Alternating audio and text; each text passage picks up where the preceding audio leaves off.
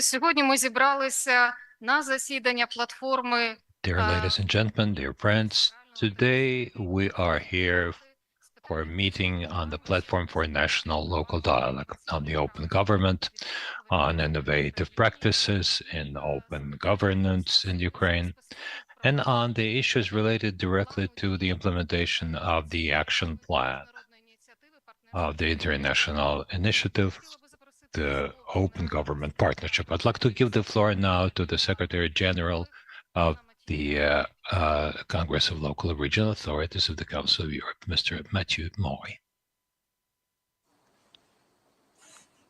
Good morning, everyone.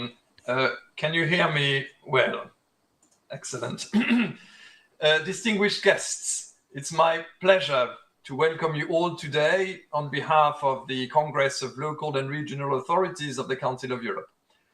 Meetings of the Platform for National Local Dialogue are becoming an annual occurrence during Open Government Week since its creation in 2021. I'm glad that this initiative is jointly supported by the Congress of the Council of Europe, the Secretariat of the Cabinet of Ministers of Ukraine, and the Association of Ukrainian Cities. I would also like to thank all representatives of national authorities and parliament who are joining us today. The Congress has always promoted dialogue and joint decision-making across all levels of government. Your presence is a testimony to the importance of multi-level engagement to promote democratic standards. It is inspiring to witness that authorities in Ukraine continue to dedicate time and resources to engaging the population in decision-making, even under Russia's war of aggression. Ukrainians remind us of the responsibility of public authorities to uphold transparency, accountability, and participation in the face of the numerous threats to democracies everywhere. This afternoon, we will celebrate the winners of the second national competition on open government organized by the AUC. I know that the jury had a difficult time selecting the winners with more than 100 applications received. Ukraine has an abundance of good practices that demonstrate resilience and show community cohesion. They deserve to be shared nationwide, in Europe, and beyond within the International Open Government Partnership Initiative. Today's meeting is a step in that direction. Over the past years, Ukraine made tangible progress in the implementation of open government principles. First, local authorities and national associations of local self-government are included as full-fledged partners in the National Action Plan for the implementation of the Open Government Partnership Initiative. Second, a delegation of 11 local authorities attended the last Global OGP Summit in Estonia. The Ukrainian delegation delivered key messages on advancing innovative practices for local policymaking and fostering local networking. Third, 10 local authorities are currently implementing local initiatives on open government and human rights with the expert and financial support from the Congress. Fourth, new Ukrainian municipalities have been selected as OGP local members, Kyiv and Ochitsia Zviagel in consortia. They are joining Khmelnytsky, Ternopil, Vinnytsia, and more than 100 local governments worldwide determined to enhance good governance and better address the needs of their residents. This is yet another opportunity for Ukraine to establish new partnerships at global level.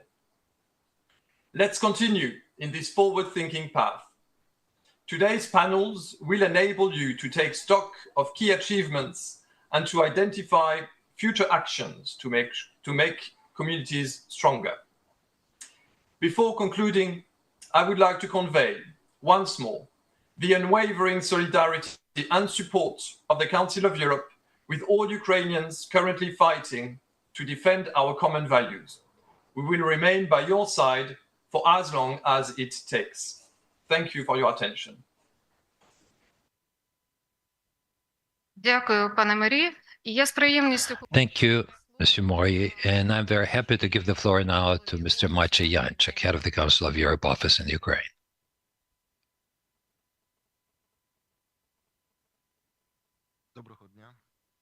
Good morning, dear mayors, dear representatives of the central government and members of the Parliament of Ukraine, dear ladies and gentlemen.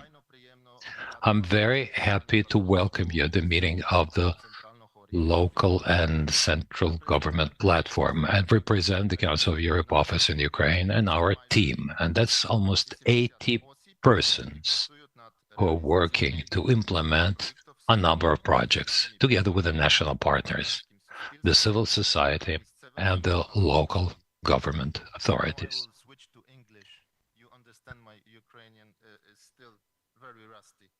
Ladies and gentlemen, it is a great pleasure to be here with you and continue to demonstrate our concrete support through the implementation of the Council of Europe Action Plan for Ukraine, Resilience, Recovery, Reconstruction, which has been developed in very close cooperation with the Ukrainian partners and is based on the key principles and pillars of the Council of Europe: human rights, democracy, and the rule of law.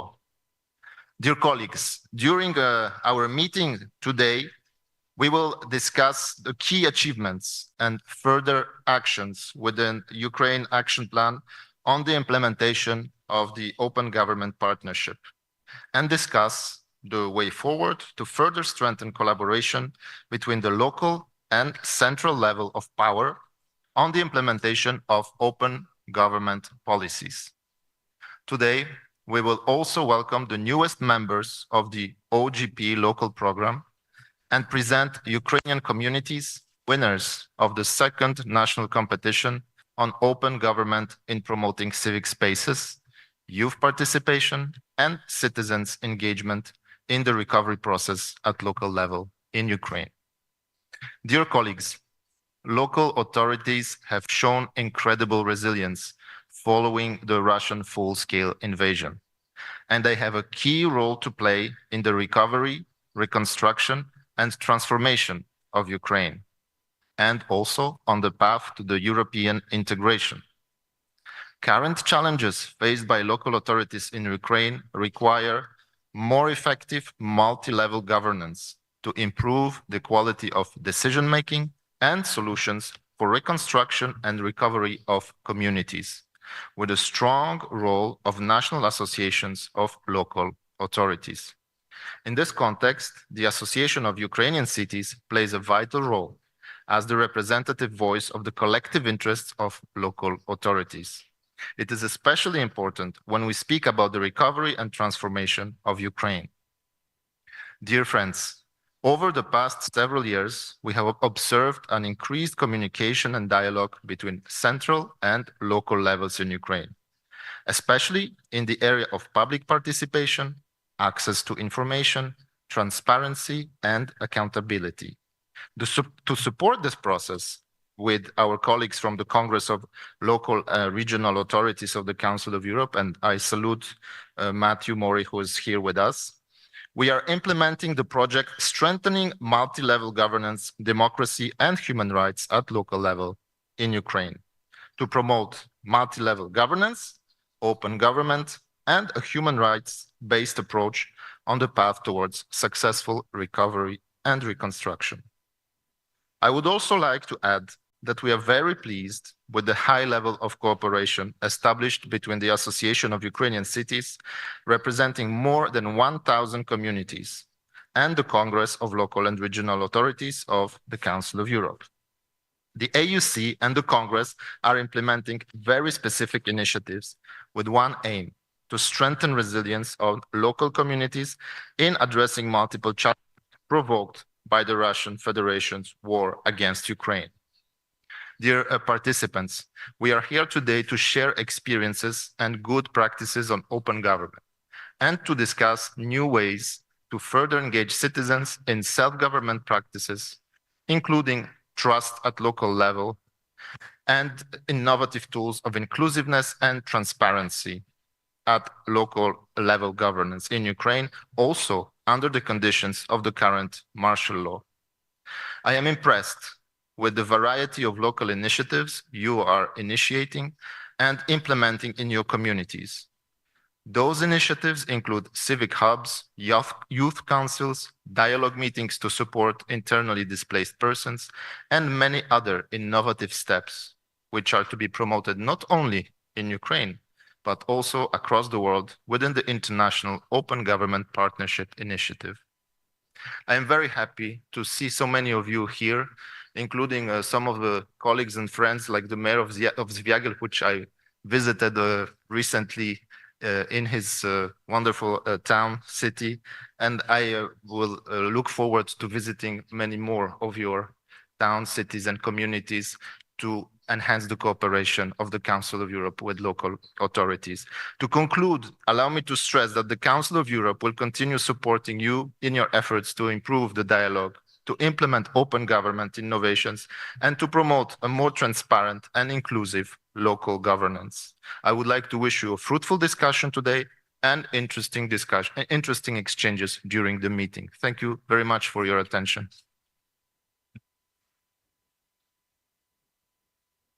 Дякую, пане Янчак. Thank you, Mr. Yanchak. We have already mentioned today that we have gathered here for the national local dialogue platform. That platform was started in 2021 jointly with the Cabinet of Ministers Secretariat and the Association of Ukrainian Cities, with promotion of the Congress of the Local Regional Authorities of the Council of Europe. And we have online with us, I hope, Mr. Alexander Yarema, who since the very beginning, when the platform was started, has been with us, who supports this initiative, and who advocates the most effective participation of the local level to the national action plan, good open governance platform. Mr. Alexander, I'm happy to see you. Please, the floor is yours. Good morning, dear colleagues. Thank you for giving me a chance to join such an important event. Sorry for not being able to be with you physically because this open government week suggests that there are too many different events at different parts of Kyiv, and not only Kyiv, in different cities of Ukraine. That's why it is very important, really, during this time, regardless of all the challenges that Ukraine has been facing after the full-fledged invasion from Russia, by Russia, to pay proper attention to democratic governance, because that's what, in fact, makes us different from the aggressor country. And it is very important for us that those values and implementation of them, in fact, show what the future our government would have and the family of the European nations and the European Union. It's important that those initiatives focus not only on the national level. And what you said, Svetlana, in your speech, is that when you are able to engage the local communities, the civil society, and the regional, local level. And today's event is yet another opportunity to make sure that within the local government community, there is a desire to be more open, more attentive to the needs of the people, and the government and the central authorities have to be responsible partners in this area. It's important that today, as much as the situation allows us, we continue implementing initiatives in the open governance area. Today, more than 70 countries of the world have different activities as part of the Open Government Partnership Initiative, and Ukraine is an active participant of the process. Between May 27 and 31, we have planned more than 110 different activities and events to be carried out by the central government, local governments, civil society, our international partners, as regards the open nature of governance in various areas, public participation, work with the government, with the young people, engaging the young people in decision-making process and many other things. And I really want to thank the organizers of this event for your desire, for the initiative to have this event as part of the Open Government Week. Democratic governance is the basis that should allow us to rebuild Ukraine and to show all the world that we are a modern European state. And the issue of open democratic governance shows that is part of the national strategy for the recovery of Ukraine, the partnership initiative, Open Government for 2023-2025, as part of the new action plan. Our platform dream is to be built for a transparent recovery of Ukraine and engaging people in the so-called development of the strategic local government documents, making sure that people have access to information, many other events. It's very important that the focus on the young people is there. A lot of attention is paid to improving the skills and knowledge of the young people as they join the decision-making process on the national as well as on the local level. Making sure that the governance is democratic is also a part of the draft law and public consultations, as well as implementation of the law that has already been adopted as regards democracy in the local level. I'd like to especially note the initiative of a number of local communities as they join the international initiative Open Government. The cities of Vinnytsia, Khmelnytsky, and Ternopil has been participating in it for several years, and Kyiv, Zvagil, and Orshits have become now new members of this program. There is a need for other local governments to be aware of this experience so we can multiply it for all over Ukraine. It's important that the government and local authorities, they join forces with the civil society and businesses. A number of acts have been developed on local self-government, which should be built on intersectoral partnership. That's why such events as the one we have today are important, so that we bring all the stakeholders together, so that we can come to an accord about our joint initiatives. Once again, I'd like to thank the organizers for this event. I wish us all very active discussions, and Slava Ukraini.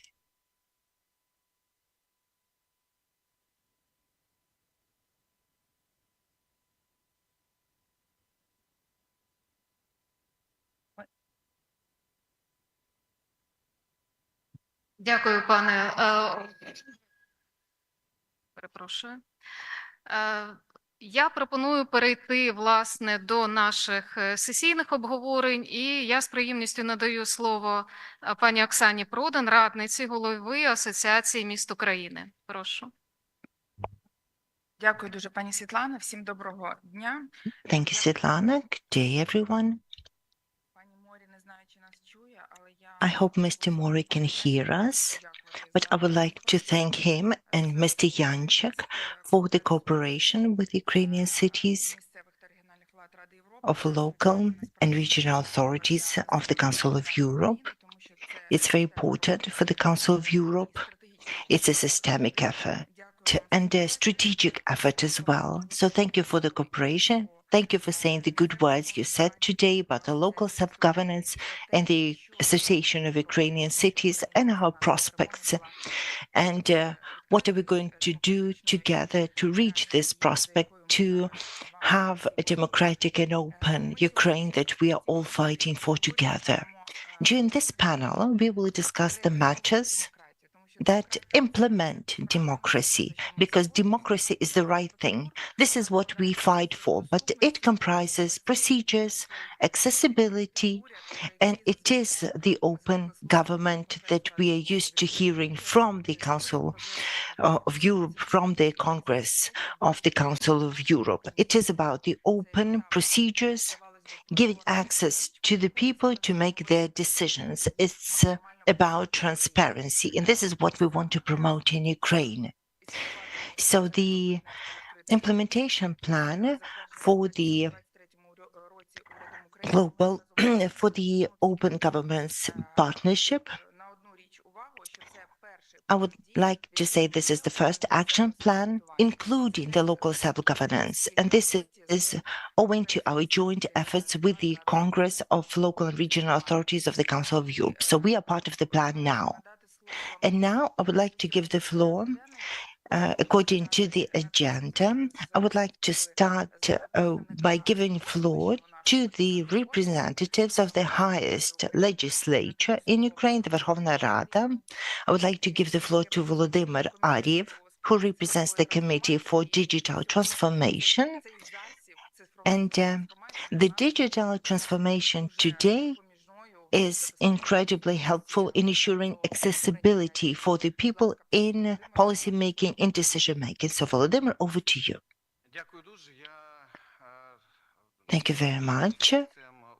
I'm not a major expert in the core topics of today, but still I have the practical experience of dealing with the communities in the region where I lead the party branch of European Solidarity, and that is Khmelnytsk region. So the portfolio of the issues and challenges in Khmelnytsk would be quite a typical one. Since I'm brought in as the representative of the Committee for Digital Transformation, I would like to say that the best thing I have seen firsthand about mutual communication between the people and the local government is seen in the city of Kyiv. Because the application Digital Kyiv, Kyiv Цифровий, is one of the most effective global programs that is working well on a technical level, but is also a good communication vehicle with the people. Questions that are raised are then put for a vote. Yes, there are some minor glitches with the working of the application, but when some political issues are raised, such as renaming the streets, people from other cities can also take a vote, and it's okay if the whole country votes how to name the streets in the city of Kyiv, because it's capital of the country, so it's due. Now, conveniently, Kyiv is the region which is experiencing the power cuts on the most frequent basis. It so happened. So this digital application has a very convenient option when a person living at a particular address can tap into the application and know when they will be disconnected from the grid and when the power will be back. So in addition to this digital application being used to pay for parking fees and a lot of other conveniences. So this application wasn't just made for the show. See, we've digitalized here. No, it's a truly working application. This is a very good practice to replicate, and the developers of the content can serve any community in order to share this experience. Next, I would like to make a particular point, if I may. Digitalization is key, but what is even more important for the community? It is the ability to disperse their own funds that they had received through the decentralization reform that had happened in 2017, 2018. Now, we are seeing an open and undisguised recourse of the reform. And since the country is approaching Europe, then it's not right to deprive the communities of the chance to make their own use of their funds. I believe this right to be sacred, indeed. And now when the communities are losing their income tax revenues, thoughtlessly so, because when the draft law was enacted on the use of personal income tax for the purposes of the army, they failed to consider cities like Zviahil, when the military units are some of the major contributors to the municipal revenue. So it's a heavy blow to the city. And the same solution was promoted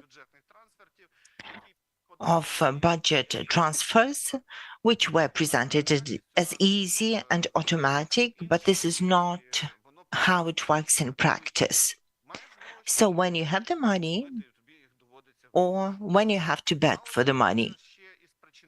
Moreover, it has led to a number of problems in the military units, which received the funding from the local budgets to supplement the purchases that the Ministry of Defense could not provide, starting with drones down to winter tires for the vehicles, which are expendables that the Ukrainian defenders really need. So now the commanders of the units are complaining that it's very hard to provide the expendables that earlier the local councils had helped them with. So this is something that I feel should be reconsidered. And the third point that I would like to make is about the encroach of the central authority on the local authorities, the unacceptable situation that happened in Rivne, the unacceptable developments that are happening in Chernihiv. Recently, the local authorities are in the process of being audited, and the audit service will charge them for the misuse of the budget, and that is the Chernihiv allocated funding to build the fortifications around the town. You will understand the importance. So there's little consideration for the recent developments, such as in Kharkiv, when the money for the fortification was channeled through the nominee companies, and some people were stated as beneficiaries. So there are some pet cities and they get everything. But if the cities try to be independent, then they are subjected to audits and inspections. I'd like to give another example of Netyshin in Khmelnytsky region. This is the nuclear power city. So they brought in the military administration instead of military civil administration, although it's quite remote from the area of hostilities. What was the rationale? They were saying it's a nuclear power station, it's a key strategic facility, but this hasn't happened in other cities such as Rivne. So it was a matter of treating the community and subjugating it to the central authority. Moreover, the community was never asked about it. So now the most important thing is to ensure the communication between the civil society activists amongst themselves, and this is very important. And at community level, the civil society is linked and well coordinated. Usually people have known each other for years and work together well. It's very important now to build communication or even efforts to exert pressure on the central authorities to preempt decisions that can harm the development of the local self-governance.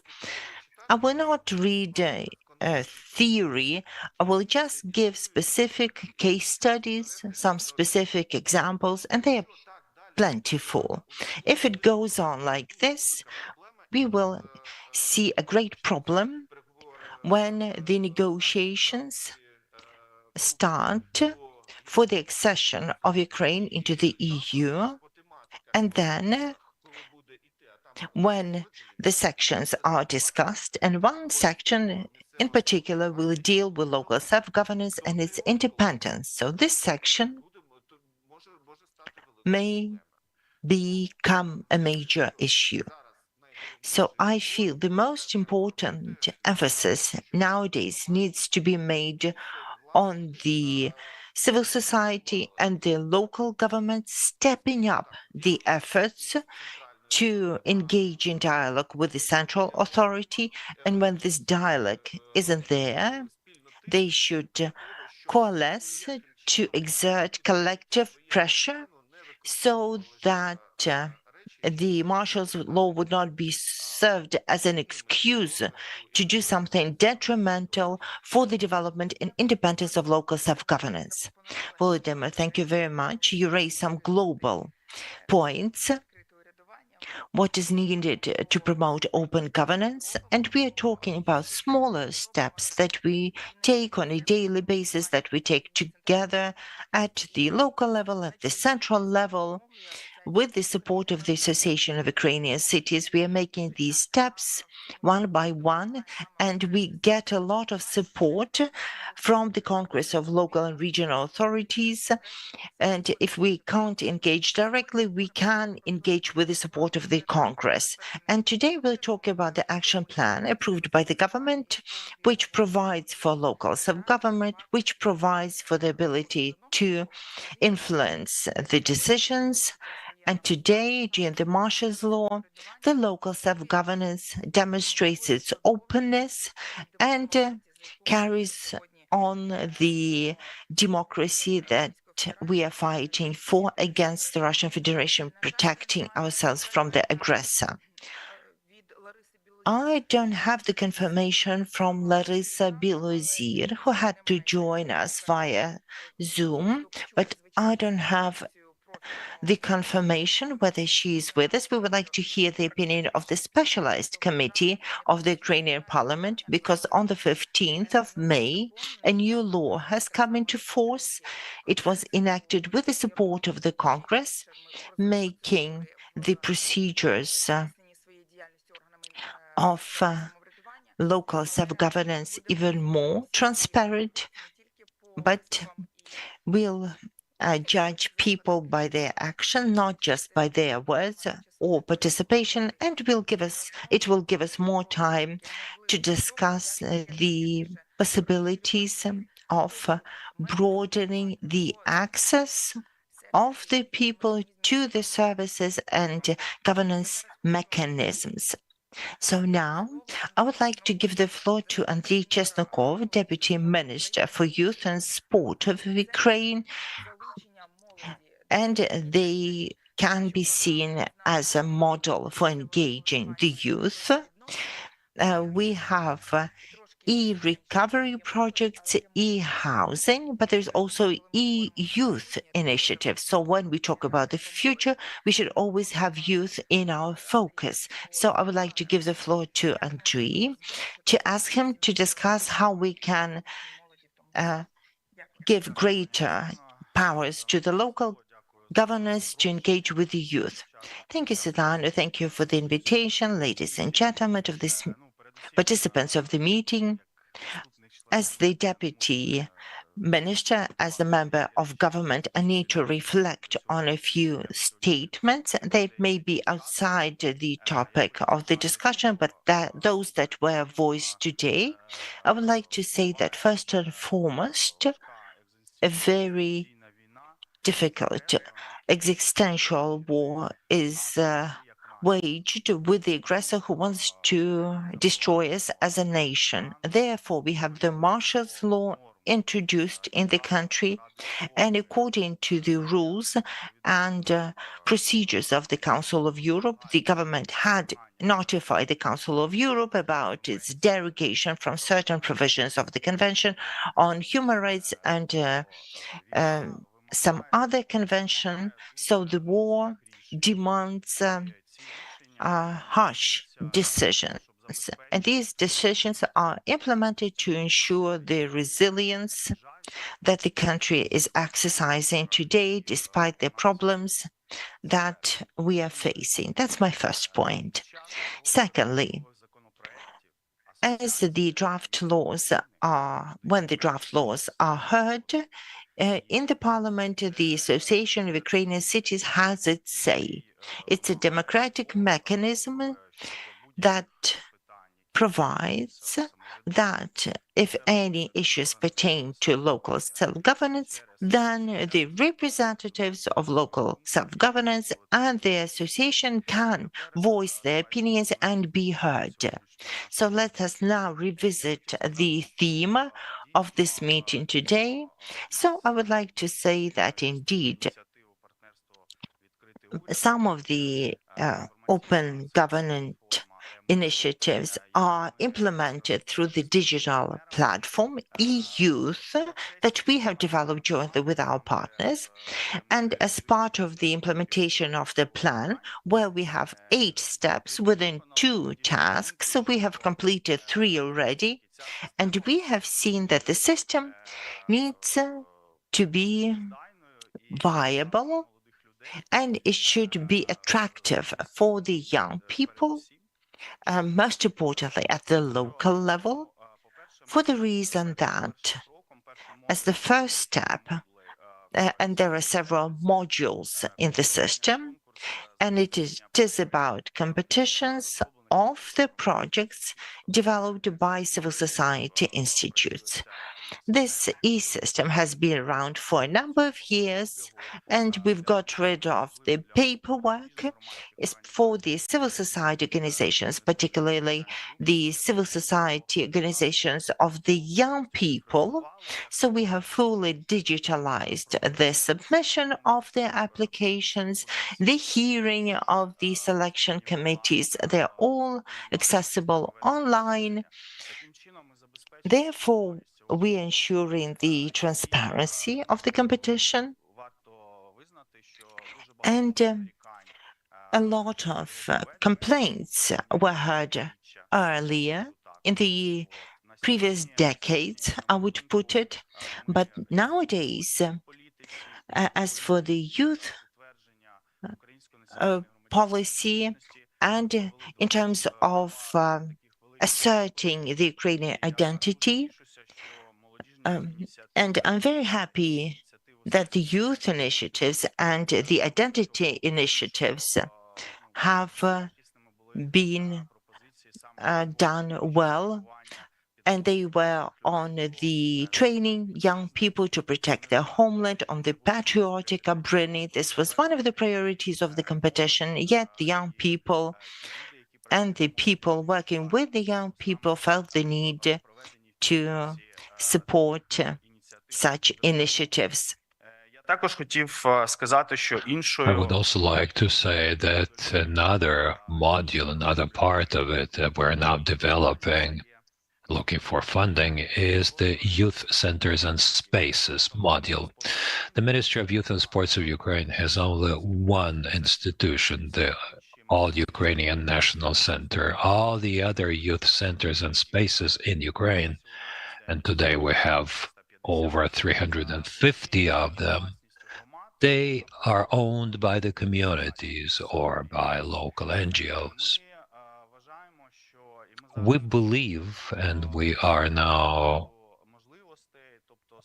making a map of opportunities so that in this module we could place information about all those youth centers that people have in different communities and about their services and possibilities. First of all, to make them more visible, and second, to show to the communities that they don't have such centers, that they lose a lot. So this is a kind of educational mission as well. But most important, that's access to information and the information about those possibilities that exist for young people on the community level.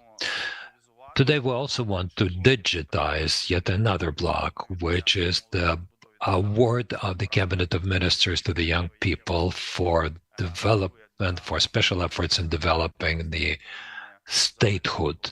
That's the proposals made for the Cabinet of Ministers as a result of the meetings of the competition committees. That's a lot of paper, and we're trying to get rid of it today completely and to make sure that this work is digitized as well.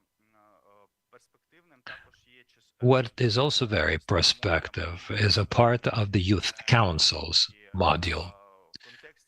And within the context of the recently adopted draft law 7283 on democracy on the local level, where the age level for young people has come down to 14 years old. So active young people, if this law is enacted, starting with the age of 14, will be able to participate in consultative and advisory bodies, which is youth councils, will be able to participate in public hearings, public consultations, start local initiatives. And we believe that in that part of, as regards youth participation, the Ukrainian legislation is not only in line with the EU level and Council of Europe recommendations, we are ahead of many neighboring countries, as well as the countries of the old Europe.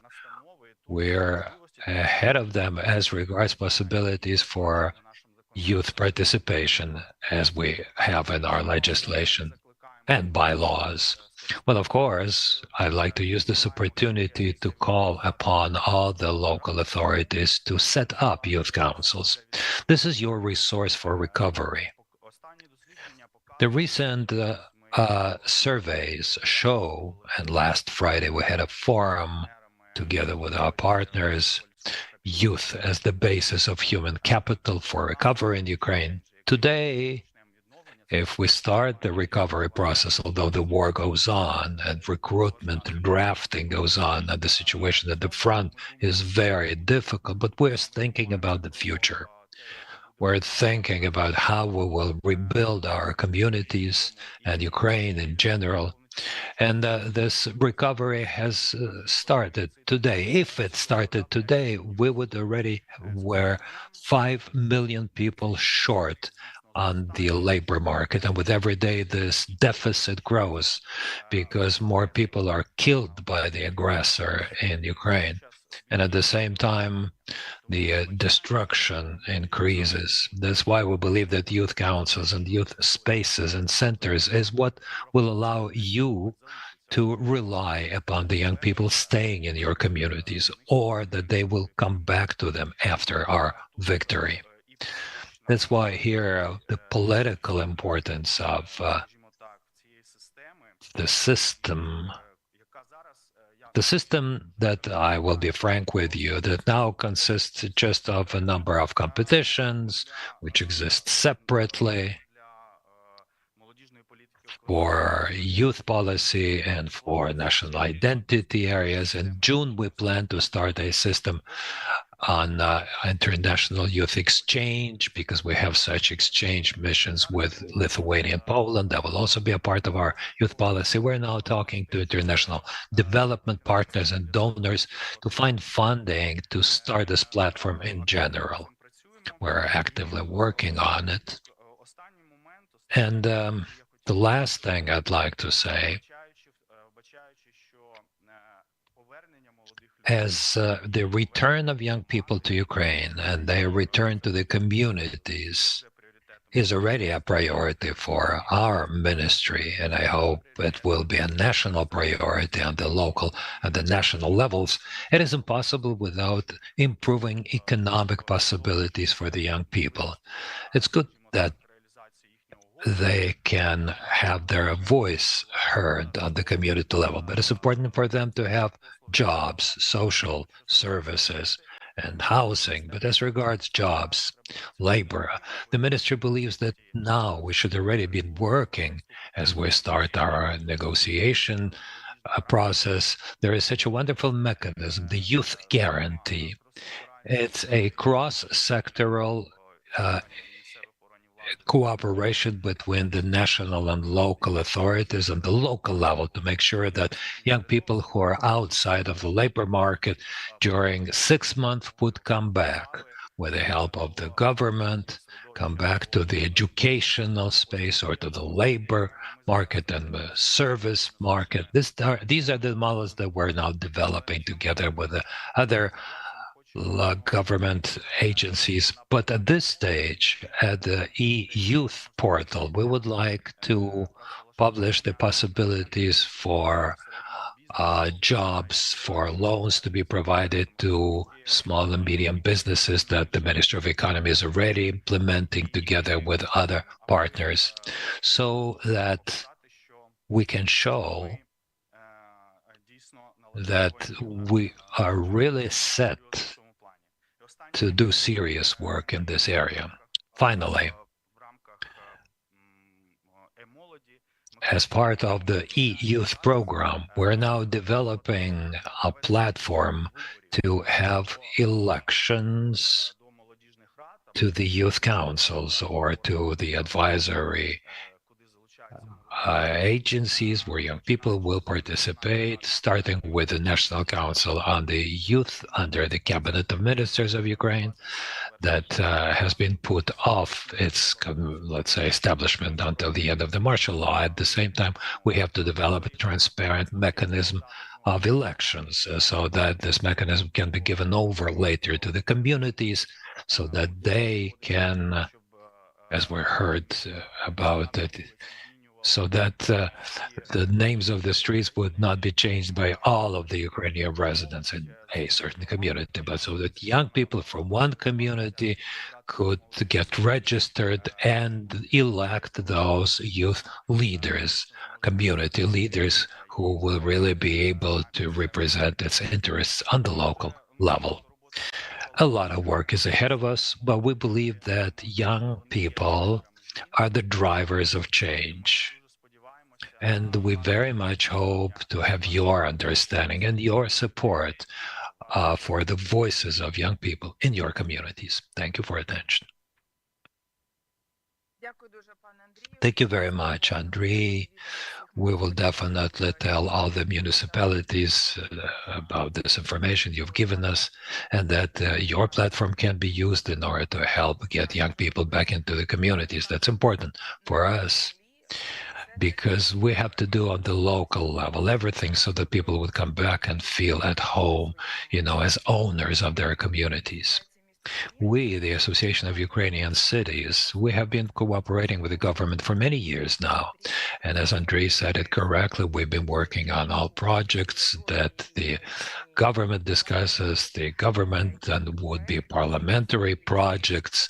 We provide our comments, our ideas. Sometimes these are quite tough negotiations that we have, or discussions.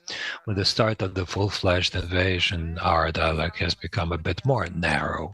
But as the situation is today, we always get support from the Cabinet of Ministers Secretariat, and perhaps we cannot influence the situation as much as we would want to, but we understand what is happening and deliver the position of the local self-government. Sometimes we even manage to change the government position when we have time for it. But the dialogue goes on, although, of course, it should be broader. And on the level of the local communities and local authorities, this dialogue is much more implemented in the society rather than on the central level. But the Association of Ukrainian Cities and the government of Ukraine cooperate. We work together, and this is shown by the fact that Mr. Yuri Severin, director of the Department of Regional Policies of the Cabinet of Ministers Secretariat, that has been our partner for many years now as we develop many things, including the Open Government Partnership Program that was adopted by the decision of the government. I'm giving the floor to Yuri now, and I'd like to ask you, what issues have not been properly covered in this action plan? Maybe there are things you would want to see there, but somebody was against that, and you do not have them in the text now. Thank you, Oksana, for giving me the floor and for having invited me to this event. It's very nice to speak about the things that we have today and about the open government in view of the week that we have now.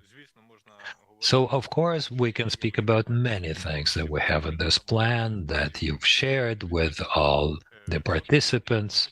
Now, what is in it, what is not there? Well, it has many things.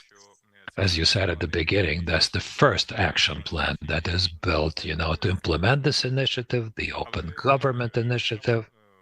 But in the same way, there are many things that have not been covered by it. They could not be covered. They will be covered in the future because it's a period now where we cannot foresee all the necessary steps that are to be taken by the central government or the local governments because the time is very dynamic. The war goes on.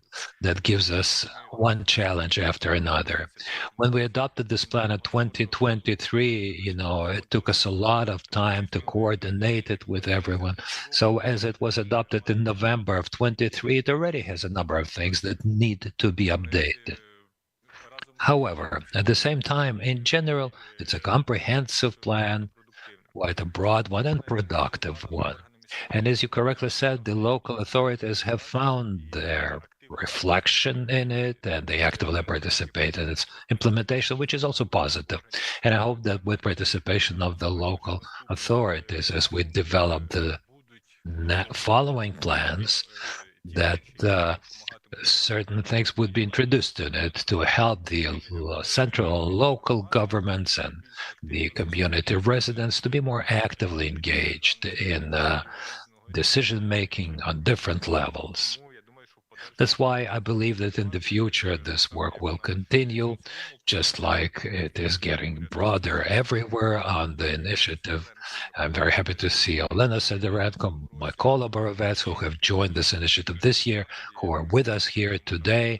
I'm sure that they will speak later about their experience, how they are using these opportunities already. The government, as you correctly said, is trying to give heed to the local authorities now. We closely cooperate directly with the communities and with the associations, all Ukrainian associations we have in the country. All of them are participants in this dialogue. They are engaged when we work on different proposals or acts. The Association of Ukrainian Cities, as one of the biggest ones, is really very proactive and participates most in developing and drafting acts of the government, although according to the regulations of the Cabinet of Ministers, we send draft laws to all the associations. But many associations just don't have time for it to give us proposals, and usually we start discussing those drafts at the government, mostly hearing the position of just one association, although it would be good to hear position of all the four associations, because our local self-government associations, they represent different communities, and it's not always that the positions of one association are the same as with the others. That's why, like you said, it would be good that the Cabinet of Ministers would hear everyone, but sometimes those positions are very controversial and quite different.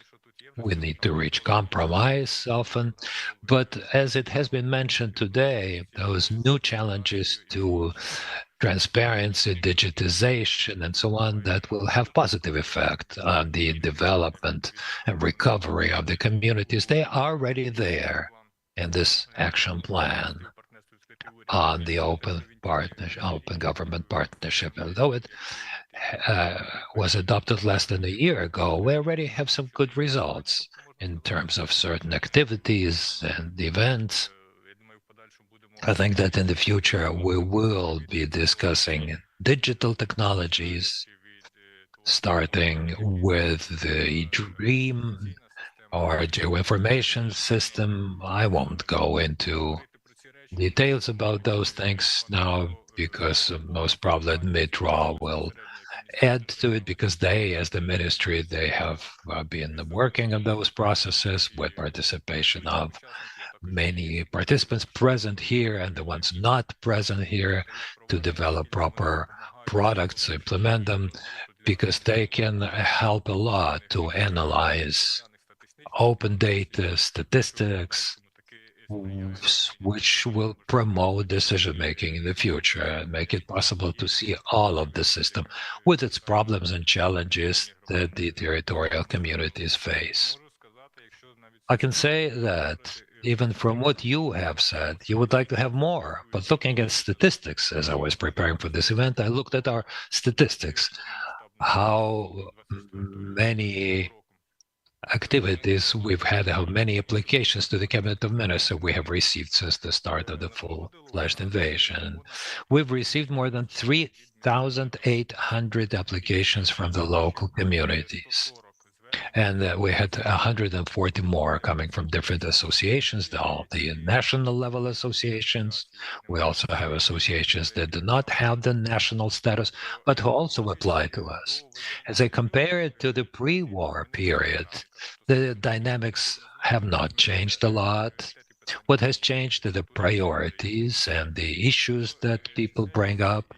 Now, as regards to how actively we discuss them, certain communities, well, mostly we used to receive applications from the association. The association keep doing that, but the number of activities on the community level has increased because the communities would turn less to the central level in the previous years. Maybe they worked more with the ministries. Now they turn directly to the Cabinet of Ministers. And even if we compare the possibilities of the local self-governments, any village community or village council can turn directly to the Cabinet of Ministers, and we will start discussing their applications, unlike, for example, the district administrations that do not have the right to apply directly to the Cabinet of Ministers. They can only do that through their regional administration. So even in this area, the community have certain benefits and privileges because every community can be heard, unlike their regions or districts. So this work continues. We always try to hear positions of everyone. It's good when there are proposals, when the community speak not only about the problems, but are ready to propose solutions, or when their applications are just, proposals of their solutions, when the community makes certain suggestions to improve certain processes in the country in general. That's why we really want to thank such communities, and we hope that this kind of cooperation will continue between the Secretariat of the Cabinet of Ministers, the leading ministries, and the community. So every community could be heard on the central government level. Thank you. Пане Юрію, дякую дуже за те, що почали Thank you. Thank you for responding to my question. As a moderator, I'm not in a position to comment, but as an advisor to the head of the Association of Ukrainian Cities, I need to reflect. So I would like to say a few points. We all know from early on we read fairy tales in our childhood that when the family is together, they can always have a better chance. And the head of the association says that fingers are very weak if they're acting alone, but the hand is so much stronger if we act together, and the enemy can exploit this opportunity by dividing us and trying to conquer us.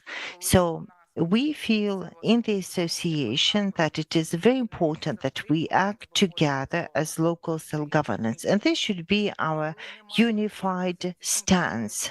And when we don't act together, then our opponents, our enemies will exploit it. So now, given this chance that we are all together, and this is us acting together and seeking solutions together, and I would like to thank the Congress of Local and Regional Authorities of the Council of Europe, Mr. Janček, in your behalf for teaching us how to stand united, step by step, working together to stay strong, be cohesive, and build one united country. And when we engage in a dialogue between the government and the local self-governance, we engage in this dialogue so that the questions of land and strategic could be unified, so that altogether we can prevail. So to follow up on this, I would like to give the floor to the specialized ministry. It doesn't matter how we feel about it, how we feel about the decisions that the ministry makes, but this is the ministry that deals with us directly, that engages in the transparent platforms that assist us today, that will assist the local self-governance in rebuilding and recovery. I would like to give the floor to Dmytro Turchak, the director of the Department for Strategic Planning Development of the Communities, Territories and Infrastructure of Ukraine. Thank you for this opportunity. I would like to concur with what you've been saying, that it's very important that we stay together. We've walked this long road together, and the discussions have not always been easy, but we've been working shoulder to shoulder with the local self-governance association. Yes, we have heated debates, but that's okay, and we still find the solution, and the Cabinet of Ministers receives unified suggestions. My colleagues, Yuri Severin, Alexander Yarema, have outlined the governmental stance on the implementation of the action plan for the Open Government Partnership. And me, as the representative of the specialized ministry, I would like to go in depth about the systems. So whenever we talk about recovery with our foreign colleagues, with our partners, we keep hearing two key words, and they are transparency and accountability. And this is how we've tried to structure our efforts on the recovery. It's very important that the government, the civil society, the associations, the local self-governance know that the recovery is open, transparent, and accountable. So what had the ministry done with the support of the government, association, and communities? No matter what we suggest, it is for the communities to implement our decisions, because if the communities are strong, that the country can be strong, and our open dialogue with them is a prerequisite for us achieving our goals in an open European way. As for the instruments, we started the recovery by electronically calculating all the damages inflicted by the Russian aggressor. This is the register of damaged and destroyed property. Then the question has been raised about the openness of the data in the register. We took advice from the security service and other defense ministries. We decided that the information can be sensitive and can be exploited by the enemy, so some information is still classified. By the day after our victory, all the data about the damages sustained by Ukraine, the scope and the cost of damages will be made open and public. This instrument is used to pay out the compensation for the destroyed and damaged property. It works electronically, and applications can be filed through DIA applications. Speaking of the recovery, this is what the system is responsible for, our digital system is responsible for, and this is the DREAM platform. I will not go into the detail as we have promoted this system widely. This system allows us to see all recovery processes, starting with project initiation down to cutting the ribbon. So when the facility is ready for use. What are the innovations in the DREAM system? Jointly with the Ministry of Education and Science, we implemented the system of subsidies for building the shelters through DREAM. All the applications were filed electronically. The system ranked the applications and will monitor the implementation. So this is the first time when the whole cycle of the project will be implemented in this fashion, starting with the design down to its acceptance. Many communities have made use of the system, and I can share with you that this week the ministry has completed the procedures.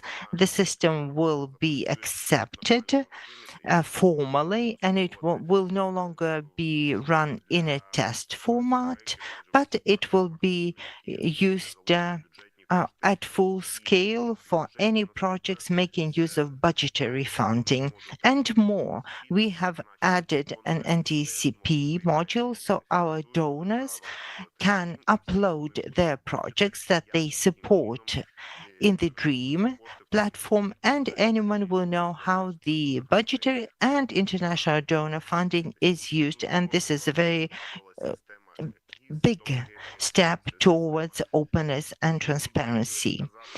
We made use of the geoinformation system. We are now testing it.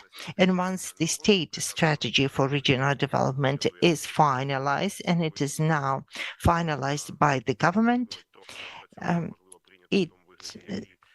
some minor changes may still be introduced, but this will launch the creation of the regional strategies and communities strategy. And GIS functionality will allow the residents to see and reflect, to see the vision for the development of their communities and their broader regions. So, without further ado, I'll conclude my intervention here, but I would like to say that the ministry, jointly with the government and the association and the communities, will stay as open as it can and introduce the most open, state-of-the-art solutions to implement the two words that all the parties call upon us to implement: the transparency and accountability. Thank you for this opportunity. Thank you for maintaining our dialogue, and I'm sure it's only going to improve. This is the only way it can happen. We have to continue our dialogue. It is the right path to our solutions. So we need to find the common ground and meet the interests of all the communities, big and small, wealthy or not, and try to make everyone wealthy. So let us thank the ministry once again. And now I would like to say that Metro, when relating about the operation of the Ministry of Recovery, had discussed digital solution for the Ministry of Recovery, taking some of the presentation of Tatiana, but it shows the importance of the digital solutions in all areas of life. But Tatiana Prihodko perhaps will discuss indices of digital transformation that she is responsible for, that she oversees. And these indices can show how well the decisions work at the national level, at the local level. And I would like to give the floor to Tatiana Prihodko, the analyst for the Ministry of Digital Transformation and East Europe Foundation. So you know all about the indices and what they have to show. So how can we put them to use to implement the action plan? Thank you, Oksana. Greetings, dear colleagues. I would like to start by saying the words of gratitude to the armed forces of Ukraine and to everyone who stayed doing their jobs in the government, local governments up to the national government, as indicated the importance of our unity, as we need the dedicated people to address the challenges posed by the full-scale invasion. We've mentioned transparency in here, so I would like to mention the decisions implemented in Vinnytsia region and then applied in Kharkiv and Luhansk to account for the humanitarian relief to ensure the transparency so that our international partners supporting us could see how far the national and the local governments are prepared to be open. When we talk about the index, it's about the people. We can't introduce the digital infrastructure, innovations without the people who would have the right competencies, who would be digital literate. So we will be implementing digital education and awareness so that we can raise the people's standing. We're doing studies to see how many people have the digital skills.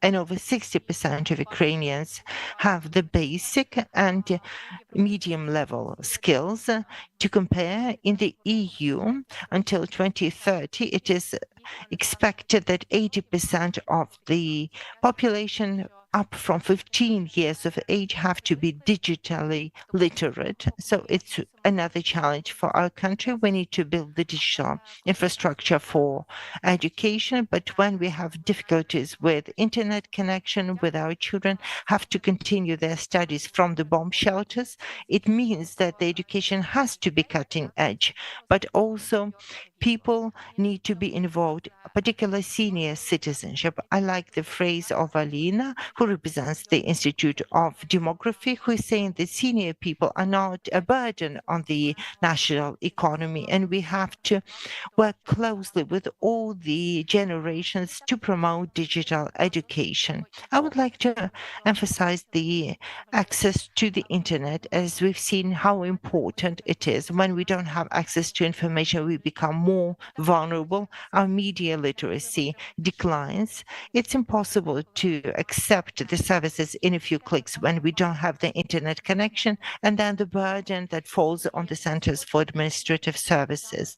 Now Ukraine is a country concentrating the highest number of Starlink terminals, but we are also developing the broadband internet and developing the mobile internet, and the role of the local self-governance is about building the communication with the providers, because the correlation between the broadband internet to the mobile is 80-20, and when we have the power cuts, then the burden falls on the mobile operators, causing certain disruptions. So our team is working to address this shortage. Another block in the context of infrastructure is about subventions that we've been paying out since 2019, and as of 2021, over 3,000 Ukrainian villages were given access to the broadband internet. Knowing that the war is waged here, we won't have the subvention, but the governments can seek alternative sources of funding to promote the digital infrastructure in their respective regions. I would also like to emphasize e-democracy, as our data show that these indicators for local self-governance range from 20% to 70%, depending on how capable is the community, how much this falls within its focus. But it's important that we implement the e-democracy tools, but it doesn't mean that they will be automatically taken up by the people. So to have open governance, we need to promote the level of citizen participation by promoting such instruments. Speaking of the indices of the territorial communities, it's a new one that we developed with the East Europe Foundation, Deloitte, and our ministry to demonstrate how digital is our country. It contains 5 key blocks, starting with the digital economy.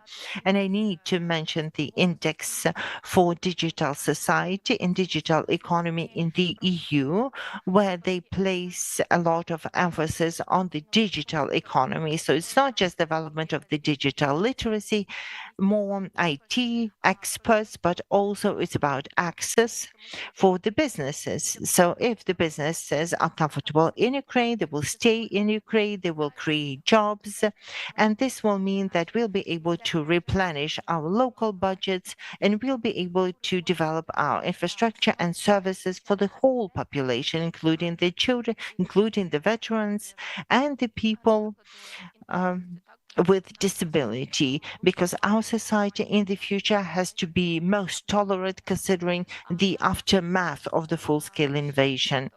Amongst the key blocks, we have the digital infrastructure, and I need to discuss security and civil safety when we talk about the smart meters or the video surveillance, but at the same time, we need to consider the cyber security, because cyber security can break down into supporting the infrastructure, in raising the literacy, professional development of the staff for the local self-governance, but also the cyber hygiene that we need to promote amongst the people. In the 2 years over, we have the people who've experienced dangers online have grown by 14%, indicating that the society remains vulnerable and we need to take good care of it. And according to this index, any community can see its status, its vulnerabilities, its areas for growth, and also see its strengths that it needs to build on, and it needs to relate to the community to show the progress towards open governance. I hope you've seen that in December 23, we presented the innovation vision of Ukraine for 2030, and meaning that the digital transformation should drive the innovation, because the defense industry is a priority for us and it is a hybrid war. It's not just technological, it's not just focused on military equipment, but it's also about media literacy, because propaganda is prevalent in the informational space and we have to counter it. And we have improved our standing during the war in media literacy, indicating our resilience, showing that in these dark days we are prepared to evolve and seek creative solutions. And the education has to be the cornerstone of the development of each community. And we urge the communities not only expect decisions from us, but also to promote their own solutions, because open governance is about being cohesive. And thank you for discussing it. Thank you, dear colleagues. Thank you very much, Tatiana. In fact, all of the communities would like to digitize their work as much as possible. We already have this law that suggests that every local self-government site should be adapted for people with disabilities, and we should have it all, but we do not always have funds for it. And it's about spatial development, and it is really important for us. And now we proceed. We have 6 more minutes. Perhaps there is anyone in the hall, the audience, to tell us about the strategic level. How do you see it possible to increase engagement of your residents in decision making? Maybe some people do not come to you, maybe some people do not give you proposals to your draft decisions, or maybe you want to tell us about how you're going to implement it, because I'm turning to the community representatives. How do you plan to implement the law that has already been enacted? that I mentioned at the beginning when I talked about Larissa Bilazier, which suggests that the community budget should be discussed on the community level before it is voted. We still have about 5 or 6 minutes till according to our agenda. No volunteers. No, Хоч не було цікаво. nobody wants to share your experience.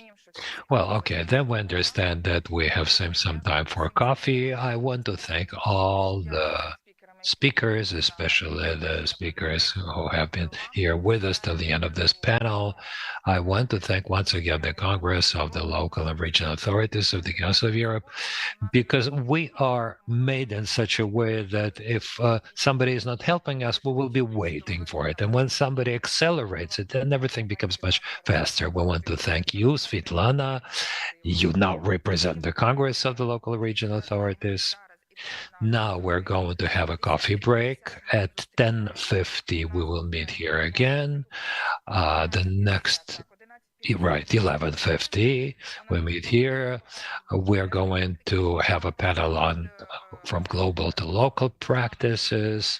From the central government level, we will come down to local community level, and we will have Jose Maria Marin, Marina Honda, Lena Sidorenko, Mykola Borovets, and Svetlana will moderate this discussion. Thank you once again.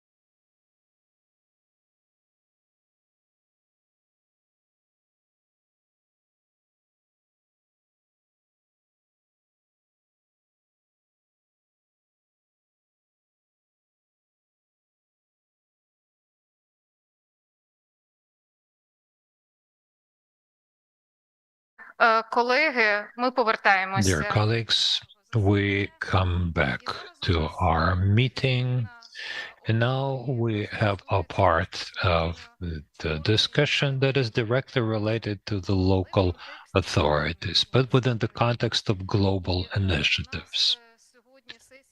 Today, this session is going to be structured in the following way. A part of it is about the global world initiative, the Open Government Partnership, and we're going to another large part, which is about our Ukrainian citizen communities that are part of the Open Government Global Initiative, that have become a part of this general global initiative through an international competition by confirming their practices and their experience and their obligations to implement the open governance principles. In our time, even during the war, in view of the challenges that our communities face today. So I'd like to give the floor now to Mr. Jose Maria Marin, who is an OGP local lead. Jose Maria, please, the floor is yours. Thank you very much. I appreciate it. Ladies and gentlemen, honored guests, it is a real pleasure to be with you here today. I am honored to be able to speak about open government, the Open Government Partnership initiative, as well as being able to recount and welcome our new members that are joining 3 other local governments in our partnership. Now, I think as we start this session, it is essential to reflect on the strides that we have made and that have been made in the Ukraine in the road ahead in fostering transparency, accountability, and citizen engagement within local governance structures. Open government is not merely a trend, but a fundamental pillar of a thriving democracy. It is about ensuring that government processes are transparent, decisions are being made openly, and citizens are actively engaged in the democratic process. In Ukraine, the journey towards open government has been marked by both significant achievements and challenges, especially at the local level, where the impact of such efforts is most directly felt by our citizens. As I mentioned, we're very happy to welcome 3 new members to the Open Government Partnership. They are Kiev, Orsitsia, and Zviahel, who join Khmelnytsky, Ternopil, and Vinnytsia as well in this partnership. I have to say, though, that they are only a select few of many local governments in the Ukraine who are working towards more open local governments. Now, for those of you who don't know the Open Government Partnership, we're an international platform that was established in 2011 with the goal of advancing open government. This goal was thought very carefully in the way in which we would engage the community of reformers to be able to lead by example. This meant that not only do we wanted a platform where we could see those voices of reformers within and outside of government advocating for more transparency, more participation, more accountability, but doing so leading through example. It was in 2015 that the Open Government Partnership started working with local governments because there is an underlying understanding that the impact of open government had the greatest potential with local governments, because the local governments are closer to the citizens and their needs and have the responsibility of ensuring that the benefits of democracy and those gains are reaped at the local level. Now, open government has 3 foundational elements: transparency, which form the bedrock of open government, and involves making information accessible to the public, from budget allocations to decision-making processes. In Ukraine, local governments have made commendable progress in this area. Looking at the implementation, for example, of open data portals in many municipalities has been a game changer. These portals have provided citizens with access to a wealth of information, including budget reports, open development plans, and public procurement processes. For instance, the city of Ternopil has been a pioneer in this regard by launching an open data portal, which has empowered citizens to scrutinize municipal expenditures and development projects, particularly around infrastructure. This transparency has not only built the trust, but also enabled citizens to hold their local officials accountable. However, transparency alone is not enough. Open government must also facilitate active citizen engagement. Engaging citizens in decision-making processes ensure that their voices are heard and that their needs are met. And in Ukraine, we see various initiatives that have been launched to promote such engagement. Notable examples include the Green Course Action Plan, which is a program for economic development that was co-created in Khmelnytsky with government and civil society. It is a participatory mechanism to be able to make sure that there is economic development while there's a protection of our environment. Other examples include participatory budgeting initiatives that cities like Kiev and Sviahel have also adopted along the years, and this allows residents to propose and vote on projects to be funded by a portion of the municipal budget. Not only that, but for example, Orsitsia has worked with citizens and particularly youth engagement, making sure that the youth have the opportunities to voice their concerns, ask questions, and offer suggestions directly to their local officials. This is a two-way communication that is crucial for building a responsive and accountable government.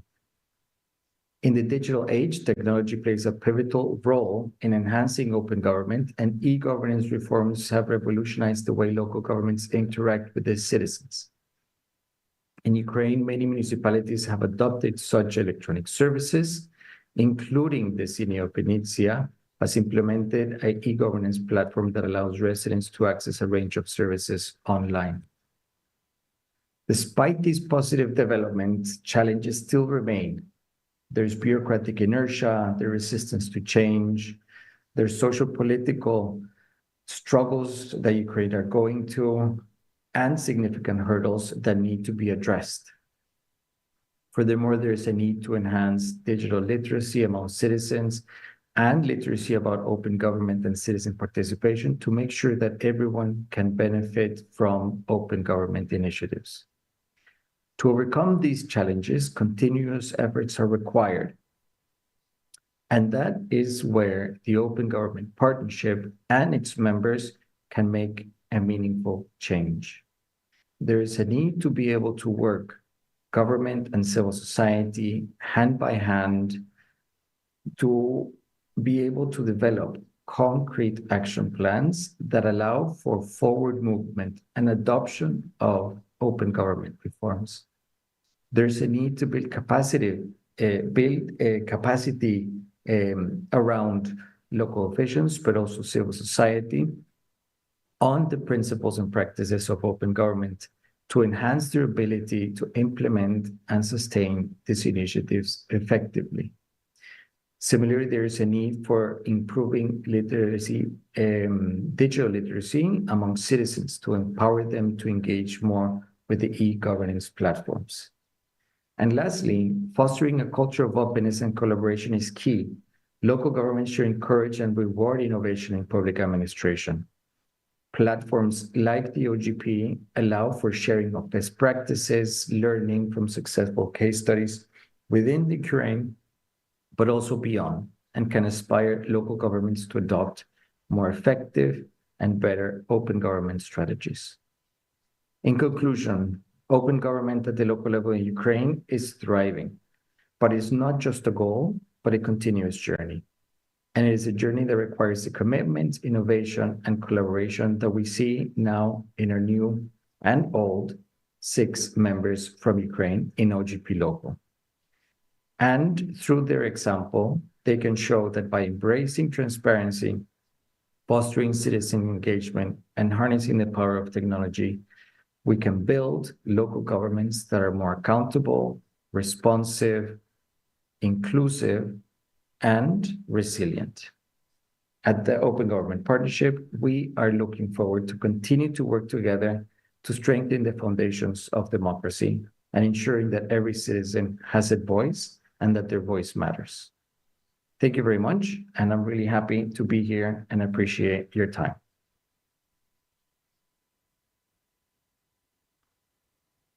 Дякую, Хосе Марія. Thank you, Jose Maria.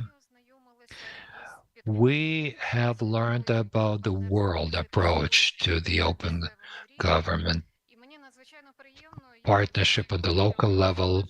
And I'm very proud of the fact that in 2021, the first 3 cities of Ukraine became the first representatives of Ukraine at this global initiative, the Global Partnership Vinnytsia, Ternopil, and Khmelnytsky.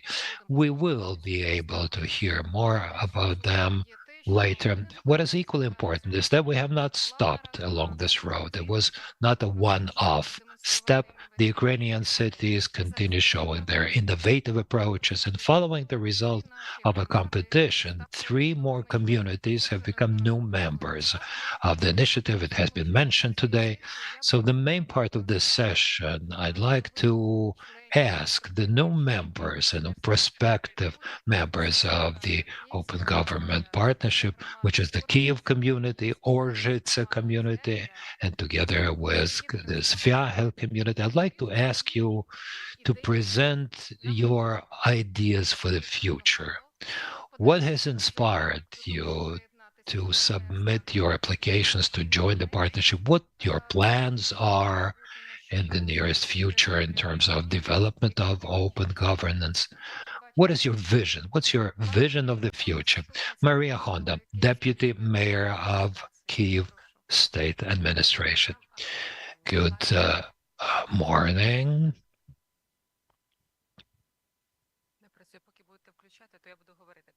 Well, I will start speaking. First of all, I want to thank the Council of Europe office in Ukraine, the Association of Ukrainian Cities, and the OGP for making it possible for us to tell you more about the work in Kyiv and open governance of Kyiv. We presented it in Tallinn. It is quite difficult to explain to the European countries what it means to be open, to have open governance during martial law, what it means to continue communicating and opening up all the decisions and all the processes when you live in a special period. And perhaps those challenges that Ukraine has faced allow us to transform our approaches to decision-making on the community level. You all know that recently a law was adopted. The law on local self-government was amended as regards public consultations and initiatives. That's our new challenge in terms of how we communicate with our citizens. But there is a kind of a special feature for Kyiv where we have 3.8 million people, most of whom are not registered in Kyiv, but they live here and they affect decision-making. People who change their homes, people who are internally displaced persons, we have to give heed to them. It's a huge system that makes us think about some new, unusual decisions about how to engage those people in decision-making and in management processes. You know that our e-governance system is very well developed. Petitions, voting, it can be voting where more than 100,000 people participate in any project. But is that enough?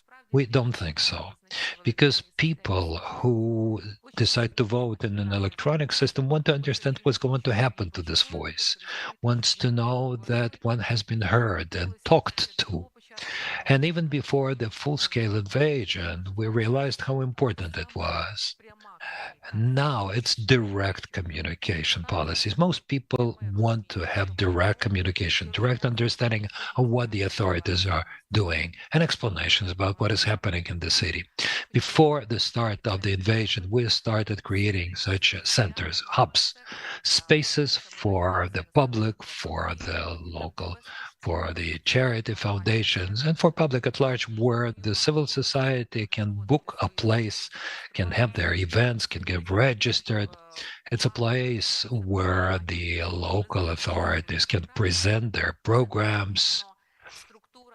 It's a structure that is funded by the city budget. We now have 3 such centers. We plan to open up 2 more in the nearest future. Ideally, every district of Kyiv should have such a hub, because every district is between 350 and 400,000 people. So such hubs are important for local decision making. But what is very important for us is that these should not be just spaces, facilities, barrier-free, with free Wi-Fi, etc., but they should be platforms for the local self-government and for influence. It should be a unique electronic system where an NGO can see, for example, okay, I'm working with the IDPs, all right, in Kyiv, there are 35 more NGOs who work with IDPs, and for example, they do not cover the issue of, let's say, food for children. As an example, or in a specific area, this problem has not been covered, and I can work with that, because you all know very well that many people are now, they participate in the civil society work and the volunteer movement, but often they do not know what is most needed, and they start doing similar things. Everyone starts working with mental health. All right. Then everyone started working with IDPs, then with rehabilitation of the military servicemen, and then some other areas that is kind of believed very important. But this mechanism of what is really needed should be provided primarily by the authorities and the donors, so that they understand who should get what money, who can use this money properly. I think you have faced all these problems. You know that a lot of money has been provided by the international organizations, but we do not exactly know whether some services are required in a community. So hubs are not only about a space or a territory, but that's also about a possibility to affect the decision made by different groups of population, and the focus is on barrier-free accessibility and on feedback in terms of those decisions.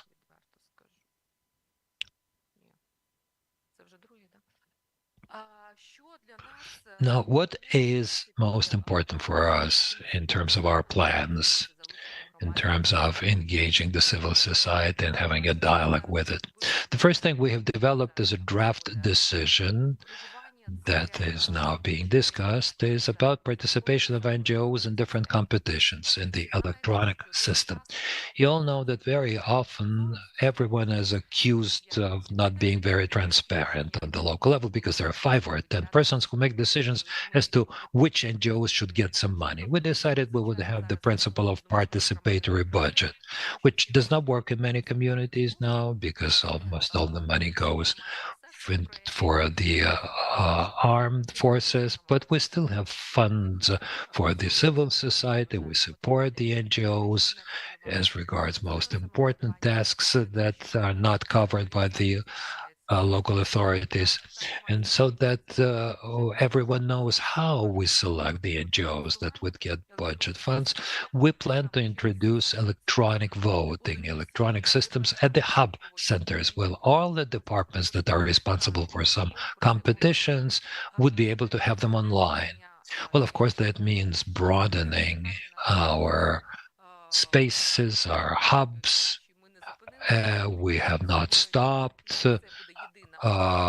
This is going to be one network that is reports to the Department of Social Communication, that implements via those hubs those tasks and missions that the department has. For example, if the healthcare department needs to talk to the society about vaccination, for example, for children, then via the communication department and the hub centers that would communicate with the civil society, with the public at large, by organizing meetings in different areas. The same is true for local self-governments. If an NGO wants to implement this project and they believe it can be effectively implemented via those hubs, the communication department can communicate to another leading department or another agency that would implement this policy.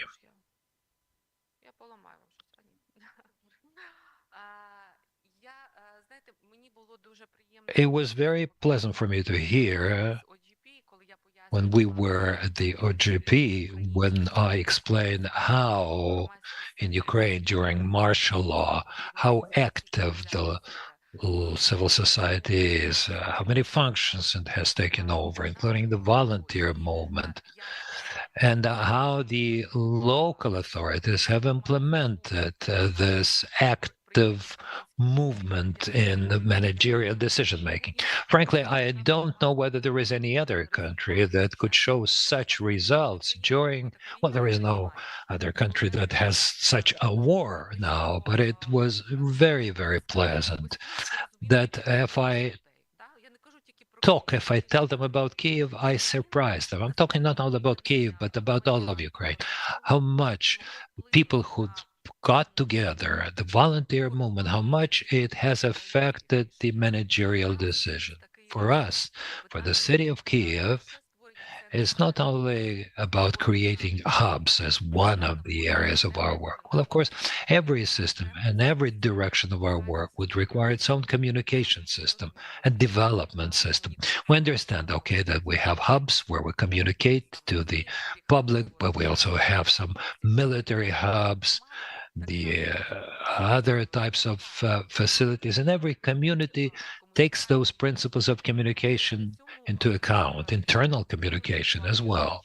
But frankly, what becomes very important is electronic governments. And that means we can use digital technologies that affect the managerial decision-making. And the more we develop such technologies, the easier it becomes for people to influence certain decisions and to make, certain decisions. I want to give you an example that has worked well, and I hope it can be used elsewhere. We've had a sociological survey about, via our digital systems, about the mental health of Kyivans, where more than 80,000 people participated. That's a huge figure. When for the first time we had it, it was 6,000.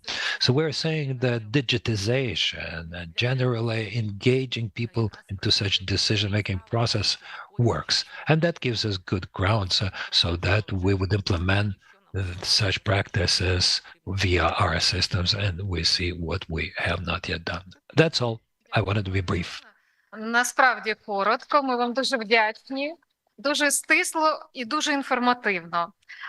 Indeed, you've been very succinct, but also very informative. I would like to say that the city of Kyiv faces a number of challenges, Що ви сказали, на масштаби. considering that there are quite a number of IDPs, considering just the size of the city, the number of the people, the daunting tasks before the city of Kyiv. There are very many ideas in Kyiv, and they're quite feasible too, because the team is there, it is determined, and you have partners to support you on your journey. I would like to say that open governance is about transparency, involvement, and accountability. These are the three pillars that will be reflected in the upcoming plans of Kyiv, the action plan on open governance. They already shine through.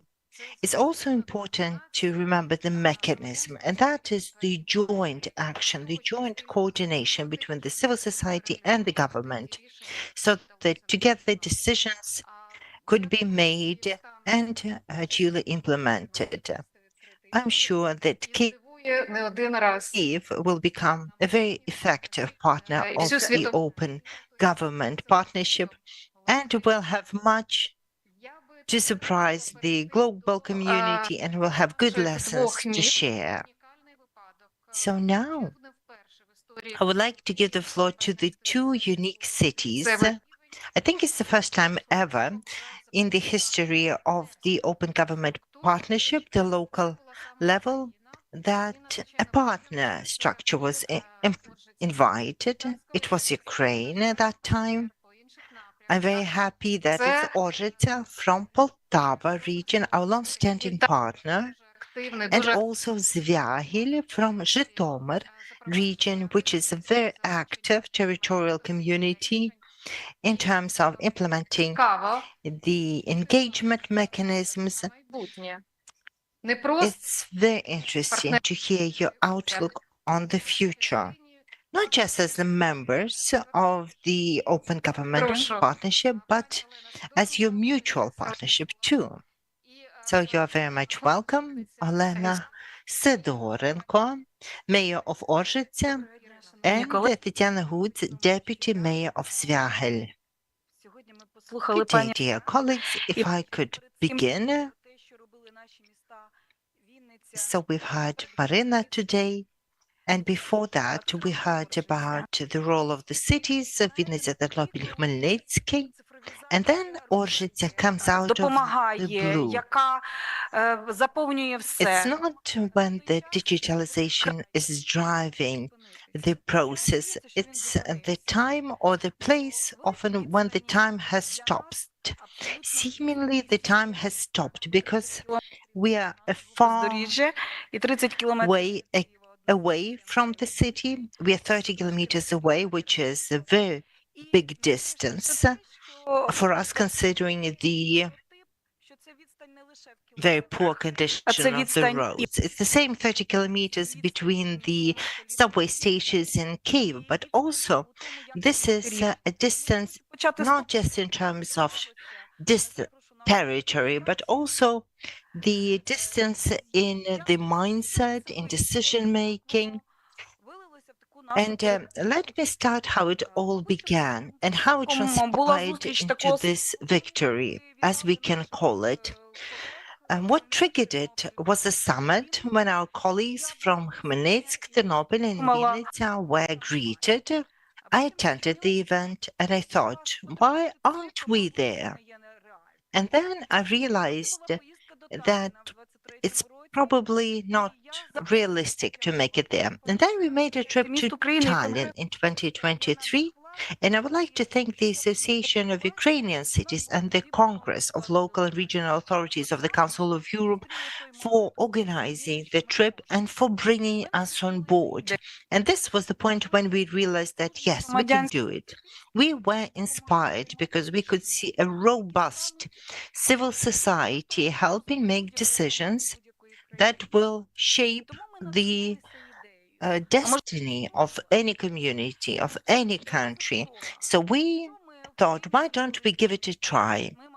But then we were shy. We're just a community of 16,000 people. How can we compete with bigger communities? How can we compete with bigger countries? But we decided that we're going to give it a try. So we decided, yes, we can. And we started looking for partners in Zvyagil who could stand with us and try to compete together, and not just to be together. Later on, we had a discussion about the Ми розуміли, що нам треба mission, the vision, the technical details of how do we apply. We wanted пані to persuade everyone that we can act together in harmony. And this was a unique opportunity for us to come together and to show that we can stand united in our aspirations. It wasn't easy to find a partner, once again, because one thing is equal amongst the equal, but if you bring a partner, a community that is weaker, that is even more remote from the metropolis, It has its own Вдячні Звягілю, що він нас почув. Бо pressure points, and we are happy that Zviagil accepted us. Being a partner is an art because you need to be able to listen and to hear, І тепер ми розуміємо, to concede and to give. So now that we've won the victory together, we know it is only a beginning, because now the time has come for us to act. Because the smaller communities like ours є що показати. Так у мене не виходить із... have the right to evolve, and we have much to show for. Щоб ви розуміли, які наші дві громади. So I just wanted to show you the two communities. This is Zviagil community, 14 villages, 5 elder districts, 254 square kilometers, and a population of 61,952. And our community, 32 villages brought into 15 elder districts, twice the area, 754 square kilometers, and a population of just 15,000. So now you can see how vastly the two communities are different. Did we find any common ground? Я не знаю, що я натиснула. I think my presentation skipped a few slides. Техніку, так. If I could get some technical support, please. Будь ласка, слайд про наші пріоритети. If we could have the slide about the priorities. Ініціатива партнерство «Відкритий уряд» дозволила нам об'єднати So the initiative partnership Open Government helped us come together and sign the memorandum of friendship that we signed in Orshita. And today we're going to sign the memorandum about cooperation and partnership within the Open Government Partnership framework. So our community and Zviagil community are different, but we are similar in that we are determined to see our communities grow and develop. And these are our priorities. Talking about us, it is inclusion. And when we say inclusion, we mean not making the society comfortable for people, but become inclusive ourselves, as we all need support from time to time. We're talking about civil space and partnership, engagement, integration of internally displaced persons. We knew that the veteran policy will be a challenge for us, and for sure, we need to engage the people by welcoming them підтримку in ветеранів і членів їх родин. cultural, sportive events, and decision-making. In Zviagil, we have prioritized social psychological support for the veterans and their family members, integration of the IDPs and relocated businesses, bringing in the young people from the leading Ukrainian universities, energy efficiency and use of renewable energy.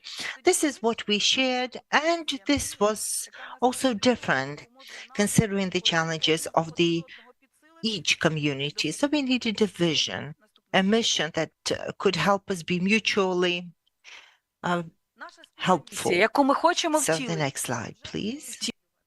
This is our shared mission that we are planning to implement. The active engagement of the people in decision-making, in upholding their interests. We would like our motto, your opinion can become a policy, can become a political decision, be effective in any community. We want to involve an effective ветеранів. Ми veteran прагнемо policy. We want to have good conditions for adaptation, rehabilitation, and well-being of the veterans. We want to have a good civic space to strengthen ties between the people and the local self-governance. є програма взаємодії з донорами. We feel that it's important to implement a donor engagement program and a program for international partners. Zviahil can serve as a support and as a mentor, and Irina will speak to it a bit later. And social inclusion, of course. The young people, our future. This is what we look up to, because why act today if we are not looking up to the young people? Ensure the culture and sport as a way to engage the community. We were aware of the challenges before us, so we defined a mission that will take many years, and many governments and many councillors will have to implement it. This was actually the shared objective, to create an action plan that would ensure a consistent and sustainable development for our communities, regardless of the local councillors. We wanted to shape the civic society and listen to the civic society and follow it instead of imposing on it. We know that any road starts with a small step, and any victory starts with some doubts. Will you manage? And finally, I would like to thank the Partnership for Open Governance. And I would like to thank our regional partners and the Congress of Local Regional Authorities, the Association of the Ukrainian Cities, and the colleagues who taught us to overcome the road, because otherwise we would not have succeeded. And I know that when you're determined to pursue your goal, then the universe will be on your side. So dream big and live your dreams. And as for our cooperation with civic society, our communities will speak some more during the next panel. Прошу. Thank you. Thank you, Olena. Irina, over to you now. Thank you. Запрошення. Дозвольте Dear розповісти. ladies and gentlemen, thank you so much for the invitation. I would like to share Zviahil with you and the way we cooperated with Odrzyca. It's a great honor for us to be in this company. So Zviahil is not just the homeland of the Ukrainian poetess Lesya Ukrayenko, but it is also a home to the 14 heroes of Ukraine. It's a homeland to General Zaluzhny, General Pavlyuk. Out of the 14 heroes of Ukraine, 6 have given their lives. We have 62,000 people, and we have 190 killed in action, 410 family members. We have people in as held as prisoners of war, and we have people missing in action. It's not easy to talk about developments against such tragedies, but we are here to persevere. We are here to respond to urgent needs, but also to focus on our development, to implement the Millennium Development Goals, and to show Ukraine not just as a country needing something, but as a reliable, sound, good faith European partner. Let me mention a few initiatives that we have implemented during the war. They are about not giving up.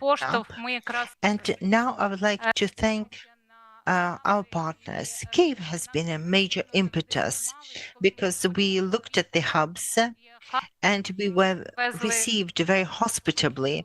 And when we set up our own First Idea Hub, we saw the dialogue platform. And some people were saying, why do it? It's not the right time to do it. But now we see that it's packed full, and there are some important meetings happening day by day to promote the development of our community. So seeing this high demand, we're implementing the project with GIZ and UNDP to create a modern business development center and creative innovations. Jointly with the European Investment Bank, we are building a surgery wing jointly with Northern Environmental Financial Corporation, we are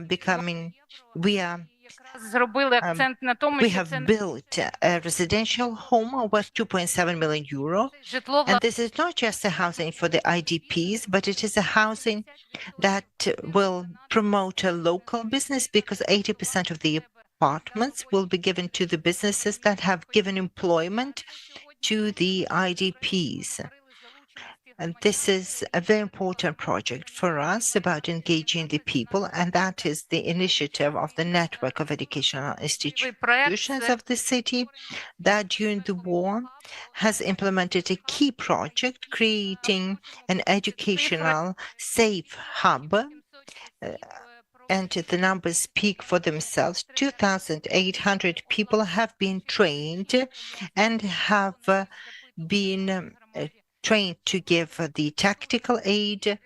30 trainers have been trained so that the community would know how to give the first aid. They've sought what was needed to deal with emergencies, and we follow the nature standards in that. It's not just about education, it's much broader because people know that they have a very important role to play and they have a calling to serve their country. We have Ternopil city, and Ternopil was a role model for us. We are now building an application, Electronic Svyahil. As to Khmelnytsky, we attended a summit together in Egypt, and following that, the first solar station over the hospital was put in. It wasn't an easy decision, but then the solar station started coming in greater numbers, also funded from the local budget. Now we have a solar station in the kindergarten, and now we have a heat pumps in the kindergarten as well, so that we can teach our children to swim. And that is just a fraction of what we've done. But as for the open government and citizen engagement, we've done most with the Council of Europe because we've put together a statute for our community with the methodological guidance of the Council of Europe experts. We've been able to reclaim the historic name of our town. I heard many important stories about the street names being changed and the controversy it sparked in the community, but in a militarized town with many people of senior citizen age. That's a very nice way to put it. It wasn't easy to change the city name, but we succeeded and we are very proud of it.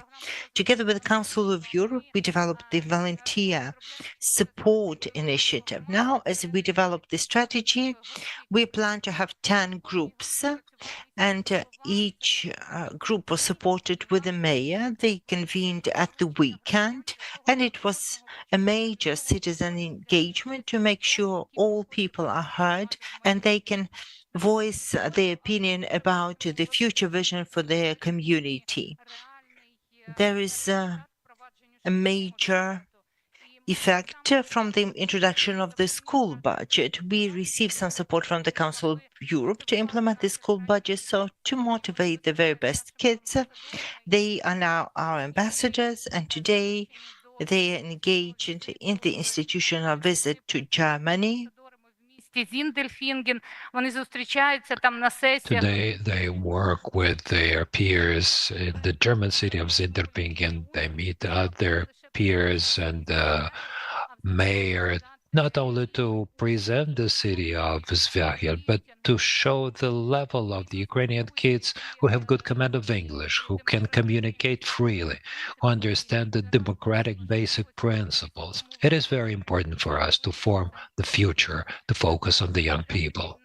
Svyahil, and we're very happy that we and the town of Slavutich are now two cities that have joined the process of deliberative democracy. We're starting this process, and with Olha Shirakopoulos, who's also an active citizen and an activist, we have come here.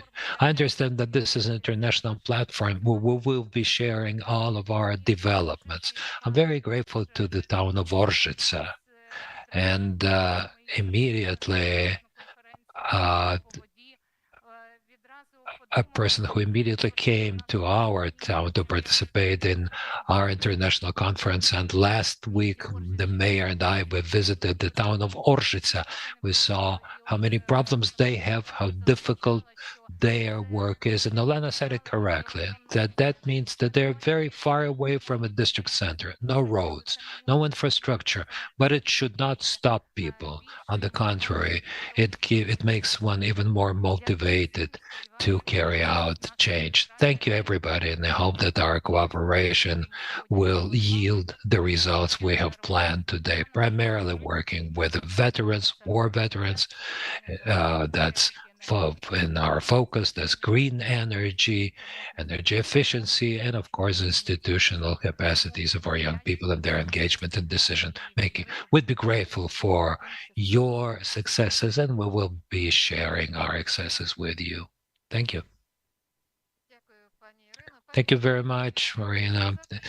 Olena, Irina, I want to tell you that your role is inspiring. You have to motivate, you have to inspire small, medium, large communities of the country so they do not stop, so that they generate new ideas. And so those ideas would be implemented despite the difficult time during the period of reconstruction and recovery of the country. That's very important.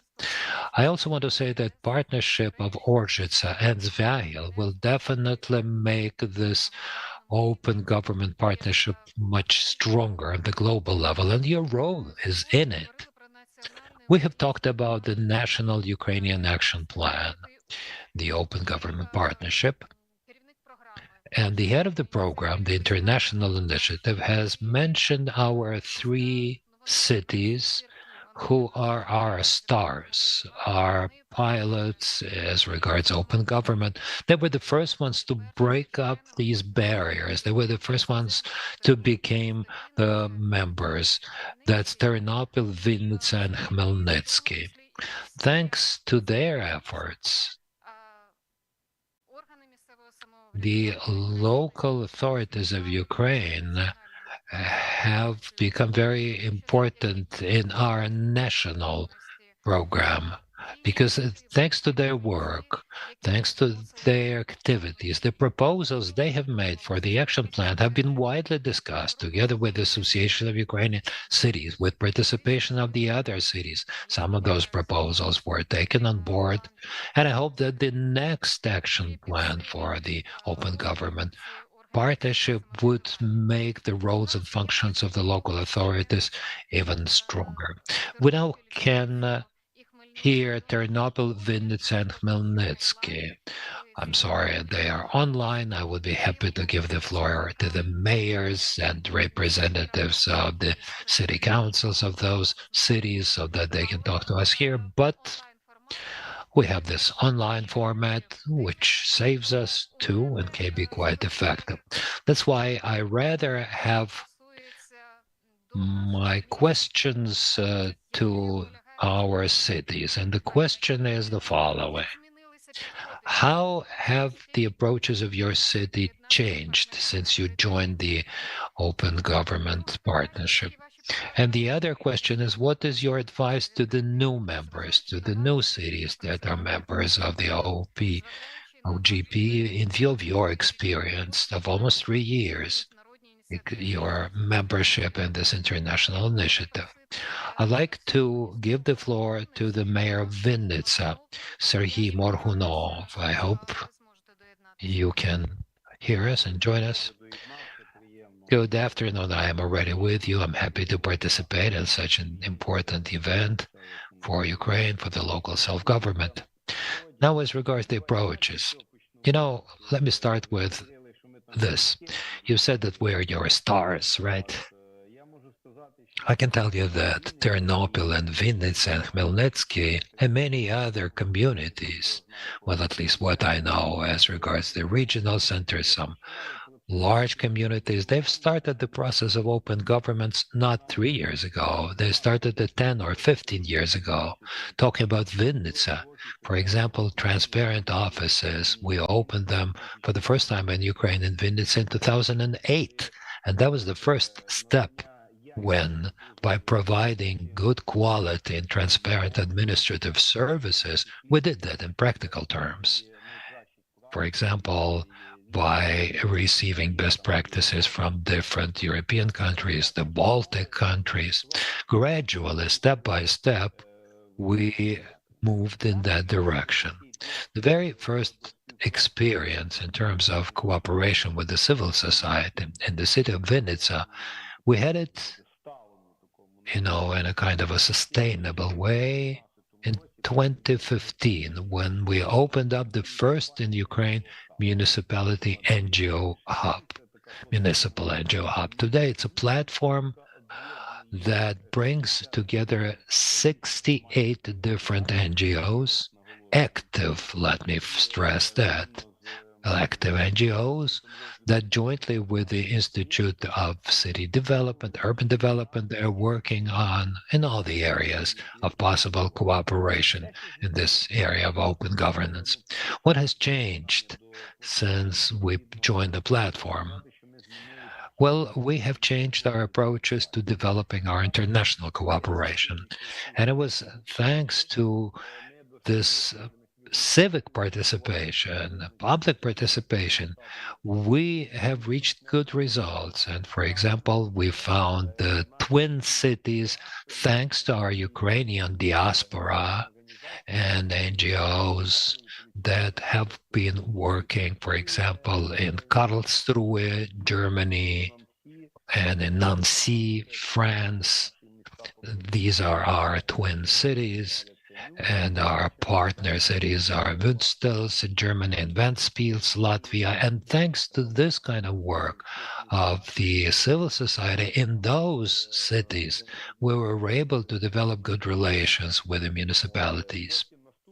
Then another thing also thanks to the platform is what we opened up offices of cooperation at our other territorial communities that have joined us in the outlying districts, because at the very first stage when new amalgamated communities were created allowed us to increase our territory quite significantly, and we had to correctly integrate those communities and those villages, we have 8 of them, to the life of the city community, urban community. And this has also helped us to cooperate quite actively with the IDPs and to integrate the IDPs since the beginning of the full-scale invasion. We have had 6,000 of them. And another very important issue, talking about electronic governance, it is through e-platforms that since the beginning of the invasion, we were able to openly create such a database from the residents of the city of Vinnytsia who proposed their homes for the IDPs. We had at least 1,000 of such proposals. In terms of integrating and adapting the relocated businesses, we have also set up an e-platform where our businesses proposed their facilities so that relocated businesses could work with them. We now have 350 such businesses registered in the city, and since the beginning of the invasion, with those businesses, we created 1,740 new jobs. And these are the results of this open dialogue, open governance inside the community and communication with business. When we talk about public consultations, with the help of EDAM system, we have discussed the issue of renaming some streets and boulevards.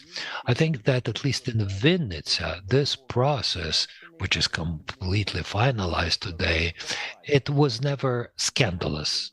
we never had serious problems. We'd had all kinds of discussions, but we worked in an open and transparent way with the public, with the city residents, we were able to have a balanced approach and to have, let's say, soft solutions to complete this process. And the community residents are now actively participating in discussing all kinds of draft programs, for example, development of barrier-free spaces, and many other initiatives. What I would advise, your other question. First, I would advise not only to the platform participants, because we all know that how we should work with the NGOs and with people in general. I would advise the following: not to be afraid to talk to the civil society, because what I can state is that many mayors, well, quite a lot of them, I would say, in the local authorities, they're just afraid of starting some kind of dialogues because sometimes they would fear that they would not be supported. All kinds of fears. Well, one should not fear. The more you communicate, the more you exchange your opinions, the more you deliver your position, your strategic vision for the community development or implementation of certain initiatives, the easier it will be for you to implement them. That's basically it. Thank you. Thank you very much, sir. Well, of course, Vinnytsia has always demonstrated innovative practices in terms of open governance, communication, engagement of citizens in decision-making. And the Open Government Partnership has just become yet another confirmation of the fact that, yes, the community knows what the authorities do. They clearly see their development strategies in terms of the engagement of the civil society and openness. I'd like to give the floor now to Serhiy Nadal, the mayor of Ternopil. With Serhiy Nadal, we have also started working on e-communication with the international community on innovative practices of open governance that Ternopil introduced back at the Open Government Summit in Georgia. That's why Ternopil is also one of our leaders and winners. Serhiy, same questions to you. How have your approaches changed in Ternopil toward open governance? And what advice you would give to the new members of the OGP and to other communities? Thank you. Good afternoon. Greetings to all the participants. First of all, I want to thank our reliable partners, the Council of Europe office, and the project of the Open Governance Partnership and the Association of Ukrainian Cities, because all those meetings we've had and the visits have allowed us to learn many things. And the results we have today are largely due to all that. Since 2021, we've been working actively with the OGP project on the local level. Thanks to participation in this initiative, Ternopil has committed to develop electronic governance, and we have identified a number of initiatives that we committed to carry out. So joining this international initiative gave us another impetus to use those additional instruments of open governance and to promote a transparent and inclusive local management. So Ternopil has taken up 3 initiatives to implement. First is to make sure that the residents would get good quality municipal services with the help of digital technologies. Next is creating a platform where the residents would be able to quickly solve their municipal problems. And third, developing digital competences of the residents. To implement those initiatives, to improve e-governance, the city has created 2 digital products. The first one is the Web Ternopil app and also the Ternopil Resident Portal. With the help of those projects, the residents can get municipal services online and find solutions to their municipal problems. Now, as regards the first initiative, that's Ternopil, a mobile app that is used by 25% of the residents, more than 50,000 people, and this number keeps growing. It means it is interesting and useful for the residents because this application has the following services. First of all, they can pay municipal fees, they can share the figures of their meters, they can pay for parking, and there's a transportation card where one can see public transportation movement in real time. There is a map of bomb shelters there and places where there are always reserves of drinkable water, information about the air quality, as well as an interactive map that shows where electric power would be cut off. There is also a system of personal messages and a possibility to ask for rendezvous with the city authorities, and we're working to introduce new services now. Now, as regards our commitments within the GP Local initiative, and we're now GP Local, and we're now developing this app, and we're creating the resident portal. We will launch it, allowing our residents to get most administrative services online, anything, starting with developing an application, attaching documents, signing them with an electronic key, everything people would be able to do at home. And they can also get answers at home, as a result of this service development. The portal has been set up. I also want to thank the Council of Europe because they have funded the recent pieces of work related to this project. In summer, we plan to launch it permanently. Thanks to Ternopil's participation in the open governance initiatives, the city has received a number of awards that have given us yet another incentive to work in this area. For example, Ternopil is again top 5 in terms of transparency of the city councils. Transparency City leader, we're the leader in terms of publication of open data despite the war. We have been leading in the Prozora project, and we're very happy that this time we have received an award from Transparency International Ukraine as the Transparent City. Implementation of this open governance policy really changes the way you communicate to the people, changes your approaches and attitude of the people, because they see that they can really affect the processes in the city. In terms of your question about my advice, well, I can say that my advice is to set realistic goals for participation in this partnership. The goals that can be implemented and that can really improve open governance for the municipality officials, for the residents, but also the ones that the residents can feel very quickly. Thank you. Дякую вам, пане Сергію. Дуже доречна рекомендація. Міста, які є членами партнерства «Відкритий Thank you, уряд», Sergei, for a very good piece of advice. Indeed, the cities undertake a few commitments that they have to fulfill within a 2-year horizon. And what we've heard from Ternopil in Vinnytsia, they have spoken out of their experience, and their goals are realistic, but also ambitious.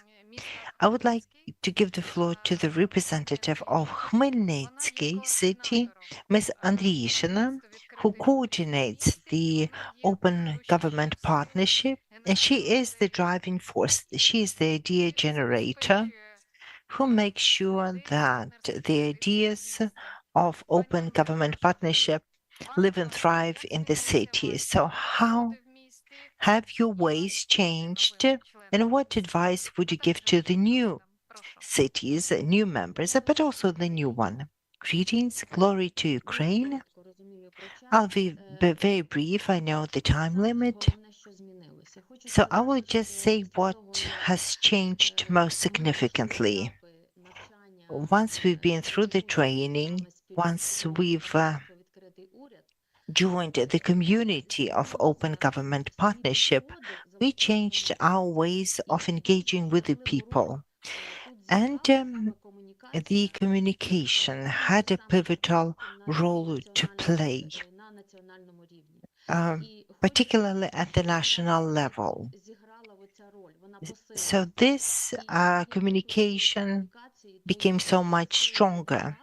And this is exactly the driving force, because the national and the local level partnership should be mutually complementary. And that is so important to promote the development of the community and the development of the country. So I would like to thank the representatives of the national level that bring us on board, that keep us in the loop, who help us train and grow and seek opportunities to promote our communities. Another very important growth factor was that at times of war, right now, we have to build robust communication with our people and be open and frank with them and discuss our challenges, our duties, and our responsibilities, because the budgets need to be filled, the businesses need to grow, and these are two driving factors for the development of the community. These goals have become ever important in times of war, and the whole society is coming together to address these outstanding challenges. In the last years, we've given much attention to promote our community by driving innovations. And for that, we engage with young people, with the youth, with students. So therefore, the students have a key role to play. We work closely with our educational institutions. Similarly, the trainings we organize for the students are important. You may have heard about the experience. It is now scaled across Ukraine, but Khmelnytsky was among the first pioneers to introduce special trainings for the school students and university school students on self-governance. And this happens at the building of the city council. And these students now come to our building weekly. And it is very important for the young people to see that there is a government, a municipal government, but that they have an important role to play, and they will be developing our community. So despite the war, Khmelnytsk community continues to implement its development budget, and we allocate the funding from the budget. And now, despite the difficulties, we have allocated certain funding from the budget. And now, on the 27th of May till the 10th of June, we'll be doing the vote, electronic vote for the civic initiatives. The applications are eligible for funding up to 50,000 hryvnia for their development, proving that despite the difficult times that we are experiencing, we are continuing to evolve, build our innovations, and very importantly, we bring in the young people, the university and school students. When we built our first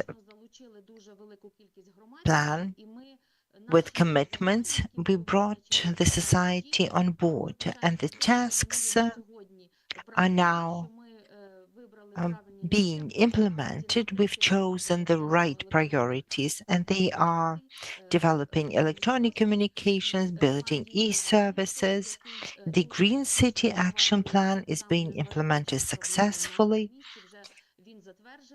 It's been approved and now it's being implemented.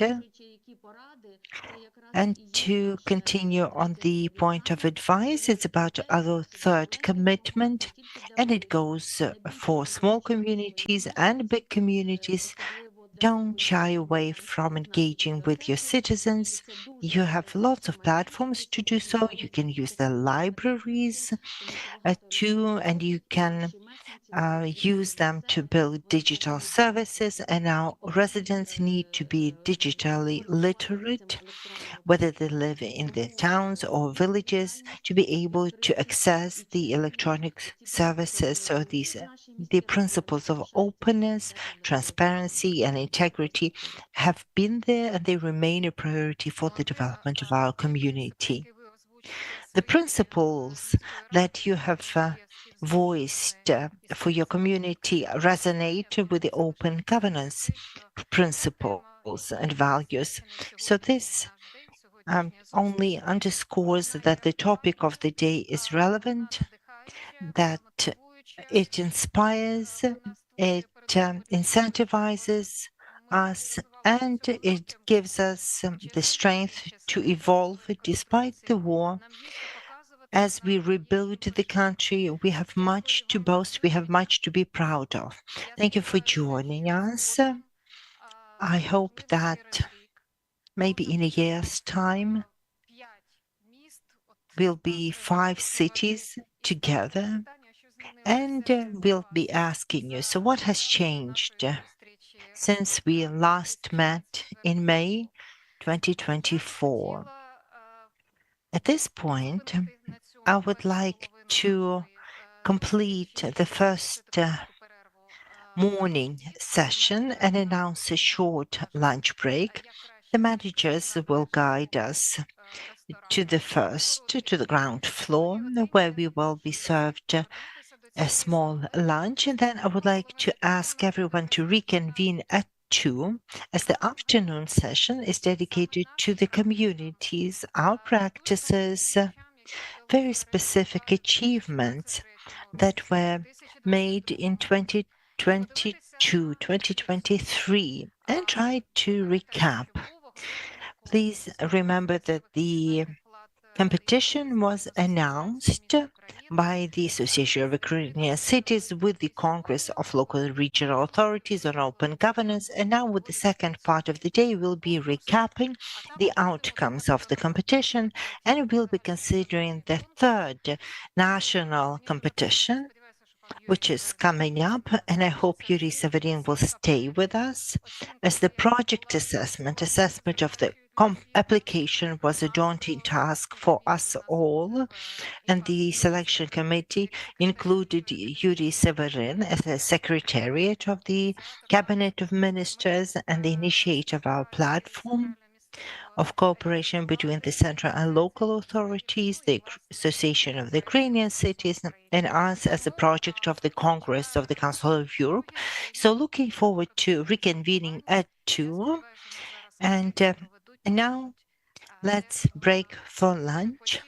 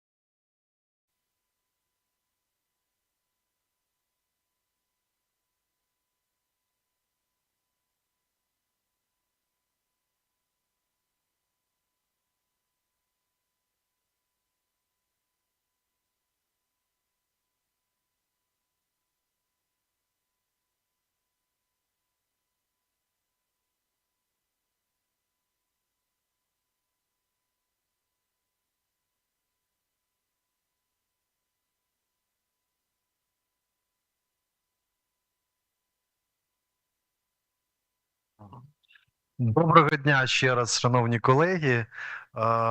Ми розпочинаємо нашу Hello, другу dear colleagues. We will start our second part of our day, and I would like to give floor straight away to the head of the Association of Cities of Ukraine, Kyiv City Mayor Vitaly Klitschko, please. Hello, very happy to see you all.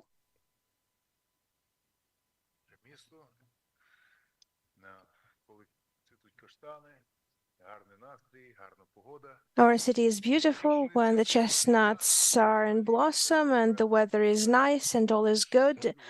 But for this damn war, everything would have been nice. But our country is facing huge challenges, and all of our communities, all of us are facing huge challenges. And our joint work affects how fast we can finish all that, whether or not we will be resilient, whether or not we will be able to overcome all the challenges that are laying upon our shoulders. And the key principle here is that you cannot overcome a person until the person is fighting back. If the person gave up, that's all.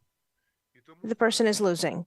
So it's extremely important to fight, to look for solutions. It's extremely important to overcome challenges, and we have plenty of them. Since the very beginning of war, since the very beginning that our country was attacked full scale, local government has taken on many challenges: territorial defense, evacuation, hosting internally displaced persons who are coming, and there are lots of them in every town and city, and it's extremely important to help each other. And our victory and our power will only be powerful if we stand together, if we try to overcome those challenges together. And there are lots of those challenges. I don't want to emphasize challenges. I am sure each of you can tell about their challenges for hours. How hard it is, how many challenges we're facing, how we're overcoming them. We're talking to each other, and each of us has lots of stories to share. But what we need is systemic work. We need systemic support to each other to overcome those challenges. And we're working with the state institutions, with state authorities, with the parliament, with the government. And it is extremely important interaction. It is not always that many people understand how important it is. Some people believe that local government is built from top to bottom. But our international partners are telling us this is a misconception. In every democratic country, I'd like to emphasize that local government is built from bottom to top. And we keep reminding our top officials, our high offices, when they're trying to intervene in the work of local government.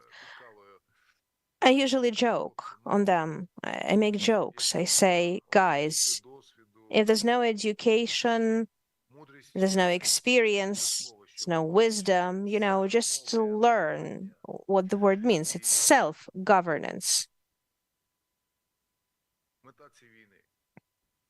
The goal of this war, the enemy's objective, is to prevent Ukraine from becoming part of the European community. Our willingness is to live in a common European family. And we need to join our efforts in that direction. We need to listen to advice of our partners to avoid mistakes that our partners had made before in the past. In my own experience, I can be very emotional here.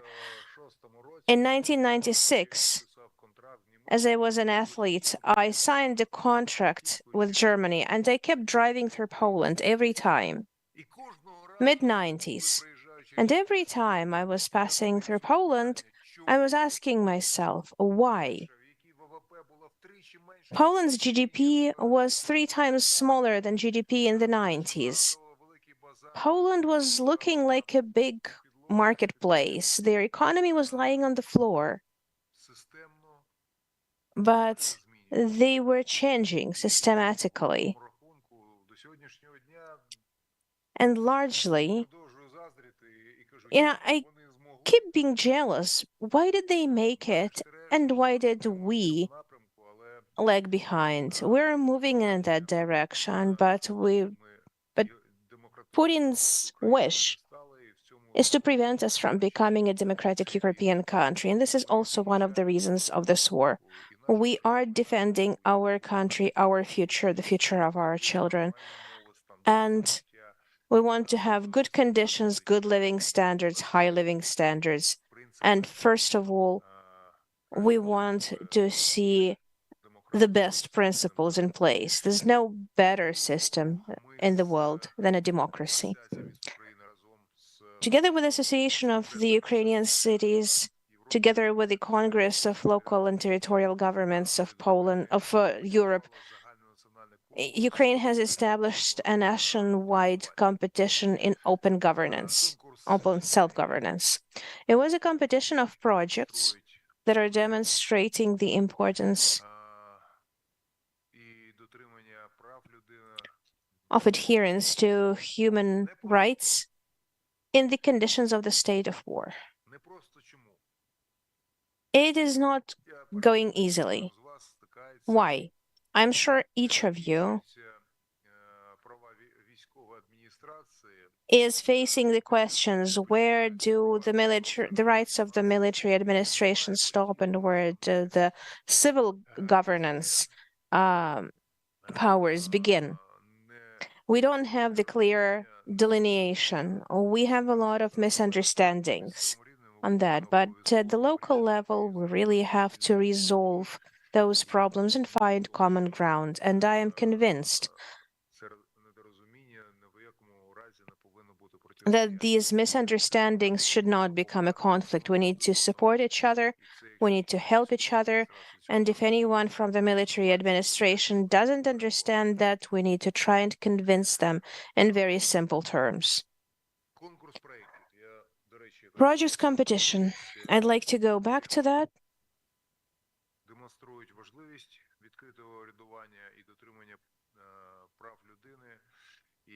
The importance of local governance.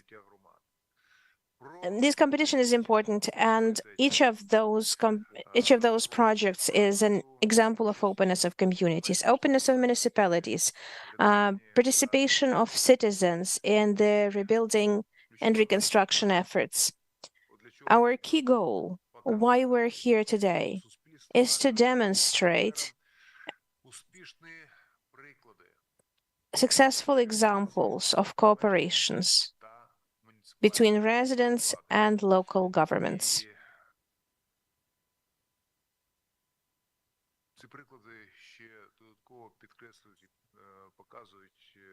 Those examples are showing and emphasizing that even during the state of war, the municipalities keep working openly for the benefit of their residents, not just for the benefit of their residents, but also with their residents. Today, we will be awarding 11 awards. We will be celebrating 11 communities that became the winners of the second competition of open governance. There were 3 nominations there: youth engagement, public spaces as platforms for interaction and dialogue, and public engagement in a rebuilding and reconstruction of the communities, and special award in open governance.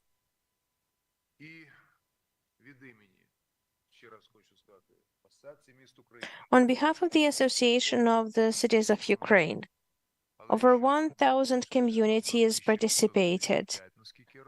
But if it's not 1,555, yes, it's a beautiful figure. 556 will be even more beautiful. Гора, до речі, написала заяву. Вона тут вже є.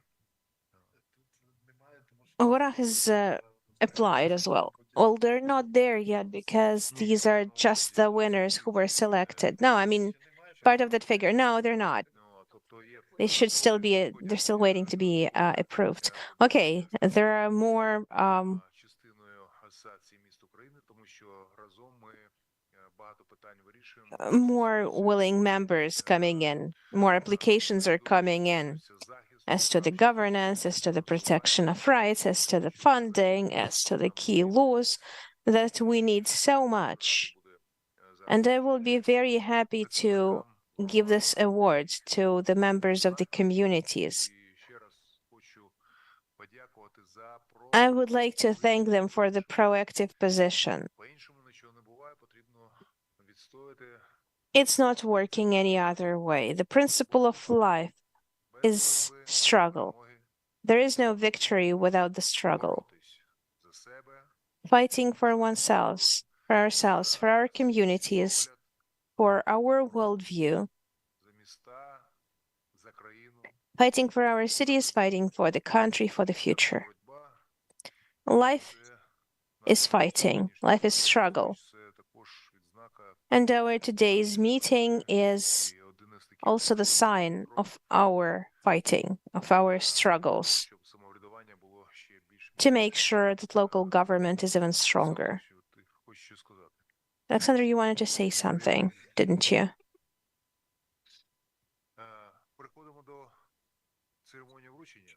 Okay, shall we move on to the award ceremony? Thank you very much, Vitaly.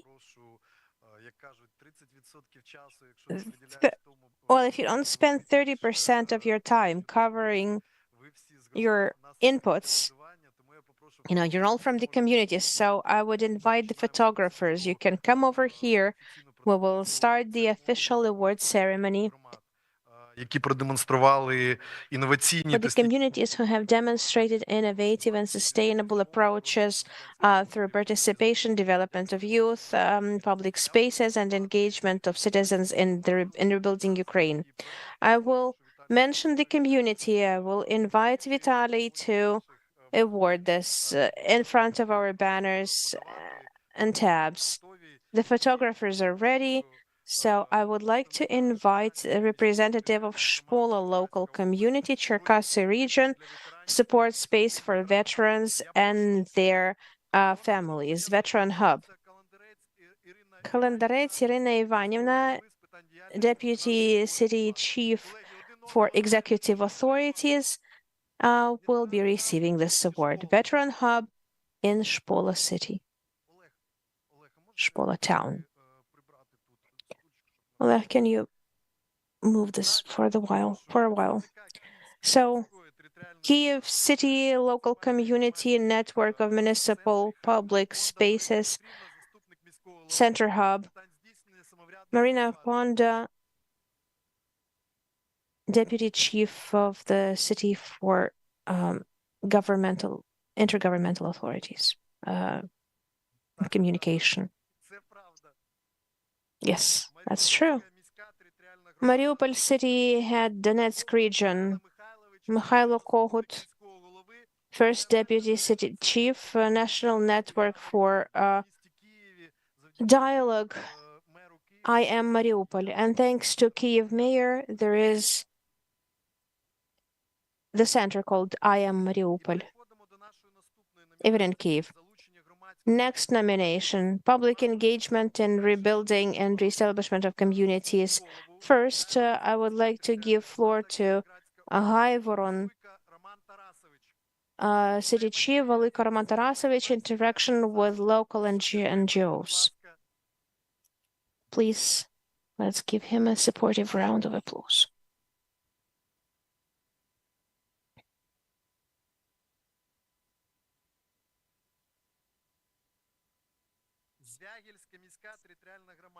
Звягіль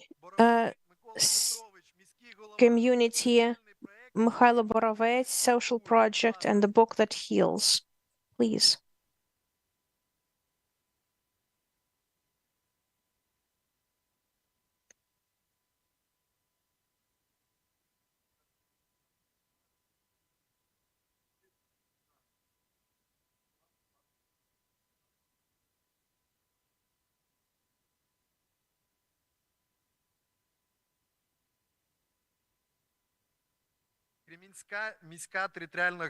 Кремінець local community, Natalia Makogon, Deputy Chief of the Military Administration. Working Group on Public Security, Social Cohesion and Rebuilding and Reconstruction. Please welcome.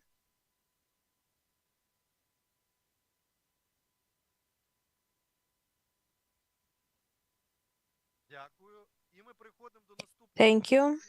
Next nomination. Youth Engagement, Volodymyr Volynska, Local Community, Volyn Region. Andriy Gudym, Deputy City Chief, Coordination Center for Registration of IDPs and Active Involvement of Youth to Cultural Life of the City. Please, let's give him a round of applause.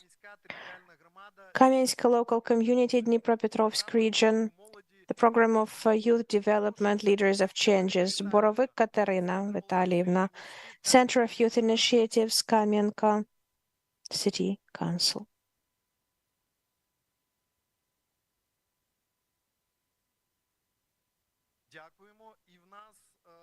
Thank you.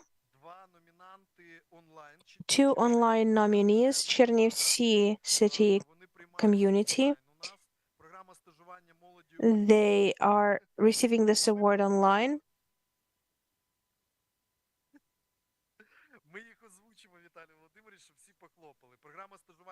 Yes, the program for youth training in Chernivtsi. Balaklia Local Community, Kharkiv Region, Activity of Youth Hub, Kub Youth Hub.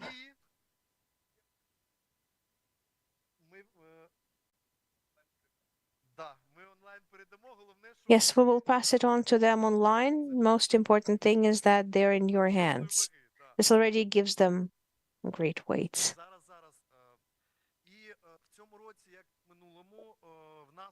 This year, just like last year, we have special award for open governance to Ternopil City community.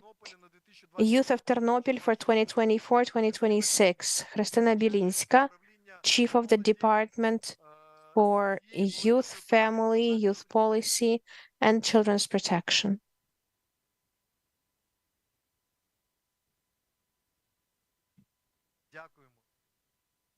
Thank you.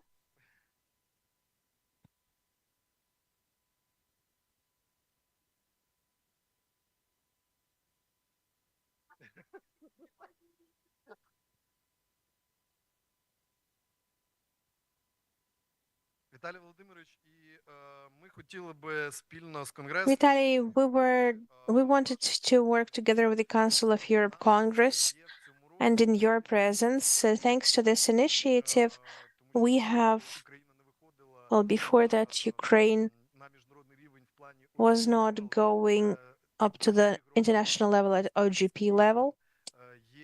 Two communities that are winners together with Kiev that are participating together and they're ready to sign cooperation agreement.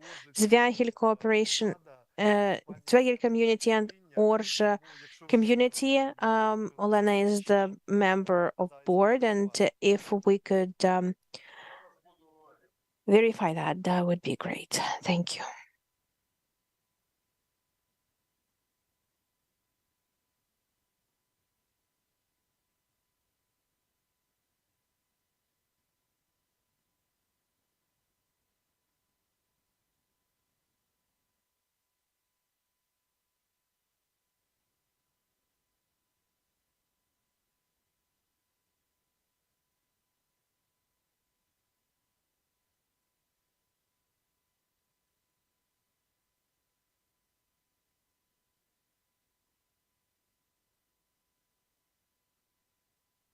Я нагадаю, що Let me remind you that amidst the martial law, according to international requirements, well, that's approved.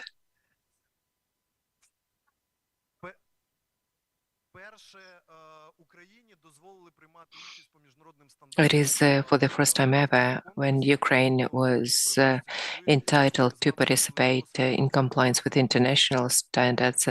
Last competition it was Khmelnytsky, Ternopil, and Vinnytsia that shared their experience today.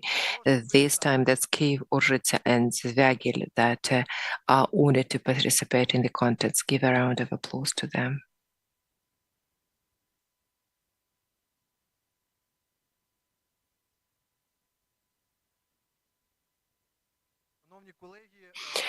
Dear colleagues,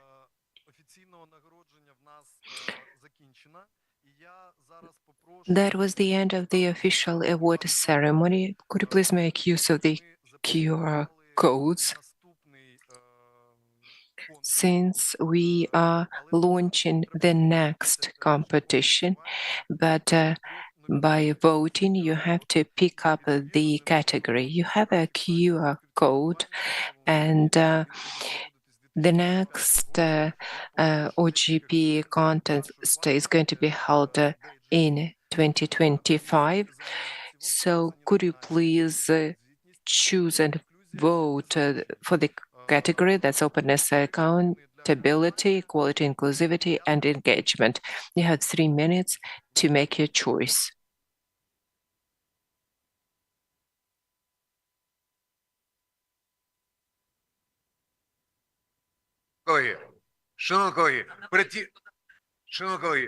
Dear colleagues, I must be going. So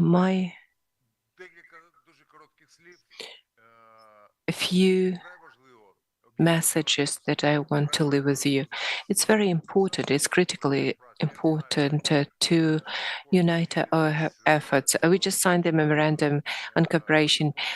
I don't know what my signature is worth, but let me reassure you that we'll keep providing assistance to you, whether financially or otherwise. We are going to face a difficult winter. We're going to face heating issues, and most likely we'll have some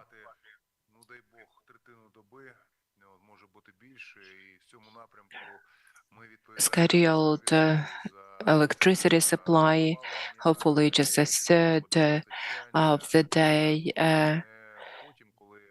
is not going to have electricity, but we have to be prepared for this now. We have to make sure that we have respective boilers and mobile thermal power stations. Lots of things should be in place before winter comes. If you need any advice, please ask us. We need to unite our efforts in the face of the challenges that we're going to face.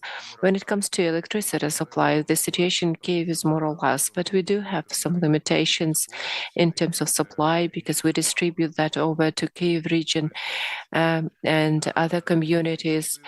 These are difficult times that we are going through. We are going to face an even more difficult winter, but I'm sure we'll cope with the challenges. And on behalf of the capital municipality in the city of Kyiv, I would like to reassure you that we'll support your communities because unity makes us stronger.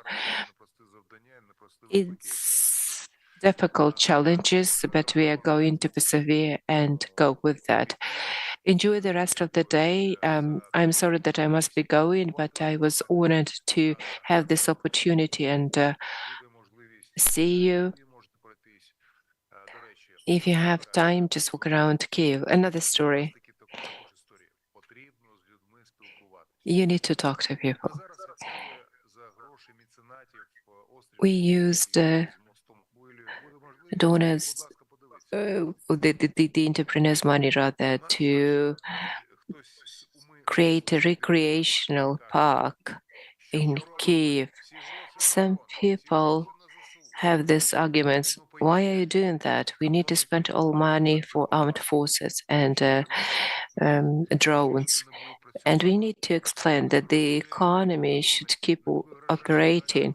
People should have their jobs. People should be able to make money to donate for the armed forces. We need people to secure their income, and recreational zones are important.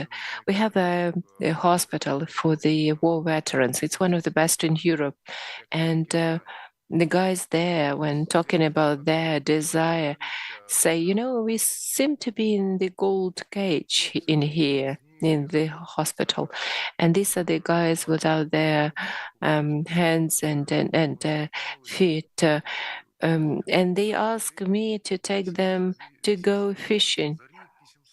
800 times we heard airstrike sirens last year. So psychological, that's a huge burden. People spend a lot of time in the bomb shelters. So that's the arguments to respond to whether this type of projects are needed in the city.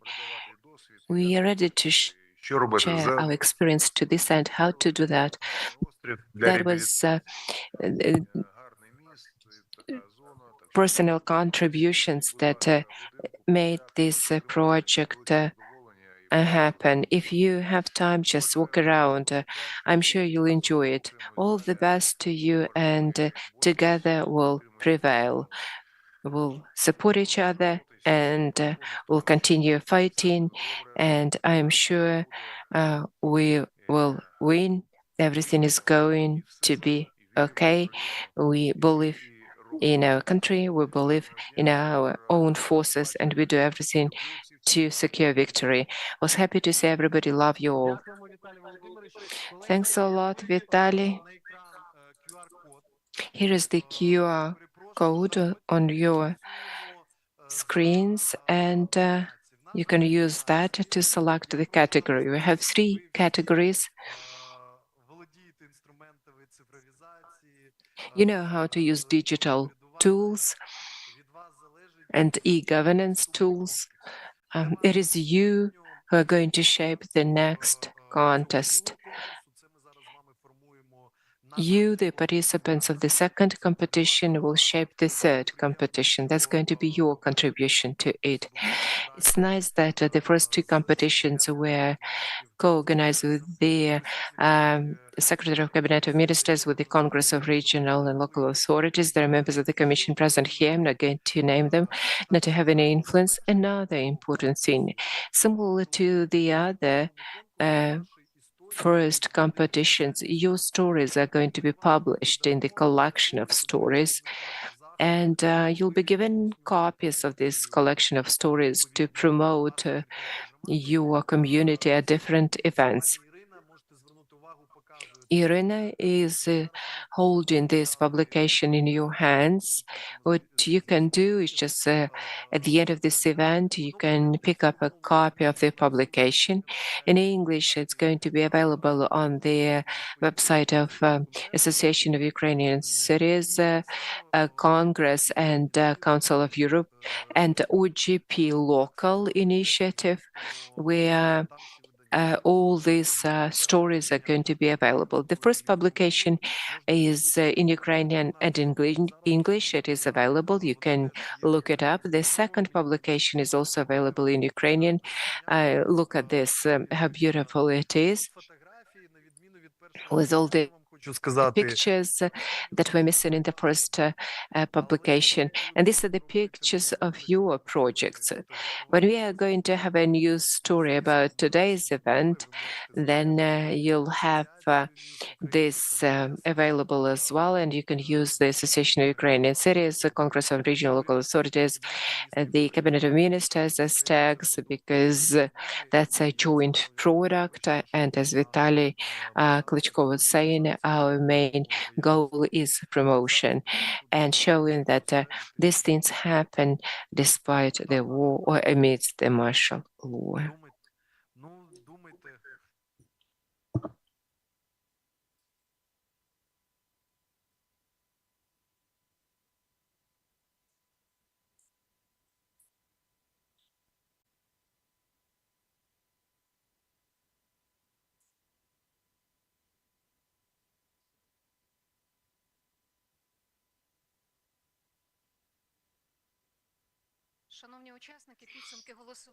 Dear participants, the results of voting are going to be announced before concluding remarks. You have like 1 hour, 1 hour and a half before that yet.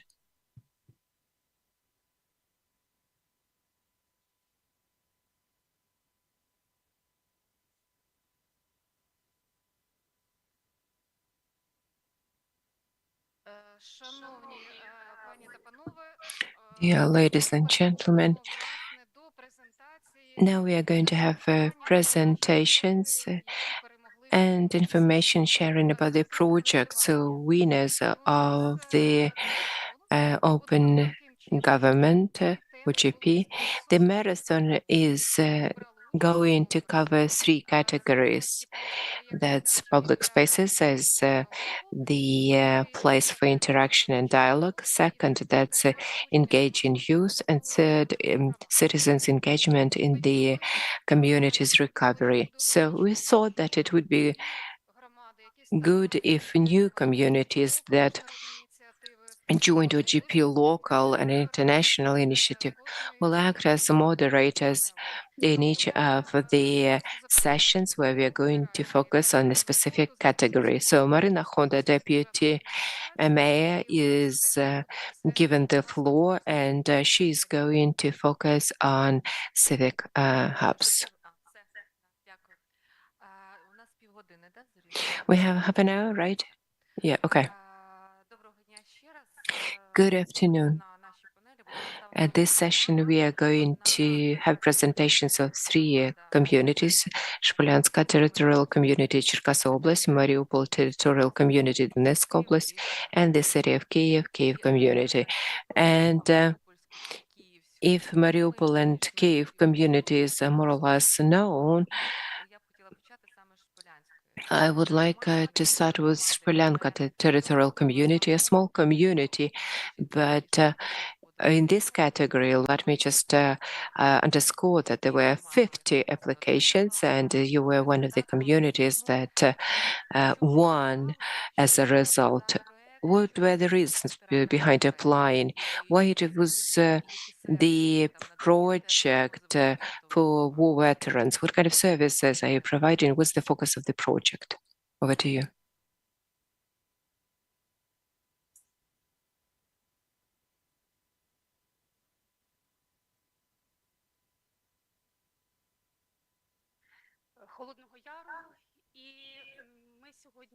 Sorry, there was no sound before.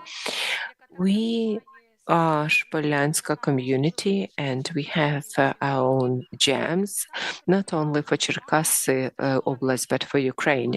It is in our community we have an art object, Winds of Ukraine. If you traveled through Cherkasy Oblast, that was us, and we are very proud that this place of power is located in our community, and I would like to take this opportunity to invite you and come to our community and come to us. We will be happy to see you. Our story about the space for veterans, October 2023.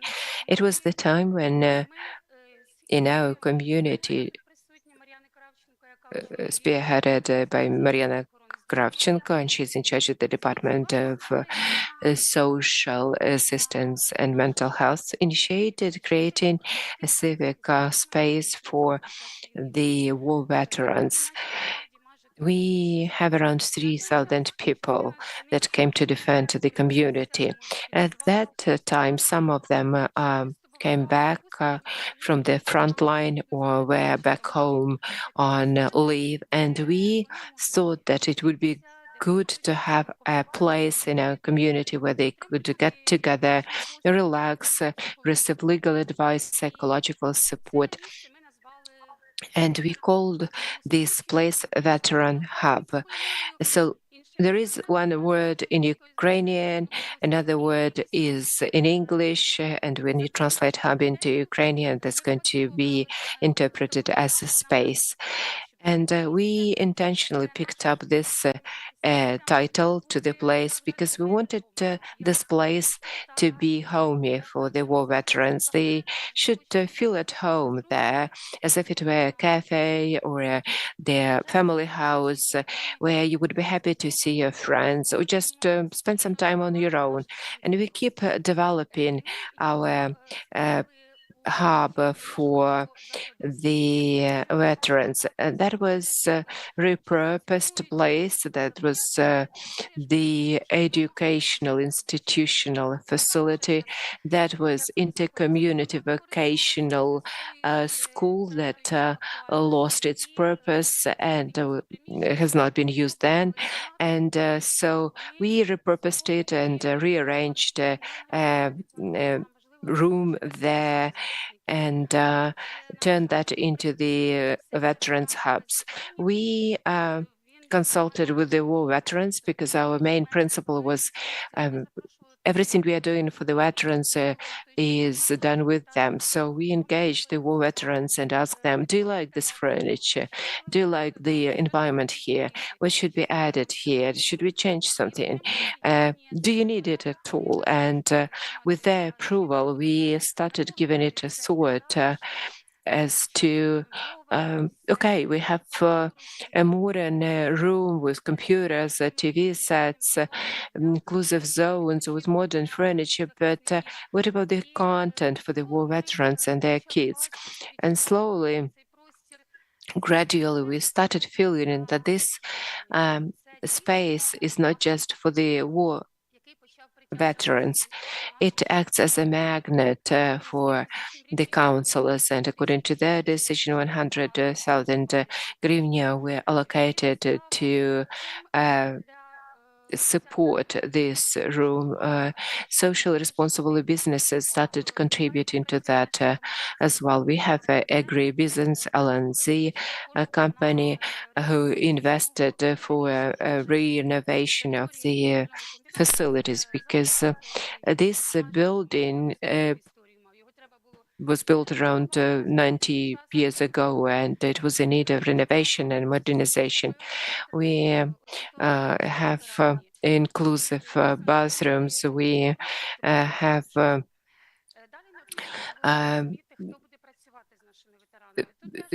we have everything for the people with disabilities there, and it's full of nice environment. And Oksana Lokhvenyuk agreed to work as a psychologist there, and she's in charge of coordinating everything there. And she conducts group sessions at individual works. NGOs started being more active as well. We have active women organization, and in the veteran hub, they organize different activities for the spouses of all veterans. They organize master classes for their kids. They organize art studios for them, and we appreciate the words of appreciations of the spouses of the war veterans, because that's a space for them too. They need interaction. They shouldn't feel alone at home. War affected them as well, and we are happy that they see this hub as their community club. And it's nice that we see people that we met in Lviv at the meeting of Congress and regional authorities. We are happy that in January we were one of the winners of OGP Local. And in this very building, in another room, we are completing renovation of the community club for women IDPs and young children. We do understand that it's great when the space for the war veterans, for IDP women, the space for youth is just one hub. And we do want to have 2 rooms to be turned into this social space or social hub in our community. Getting back to this magnet or magnetic force of the place, we've never thought that this space is going to unite people of the community. Today we spoke about engagement as one of the principles of open government, and engagement is slowly being turned into unity. On the one hand, it looks easy, well, people hold hands and make a circle, but in practice we see that it's not that easy to find people who would be supportive to each other. So we see the future for this space. And another interesting thing, in each of the communities, we have clergy and we have a young priest, Father Roman, and in this veteran hub, we organize meetings where we discuss spiritual things, about God, about atheism, how religion is important for the battlefield. And the families of the killed ones come for the sessions to gain strength. To summarize our story, we understand we knew why, but we didn't know how, and now we know how to do this. And we're very happy to have taken part in online dialogues organized by the Association of the Cities of Ukraine.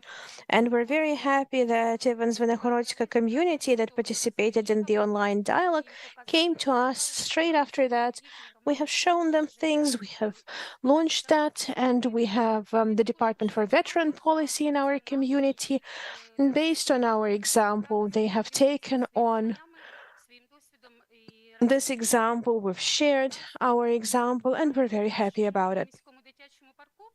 Lastly, in our city park for children, in Shpola, I didn't say in the beginning, but our community is small, but it's one of the biggest in Cherkasy region because the population is more than 33,000.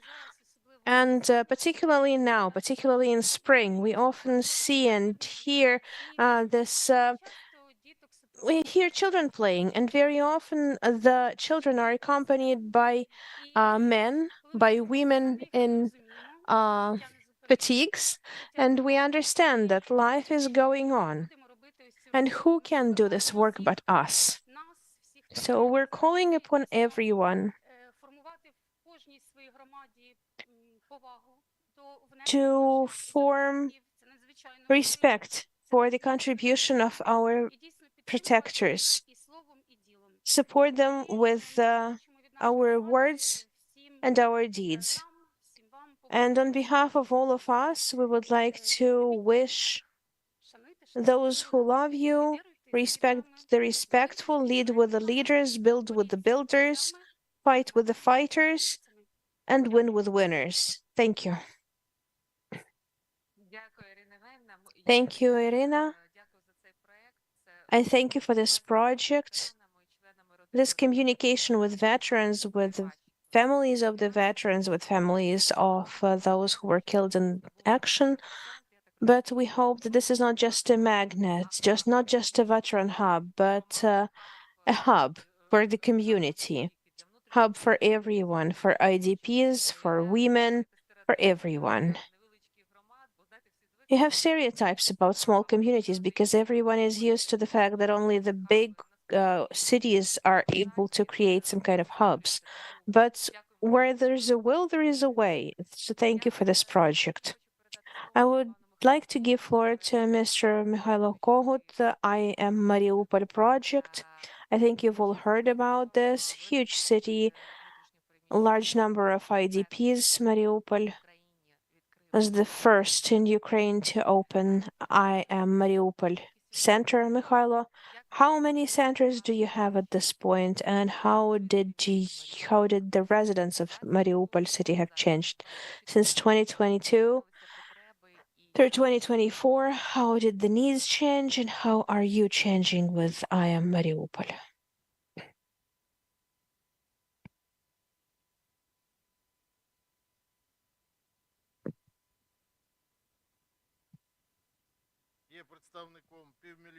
I'm representing the city that has 500,000 residents, which was sieged on the third day of the full-scale war. And this 500,000 citizens found themselves in hell. The first people who managed to evacuate out of the city needed psychological support, first of all, because a person can get used to everything, but when the war started and when things started getting so terrible so fast, it caused even more psychological trauma for our residents. So following the initiative of the city chief and regional communities, we started creating centers that, first of all, were providing psychological support.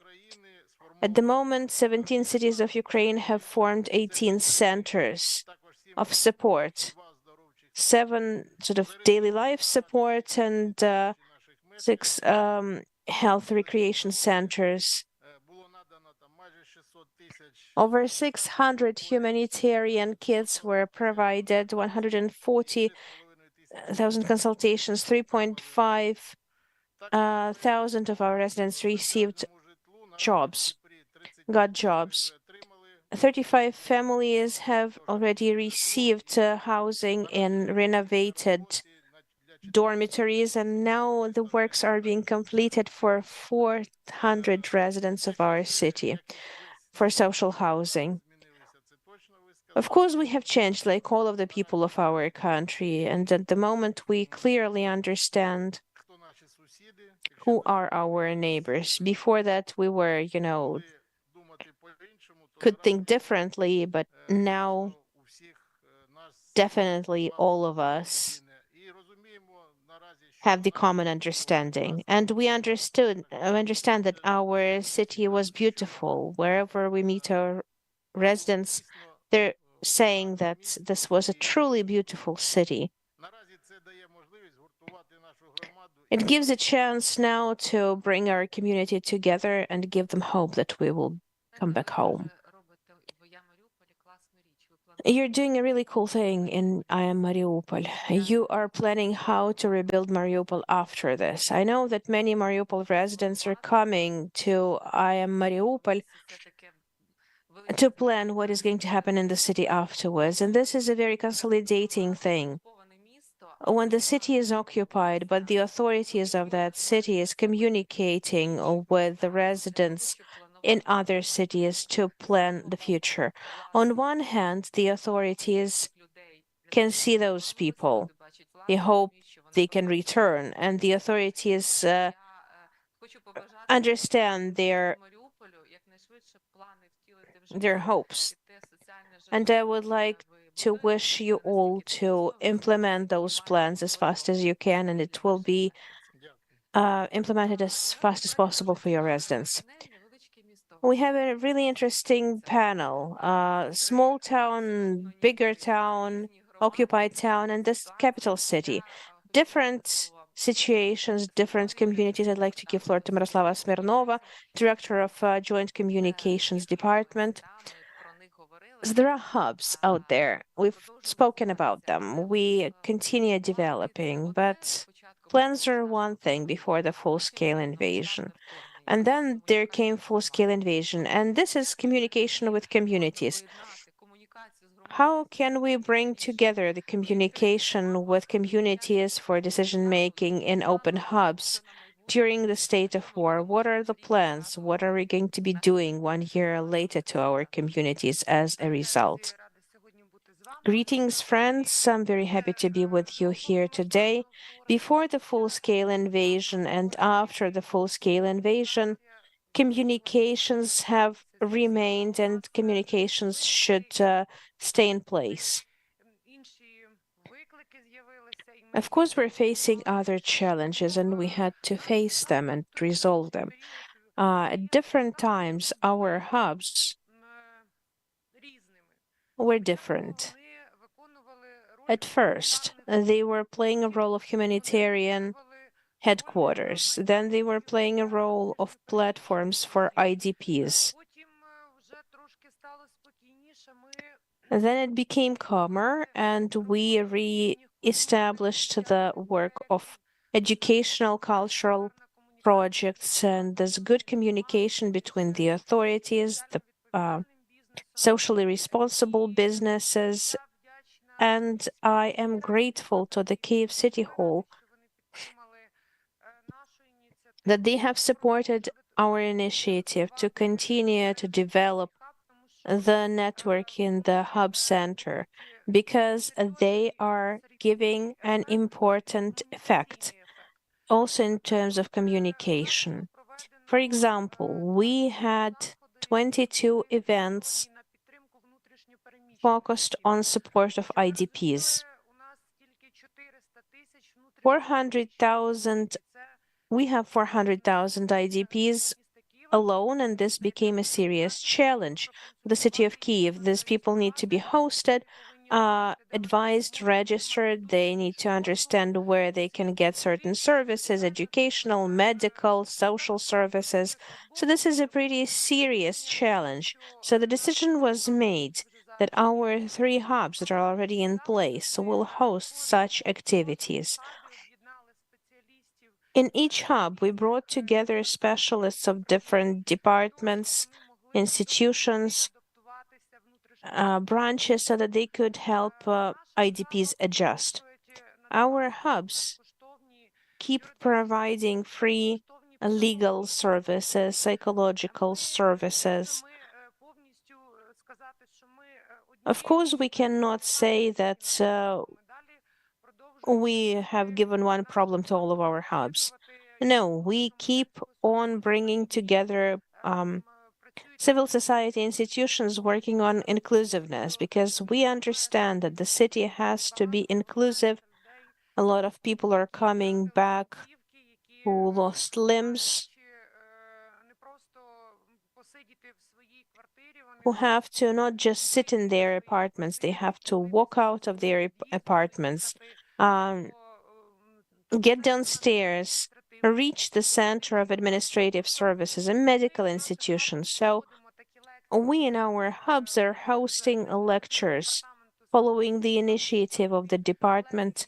There were 2 lectures very recently, and quite interestingly, those lectures were provided by girls who have impaired vision. And we don't always understand the challenges that people with disabilities are facing. When a person with disability starts explaining the kind of challenges you're facing, you as a civil servant in your sphere, in transportation, in medical, in any other field, you start planning your work differently while taking into account their needs. We continue hosting educational, cultural, and other activities. Any organization, Institute of Civil Society, can register at our website in the center and choose a location, book a time for their activities. We don't have fewer activities. We have seen that more than 150,000 people went through our hubs, and this is more than 8,000 activities hosted. Therefore, just like we were planning also during the martial law, we continue developing the network in the hub centers. We're planning such hubs for every district of the city. We're planning to open 2 more hubs this year. They will also be pretty unique. Dniprovsky district hub will have a YouTuber studio or a small sound studio to engage more young people into those hubs. And not just young people. Together with youth organizations, we're teaching people of a different age, use different software, use internet, different equipment, technologies, and we can see that this is a pretty interesting phenomenon. 40 organizations this year have won a competition, a city competition hosted by the Department for NGOs. They received small funding, and they keep on hosting different activities in our hubs and teach Kievans of different age in different sectors and different activities.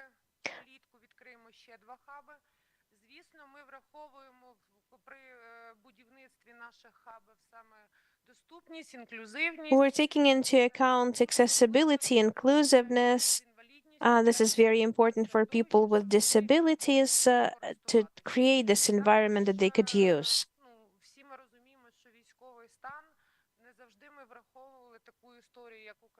We didn't always take into account the need for shelters. It wasn't always possible to create such shelters because of the building codes and everything. We didn't think about that before, but now in Solominsky Hub, we have envisaged the funding and we're making sure that there are shelters out there. There are also plans for Podilsky and Svetoshinsky districts to create such hubs. So we have lots of plans. We want to have communication with Kievans, with IDPs.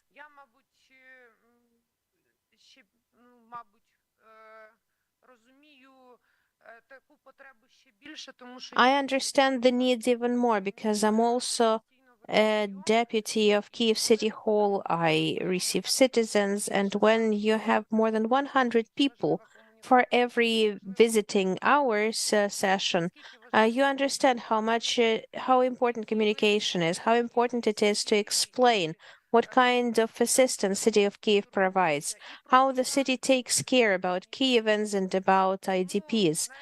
So, at the end of my presentation, I would like to wish all of us to dream, to keep dreaming, to keep having future, to believe in free, flourishing Ukraine. Because we are in this country, we are Ukrainians and we want that. I'm very happy to welcome you here at this capital, and you can always rely on our support. Thank you. Thank you. We will definitely invite everyone who wants to see how our hub centers are working. We're happy to invite everyone. We're happy to share our experience, the bumps on our road, and our achievements. We're also happy to tell about what we're doing in different fields, not just in the center hub, but also in military hub and stress resilience hub.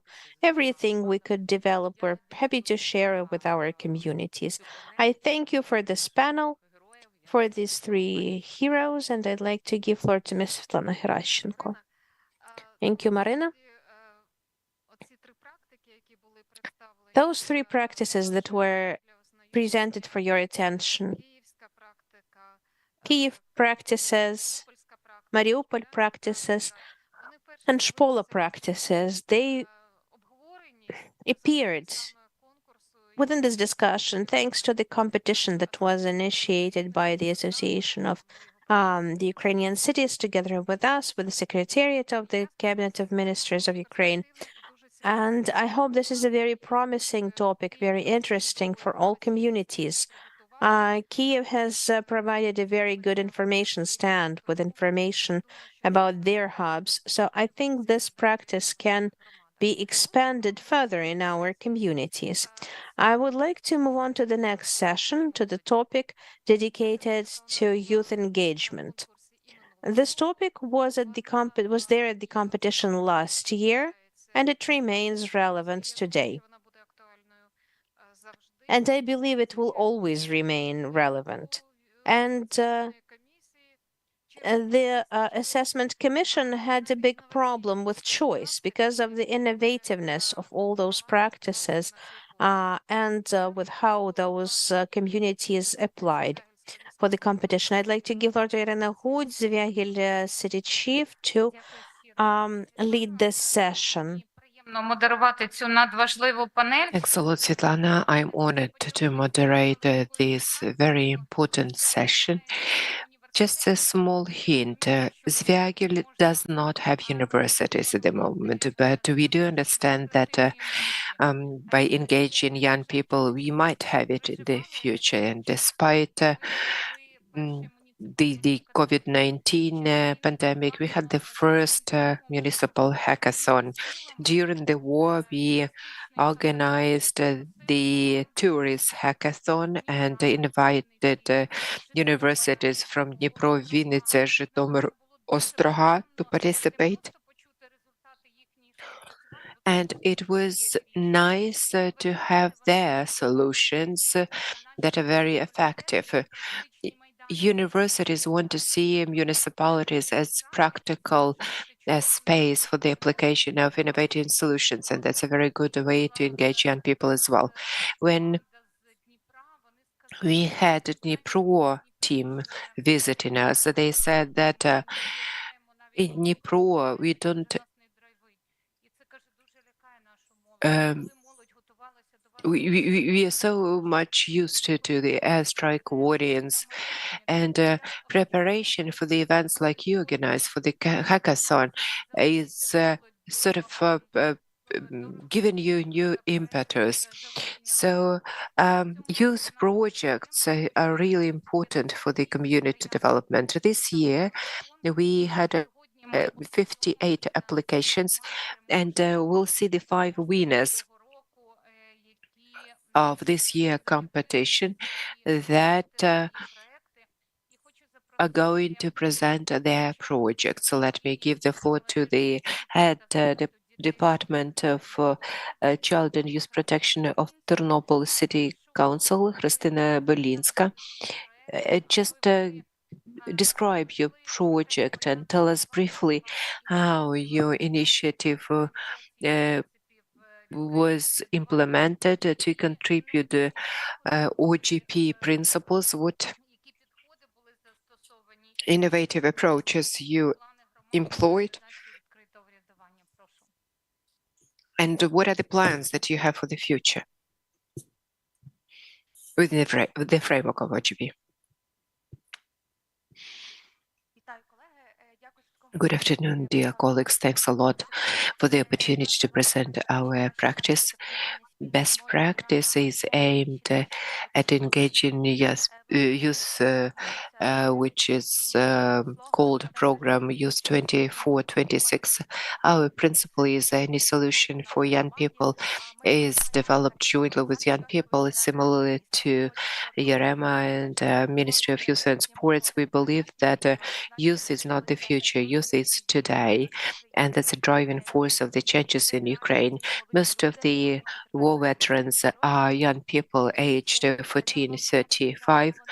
Most of the volunteers are young people too, and our practice of the community shows that everything is about young people, and we develop our solutions jointly with young people. Let me spoke about Youth Program 2026 that we developed. That's an excellent experience that we had.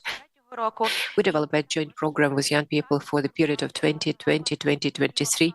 Then Ternopil had the status of Youth Capital of Ukraine of 2020.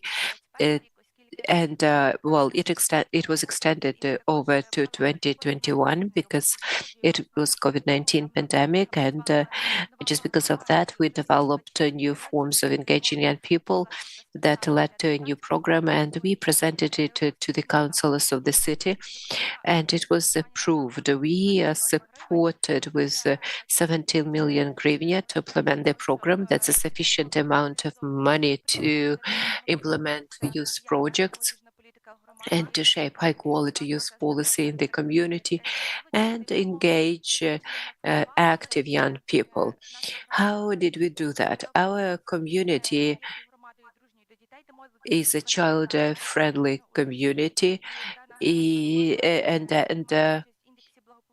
we are engaged in well-being index for young people in the course of 4 years, and Youth Wellbeing Index is the initiative where everybody could get engaged. It is based on the needs of young people, and that was the starting point for us, whether that's education, security, or level of engagement of young people. So we took this as the basic criteria. We conducted a respective assessment, and normally it's just active people, young people that are engaged in this type of activities.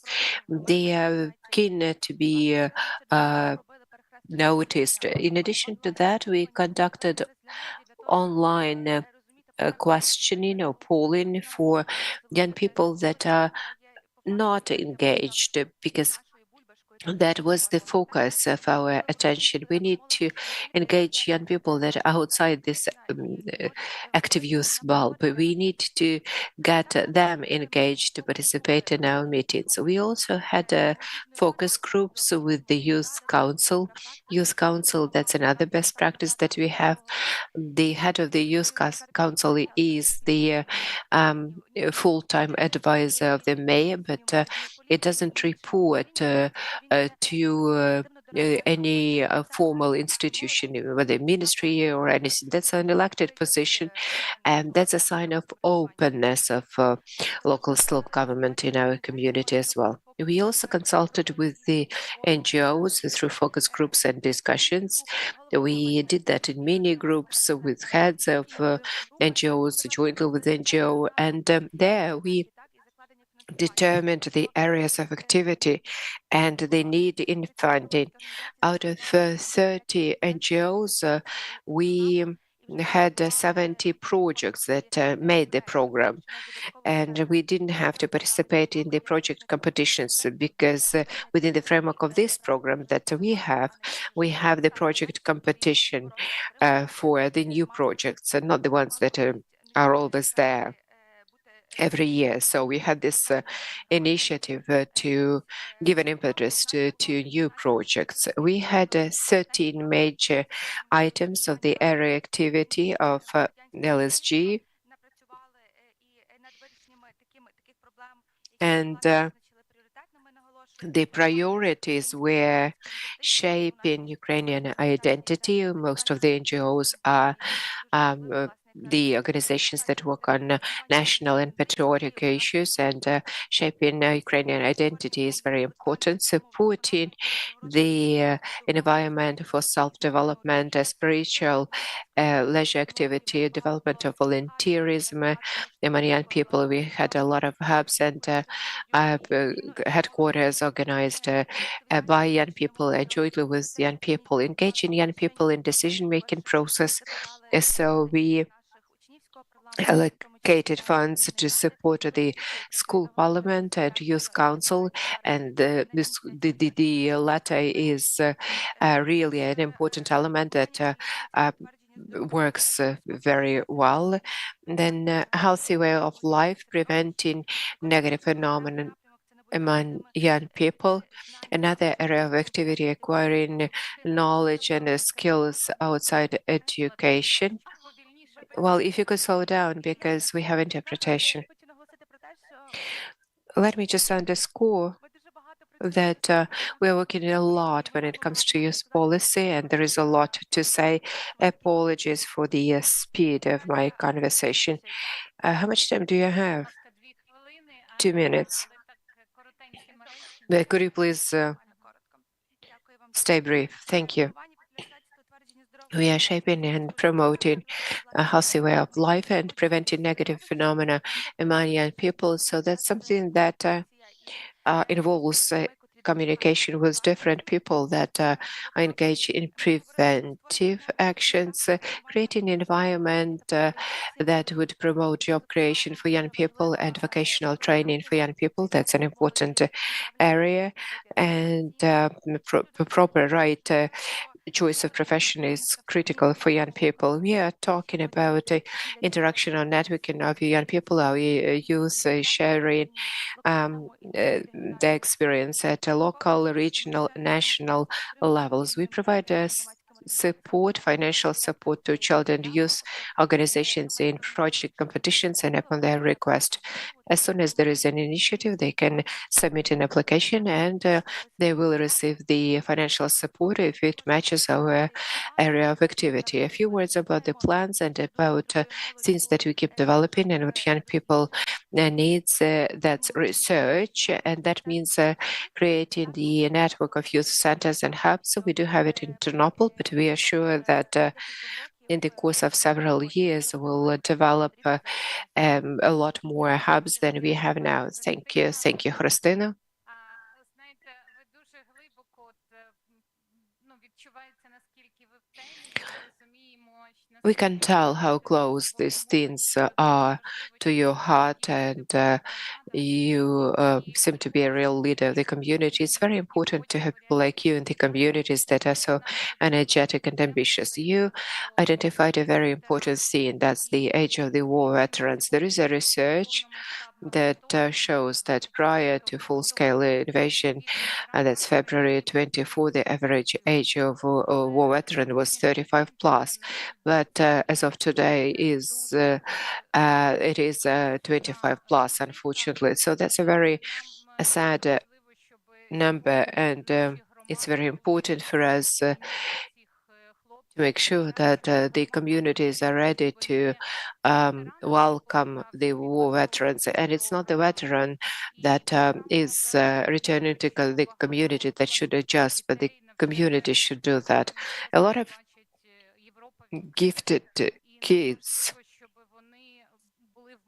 know that Europe open doors for them, and they can go and study elsewhere, but it's very important for us to keep them in Ukraine so that they study and work here. That's why we need to make them interested. The next winner is Deputy Mayor for Volodymyr Volynska Territorial Community, Mr. Hudyma.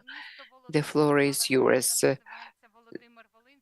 So the town is Volodymyr, but the community is called the Volodymyr Volynska community. It's like in Zvyagil.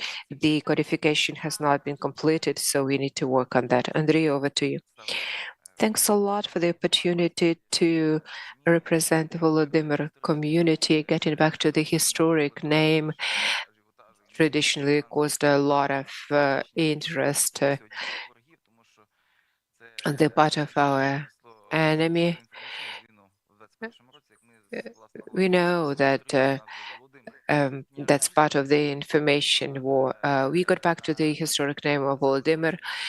That's the town that was shaped in the time of Kievan Rus, and we wanted to have the historic name, and now we managed that, so we are called this city of Volodymyr, and the community is going to be renamed, though at the moment it bears the name of Volodymyr Volynska community. Our project is engage in youth for art activities in the city of Volodymyr. Getting back to 2014, those people that go through Volodymyr in transit, because that's a kind of a transit territory. We are 10 kilometers away from the Polish border. And the town is very cozy and smallish, but everybody on the way to Poland or to the EU is passing through our town. And since 2014, in our town, we see a lot of gifted, talented people living here. They were searching for a safe place when flying occupied Donetsk, and they contributed to the artistic development of our town. We have a very gifted director, Larissa Leonidovna, that organized a theater in our town. It was amateur theater that was turned into people's theater. And we have a very wonderful mission when part of our cultural services include this theater that is directed by Larissa. At the time of full-fledged invasion, we had a number of new institutions to meet the needs. That's the Center of Cultural Services and Tourist Information Center. They were established several months before full-fledged innovation, and they started being repurposed into the host centers for IDPs. And that was the time when we understood that cultural service center and this tourist center is the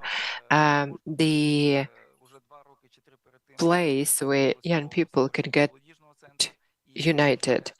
We were considering establishing youth center in 2023, given the recommendations of advisory authority and young people, and young people were actively engaged in their needs assessment to figure out their needs. We therefore initiated our youth center. From the very beginning, youth center was the one that reflected the needs and desires of young people who run the center, who work there, who have it for their initiatives. So all the initiatives and requests were implemented in full, and we engage young people in these processes. That includes IDPs as well. But honestly speaking, IDPs are so much adapted to the local cultures so much that nobody calls them IDPs. And we have IDPs working at the cultural service center or culture center. We have people from Kharkiv, Kherson. That's the dancing group Sirakrev and the choir. People that we have in our community of diverse opinions and diverse artistic vision that is reflected in the work of these groups. Donetsk director Larisa Golovnyova, that works in our theater, gives the first results. We have theater school and we have the first graduates. That's the school that through 3-year experience, thanks to the special artistic principles of Larisa, got trained there. Thanks to this potential, the potential of IDPs, we have the accomplishments that we are proud of.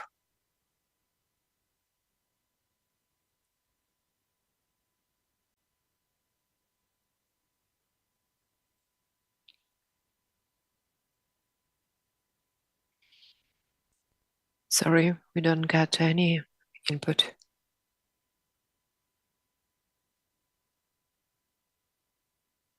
I'm sorry, we don't have any input.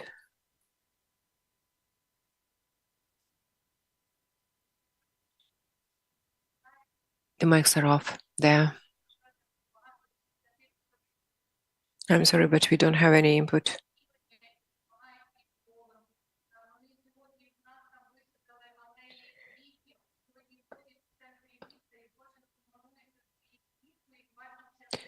Sorry,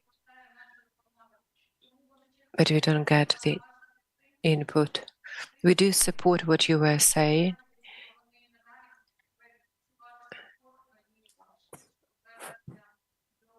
Thanks a lot for the support that we were given. I'm sorry, we don't have any input. Thanks a lot for this opportunity to share our experience here.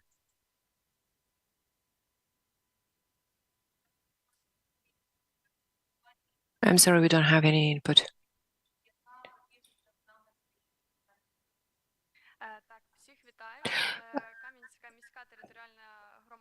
I represent Kamenetsk community. We are from Dnipropetrovsk Oblast with a population of around 250,000 persons. Out of them, 25% are young people aged 13-35. A few words about the background. In January 2019, we had the first youth center established. That's the Youth Initiative Center of Kamenetsk-Podilsky. It was spearheaded by young people through the joint cooperation with the civil authorities, and We managed to have a powerful team of volunteers. We have the cooperation of Dniprovsk Rayon in our town, and at the moment, that's the center of resources for young people, where nothing is happening without their engagement, and all projects are about the things that are interesting for young people, not just a formality. And sometime later, we saw that young people have a lot of stereotypes as to local authorities' work. They tend to think that authorities is too far from them. Politics is a dirty work, and that was a sign of bad communication with young people, and we initiated the program of agents of changes. That's the program of personal development. This program is an annual program. It has become traditional. The main idea is to promote transparency and openness of LSGs. So it's not just the lectures when we come to the municipality and look at their offices. No, we don't have a kind of formal plan to meet with an official. So that's usually Q&A type of a format at the meeting of young people and officials. And in the course of the project, jointly with the representatives of authorities and mentors, the delegates develop their own projects, and at the final meeting, they present that before the line departments, and most of them receive support. And then in the course of several years, LSG, the municipality, in cooperation with the young people, implemented around 300 projects where around 10,000 young people were involved. We created the child-friendly space, the youth media studio, to the digital education hubs, the shelter, and jointly with our international partners, we develop another space that is developed jointly with architects and designers, and was supported by the donors. So again, young people are actively engaged there in designing. They choose the colors, the furniture. So the main idea of this space is to have even the colors that they like them, and colors are voted in a telegram. And of course, our future plans include the support of such projects, developing them. And just next week, we're going to finish a project that is very similar to this one. The format is the same, but the participants are young IDPs, and they are studying the advocacy of their rights. The principle is the same, but they're going to present their projects to local government authorities, and we hope they will also be implemented, and the city will get new cool ideas.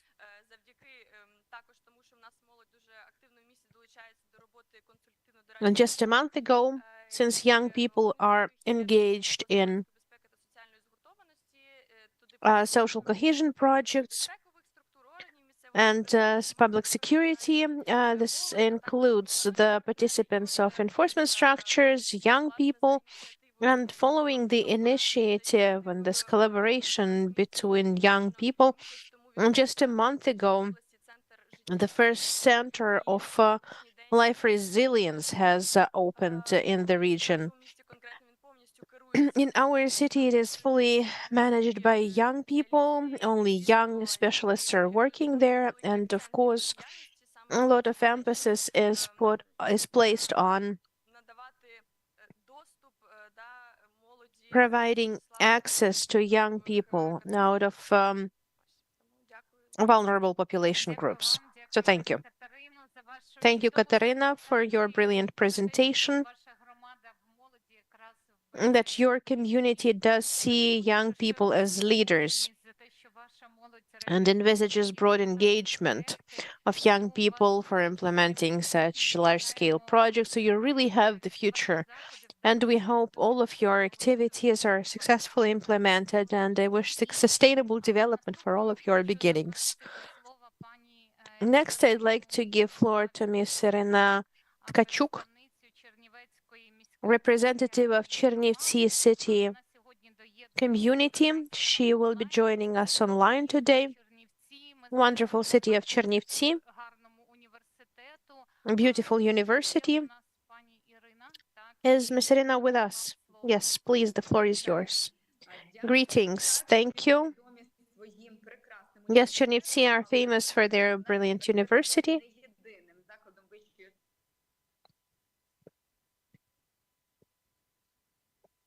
But that is not the only higher educational institution. We cannot hear you.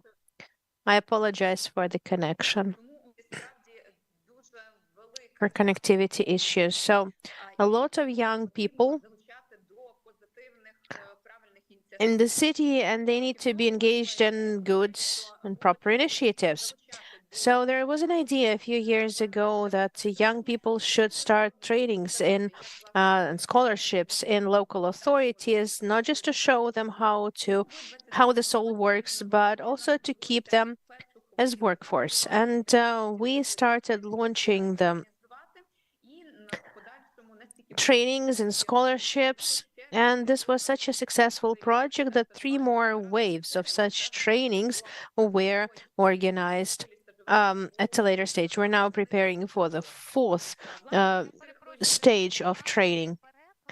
We have interpretation, so please do not speak so fast. Thank you.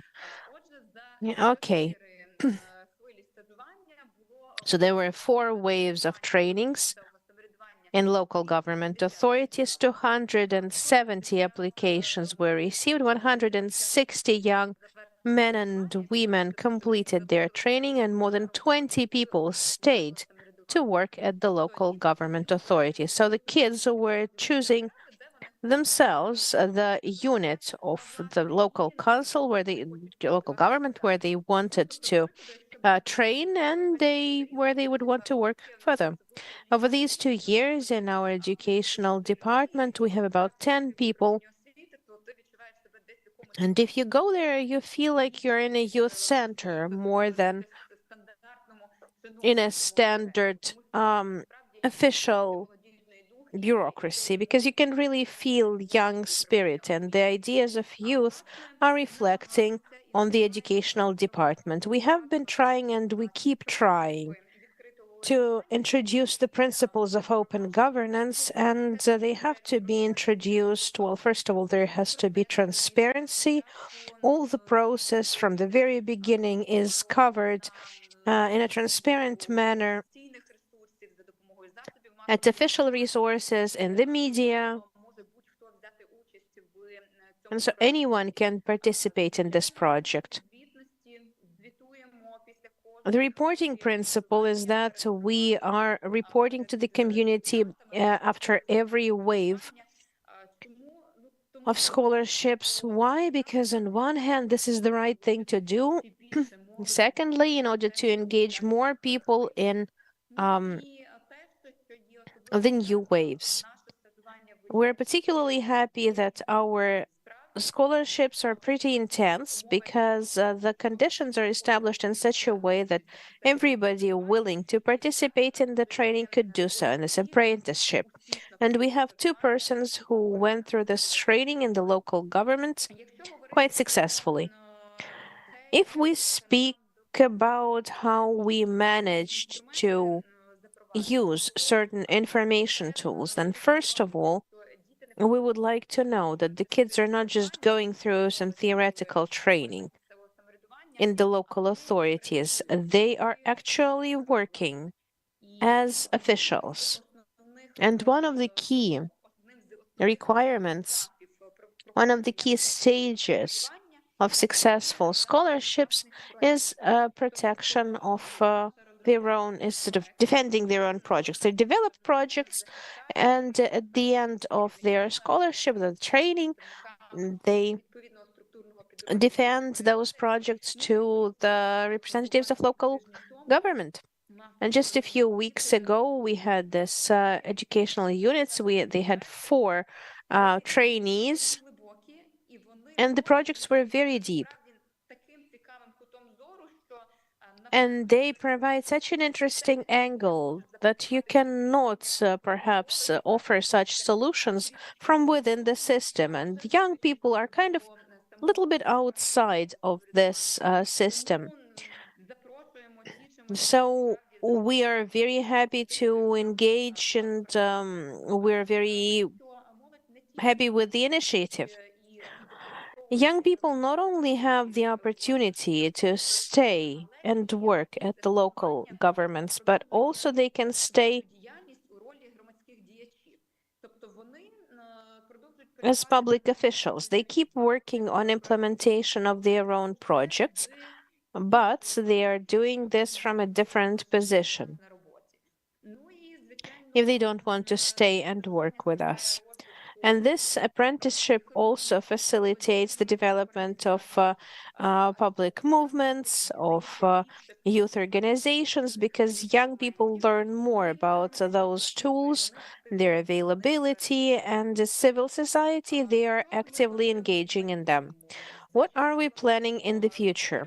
We're planning to expand the training programs. Our authorities and the youth parliament is actively working on that.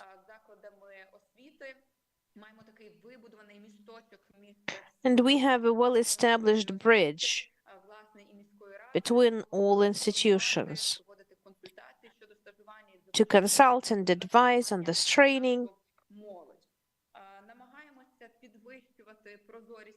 We're trying to increase the transparency and accountability. Recently, we implemented another really cool project that offers a mechanism of an online platform for the communication with members of the local government.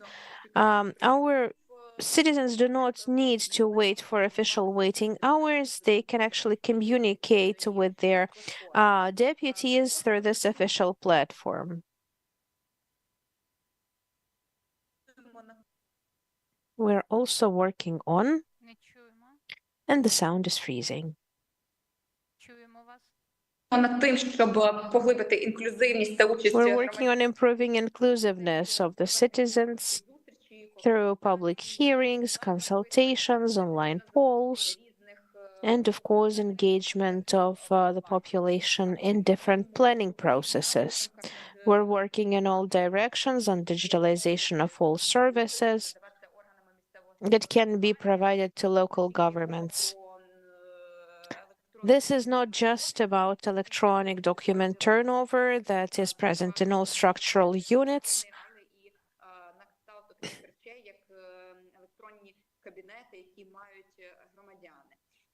but also with e-offices for the citizens, and training and retraining. Facilitation of cooperation between all educational institutions. We have quite a few of them. We're very proud of them. We're proud of our cooperation. And given the fact that Chernivtsi are a borderline city and one of the few relatively safe cities, a lot of young people have gathered around Chernivtsi, and we want to kind of magnetize them and keep them there and to prevent them from leaving the country, leaving the region. So we're working with young people, for the benefit of the young people today.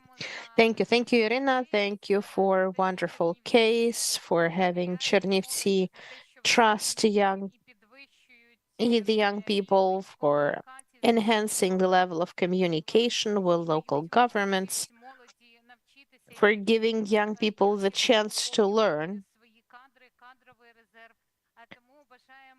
and to improve their workforce. So I wish you a successful project. Lviv is the youth capital this year. Over time, maybe Chernivtsi will become a youth capital, and we will be proud of your results and inspired by them. Last participant of our panel will also join us online. We're very happy to give floor to Chief of Balaklia military administration, Kharkiv region, Vitaly Karabanov. It's very important for us to hear how Kharkiv region is engaging the youth. How can you manage to support youth, to hear the youth, and to support those initiatives? Hope you have good communication. We will be very happy to hear your practices. Unfortunately, we don't have connection with Balaklia. We understand that we can pass the greetings under the conditions of the conflict and wish success to them in the implementation of their initiatives.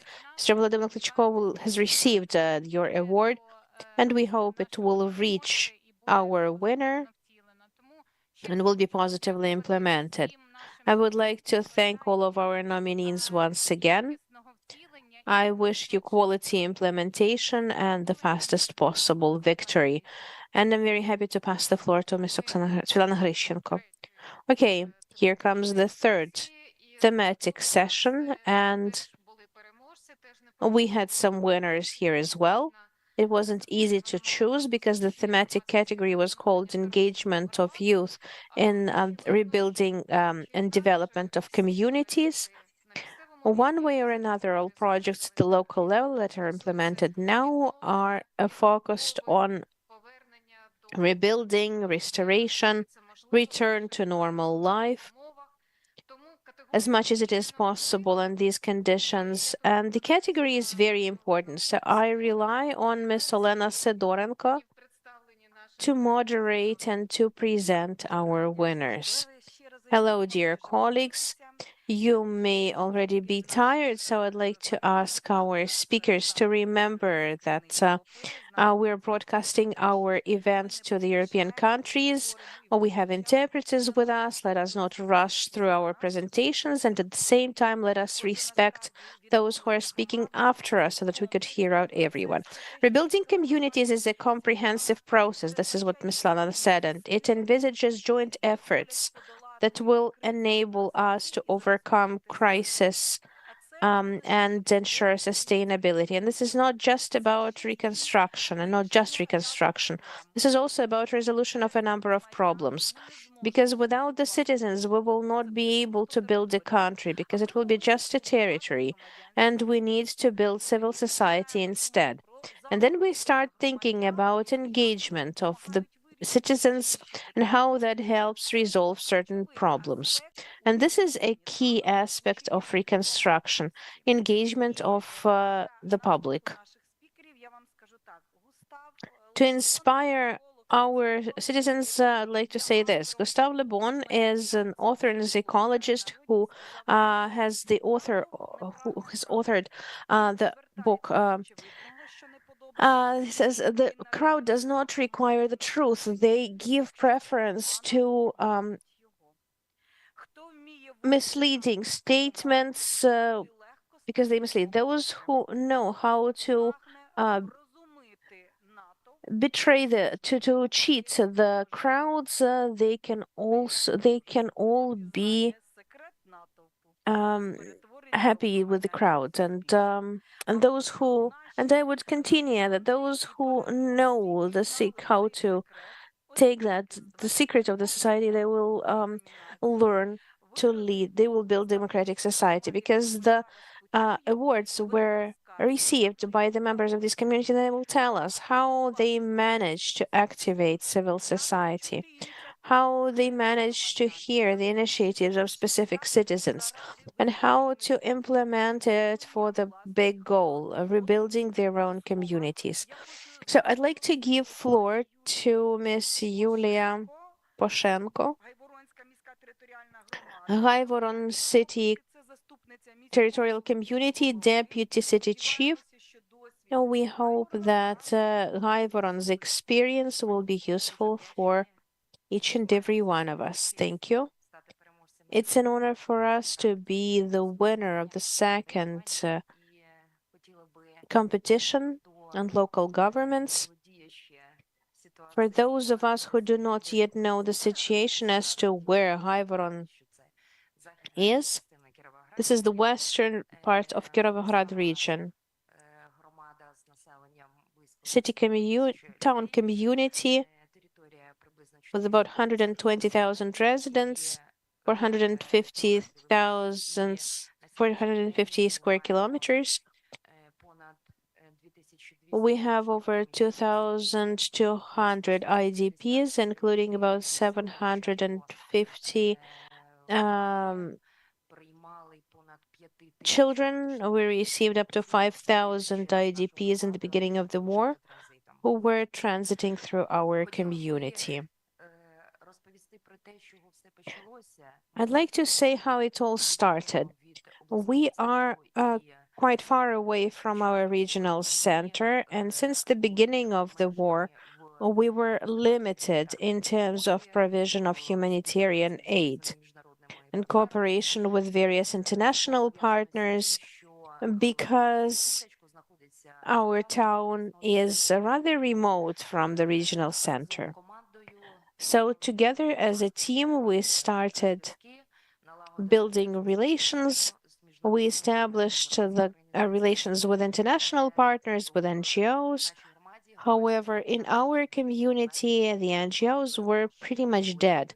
They were not active. So there was this key goal to establish cooperation with public activists and other authorities. How did it all start?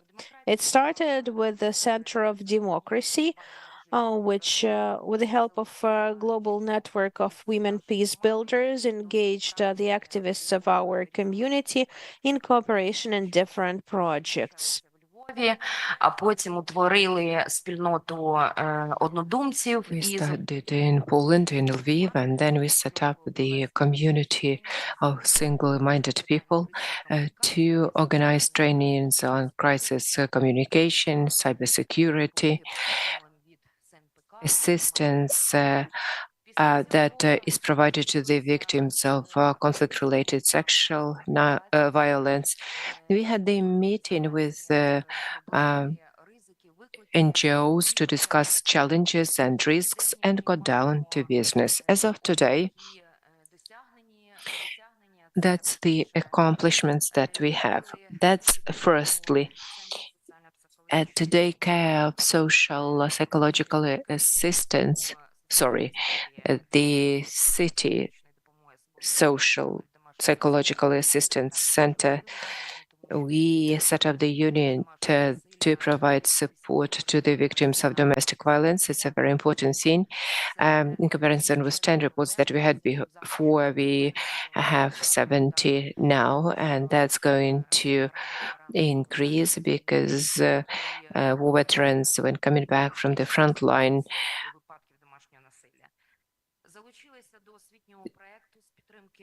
see this domestic violence on the increase. We focus on social and psychological support of young children. We set up the psychological hub for veterans thanks to cooperation with NGOs, that's Podvirya and Center of Recovery. We applied for the grant from the IOM, supported by the German government, and set up the Veterans Hub. We are finishing the renovation works, and the Veterans Hub is going to be launched shortly. We have 20 discharged servicemen, around 80 families are in need of psychological support in our community. Apart from that, we support different projects within the framework of the National Mental Health Program. We are working on the project that is called the Healthy Longevity and the Center of Social Services. We have the University for the Elderly People, where they can get trained in Polish. They have dancing courses, they have singing groups, and become winners of different singing contests. They are engaged in different activities. They participate in charity activities to support the armed forces of Ukraine. They produce different handicraft works. They attend villages that are located remotely from the community to interact with their colleagues.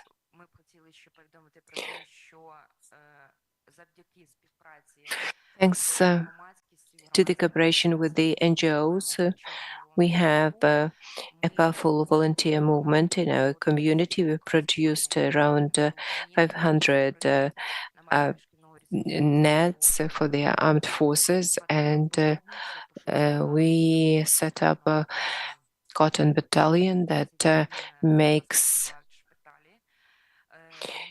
clothes for the servicemen that are currently in the hospital. In the course of 2 years, we set up the youth space, youth hub. Jointly with Zazerkalya, we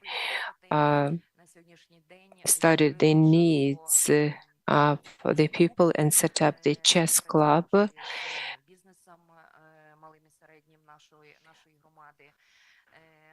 Small and medium businesses supported. We are a town of railway staff, and we have the track, narrow track in our town that is the oldest in Europe, and we are providing support to the mental health of war-affected people. That includes Kropivnitsky people, families, the families of those who were kept hostages. And thanks to the philanthropists from other countries, we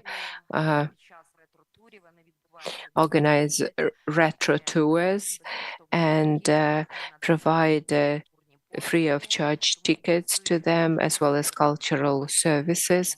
So I would like to take this opportunity and invite other communities to cooperate on these issues.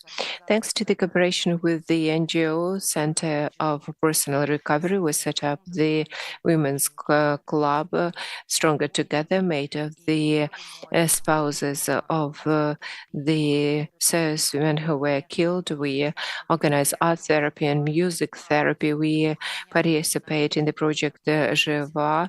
There's love stories, and women paint big pictures to participate in the exhibition. I can talk a lot more, but today we would like to thank everybody who is working for local self-government in their respective communities for all the work that you are doing in your communities to make sure that communities are becoming stronger, live and develop despite all the challenges.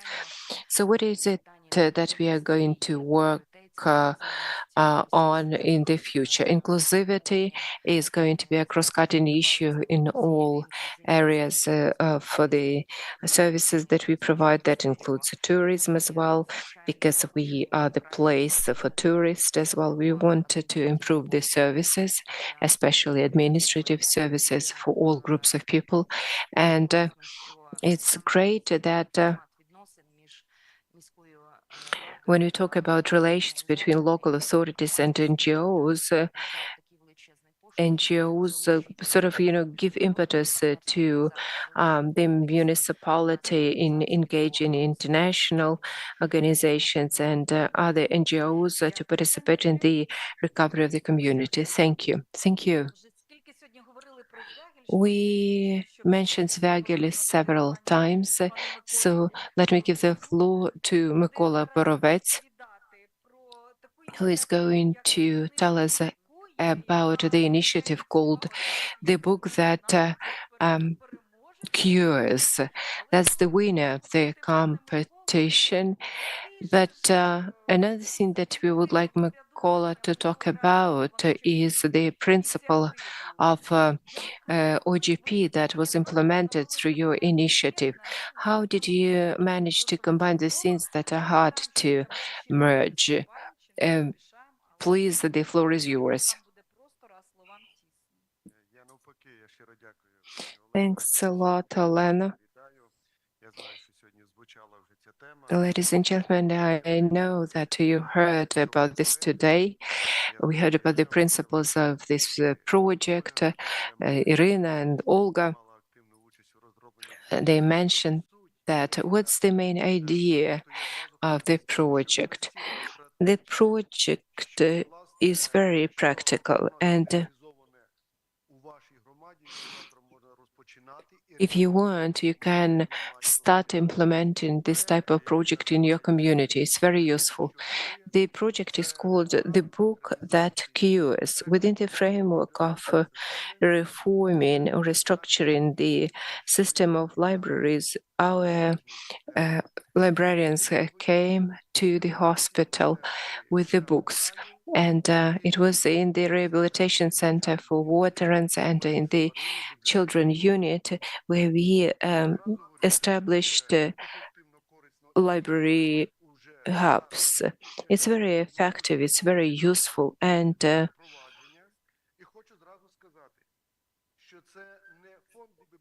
it's not old books that were relocated to the hospitals, but it was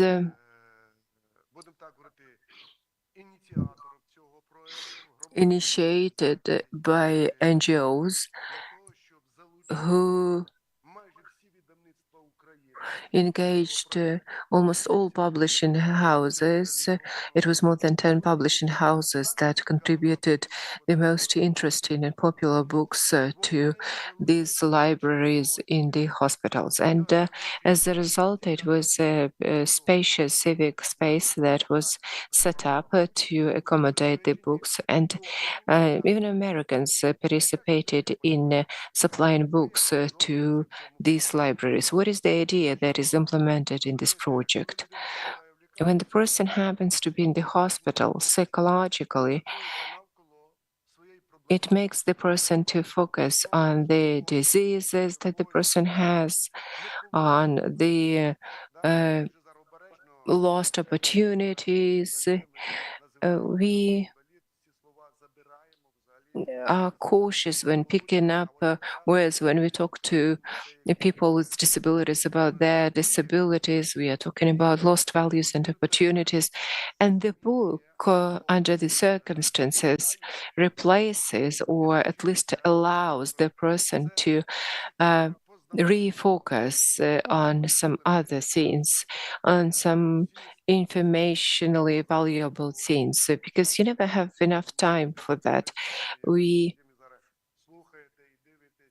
spend a lot of time with the devices and gadgets, and we seldom have enough time for the books. Children's unit has the most interesting books. They are really engaging based on the feedback of the parents and children. We have excellent examples to illustrate that. Their parents say that, okay, when children leave the hospital, they want to take books with them. They got engaged in reading. And this is especially valuable for the servicemen. Jointly with the Minister of Healthcare, we launched Rehabilitation Center for the war veterans last year. That's physical rehabilitation. I don't want to repeat what Irina was saying, but we are working on the comprehensive rehabilitation. And today I had to attend other meetings, international meetings, where I presented our project because we need to attract 6 million euro to implement this project. And the idea of a book is a cross-cutting issue that links psychologically all elements of rehabilitation process, and it's very easy to practically implement. So when implementing a project, we were guided by several principles. It's not budget funds, but a comprehensive civic initiative that was the basis of the project. The idea was supported by everybody and is of interest to everybody. It is in demand. It was a very good idea. Let me underscore that again. If it is a good idea, it is easy to implement, and it could be the jam in your community as well. And let me thank the contest, not just because I am the winner of this competition, but as a mayor, let me thank those people who came up with this initiative, with this idea, and made it happen.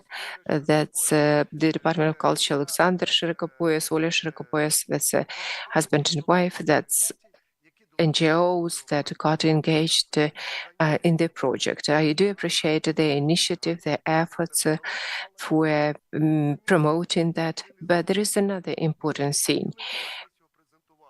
They not only implemented it, but also presented it to the Association of Ukrainian Cities. Along with this project, they implement 4 or 5 other projects with other international organizations. They engage youth from rural area. There is a lot other supporting projects that are sort of, linked to this very first original idea.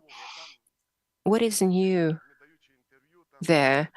And in one of the interviews, we were asked lots of different questions about innovations, about specificity of our project. And to respond to that, I would like to say that what we wanted is just to make sure that people don't use devices that much, but rather read books, because that is psychologically curing thing. Because that's the book. When the person is reading, the person is calm and engrossed in reading. And another important thing, the books are really very interesting that we have in our library. I'll take my word on that. These are the books that you are unlikely to find elsewhere. That's the best publishing houses that publish them, especially the children's books, and they are really engrossing and they are interesting. We have libraries in 2 departments, but we are scaling out over to other departments. Everybody knows that you can go to a rehabilitation center or children's unit and borrow a book. The books are accessible to everybody, and doctors, parents, and relatives of the soldiers, patients speak about that. 60,000 people live in our community, 15,000 are at war as servicemen. You can imagine the number of injured that we have today and the number of injured that we might have tomorrow. Everybody who comes back from the front line is in need of assistance, especially assistance when it comes to counseling. And it's not only servicemen, but their families that need that as well. But that's a different project, right?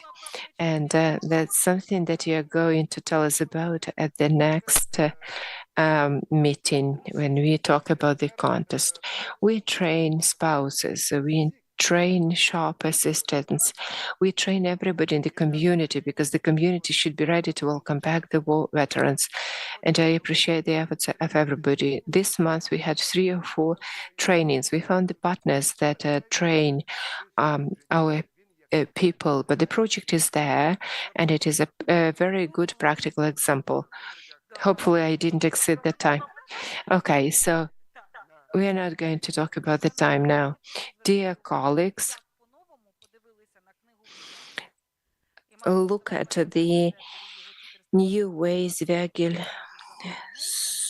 saw and took the book. Bradbury spoke about especially importance of the book in his book of 435 degrees Fahrenheit, speaking about images and sensation the book gives you when you surf its pages. I'm sure that we can go to Zvegele to get inspired by the project, and we'll have it in our respective communities. How can we get civic society engaged? Let's listen to Kremensk Territorial Community Deputy Head of Military Administration, Natalia Makohon, is given the floor, and she's going to tell us about the practice of engaging society in the issues of recovery and development of the community.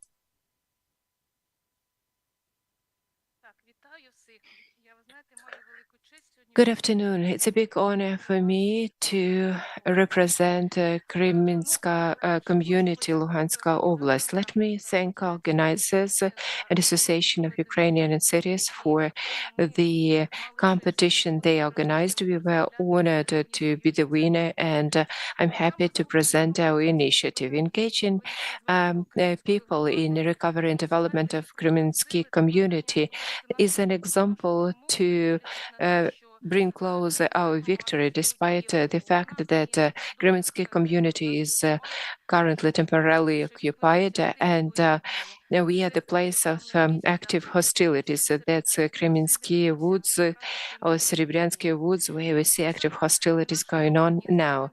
It is our community where the tool of engagement was the working group of social cohesion and recovery of the community that acted as a driving force. This is not just a dialogue platform, but an advisory authority that implements solutions in other local documents, local authority documents, and moving from project-based to program-based engagement.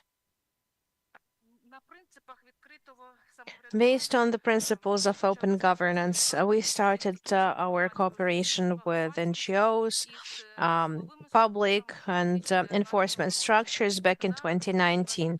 Now, since 2022, our group was joined by volunteer organizations and NGOs and human rights organizations, and we clearly managed to evacuate the residents and to provide first and foremost needs, humanitarian needs, psychological support, provision of social support, support of IDPs and our community's residents who moved not only throughout the territory of Ukraine, but also moved abroad.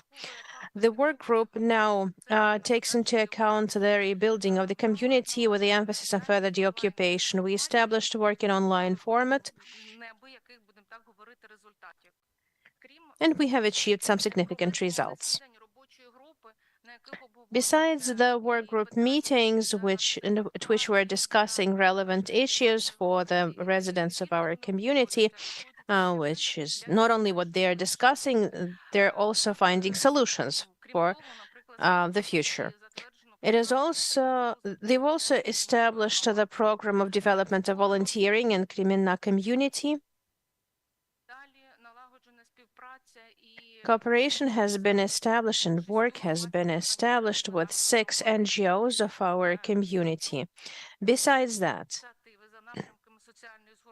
this initiative based on social cohesion and points of public activity in the city of Kyiv and public security has also been enhanced by procuring quadricopters for quality work of our emergency services and first responders.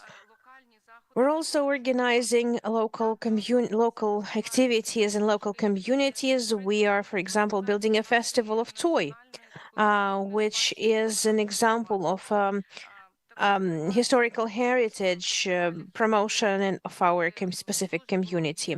We also visited multiple activities, for example, Young Borch Feel the Taste of Ukraine. Also, we're engaging IDPs through work of lawyers. Over 10,000 IDPs, not only from our community, but from all of Luhansk regions, were covered by this program. The activity of this working group helps Kreminna residents to coordinate different initiatives and public participation in decision-making. For example, as of now, members of the working group are actively participating in the concept of post-war development of the community, which is now implemented with IRS and Global Chilean design and architectural company. This is a powerful resource of effectiveness and change making. Thank you.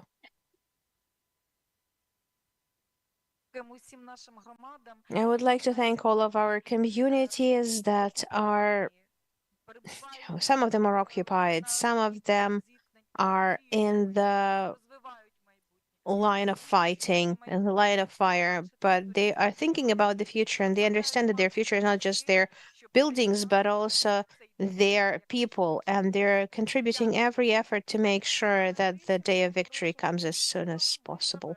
Ms. Lana Grichenko, we have finished our program. The floor is yours. Thank you very much, Elena. First of all, I would like to thank our wonderful moderators, Ms. Rena Koloda, Ms. Sidorenko. Thank all of those who involved in this event. But before we make a summary of our discussions, it was a long and productive day and interesting day, in my opinion. I would like to tell you about the results of our vote. Today we were talking about the second nationwide competition of open governance. Now we're talking about the third nationwide competition of open governance together with the Congress of Local and Regional Authorities and the Association of Ukrainian Cities. The open governance is about openness and accountability. So the first category, the first place, looks at innovation methods of interaction between authorities and the public through communication. It's an interesting category and an interesting nomination. We're hoping for innovative ideas and cool practices, and let's prepare for that. Open governance is about equal rights and engagement.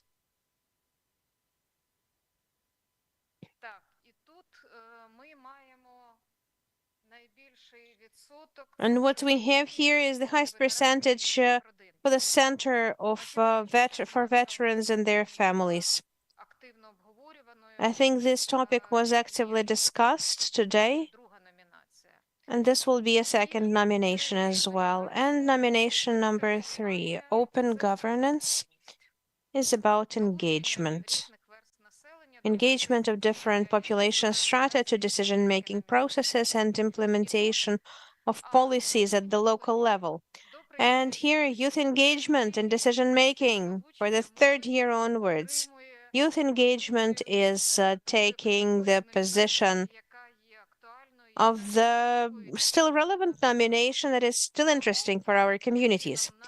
Therefore, for 2025, we defined the nominations. We're preparing for the next competition. We're preparing for new practices and new policies. At that, I would like to move on to the final part. And I'd like to give floor to Mr. Alexander Slobozhan, Executive Director of the Association of the Ukrainian Cities. Thank you, Svetlana. And dear colleagues, I am very grateful to all of you because you're here today. You know, it sounds abstract, best practices, then your teams have squeezed it into a certain story that became part of the guidelines, and the commission participated, and it's hard to be in any commission. The first time the idea of this competition came at the most difficult moment. One person was, being inspiring in the city of Bucha when we were trying to decide. I come from finance, and I came to the Association of Cities as, a person of finance. And, the finance people have their own approaches. So we said, we need to direct 13 million hryvnias through that time. February, salaries were not paid. March probably is not going to be paid either. Having seen what's outside the window, directing it to the armed services of Ukraine. In 2022, the norms of the budget code still allowed that. And they were unfortunately changed. So what would a financial person say? They would say, well, you can do that, but then there will be a state audit service and other services will come in and they will check what it was about. They said, if they come, if we get out of here. And this was a very inspiring speech. We sent it to everyone. We sent the money to the municipality. And for the first 3 months, there were no vertical links. There were only horizontal links between communities. One thing about open governance, for the first couple of hours when the troops were moving forward, we have a lot of municipalities that that are on the mailing lists. Some of you may know, some of you may not know, and so they were trying to kill off the servers. There were calls to stop fighting and whatnot, and we had our own horizontal links, even with already occupied territories. There was a lot of resistance there. And it's important that we could deliver that information, but the community has introduced so many practices amongst themselves. As I was rereading this, I was crying. I was openly crying because this is memories. This is 230 stories, different stories. When kids in Kirovohrad region came in and offered their own help, when people were stopping the tanks, when they were producing Molotov cocktails, all of this cohesion and engagement, it was, without the positions, without authorities. These were real communities, not just because the central authorities didn't want to do this. There was simply no communication. Those were enclaves. It was simply impossible to deliver commands. Without decentralization, without this cooperation within the community, who could you rely on? Without mobile communications, without the signs of distinction, without car transport, organizing 15,000 people to be evacuated. It was just impossible, but on a sectoral level, children, school children, students were coming in to volunteer. And it was very interesting when the first air broadcast started. It was already summer, and some people would connect from Dubai, from Germany, who were telling, oh, municipal authorities were doing something wrong. They'd organized something wrong. How did mayors assign bonuses to certain officials? This is what Bovets was saying. And you had to prove what you were doing. And there's a huge number of examples, and that was that cohesion, 230 stories. It is impossible to choose. I was very pleased that this initiative involved a huge part of our cabinet of ministers, not just through employees. We keep reading all kinds of things. Oh, there was that added to the secretariat, and this was added in the parliament. And sometimes you ask them, how much do you think and regular employee has to get? Say nothing. But I say, okay, here's the territorial community. There's chief of the Department of Education. He has nothing. He evacuated people without their functional duties. You know, they evacuated such a number of people. And so 100% bonus was given to him. Do you know his salary? Oh, maybe $1 million. I say, oh, 10,000, 20,000 hryvnias. Divide this by, 12 months. But can you survive on that? I said, yeah, but people are surviving. Why are these stories out there to show this? The municipal authorities were not there. They were just the communities, because each of you is a resident of your community. Sometimes there are rare cases where this happens. Some people are born on a plane or on the ship, but they're still assigned to a certain country. We don't live in the air. We belong to a territorial community.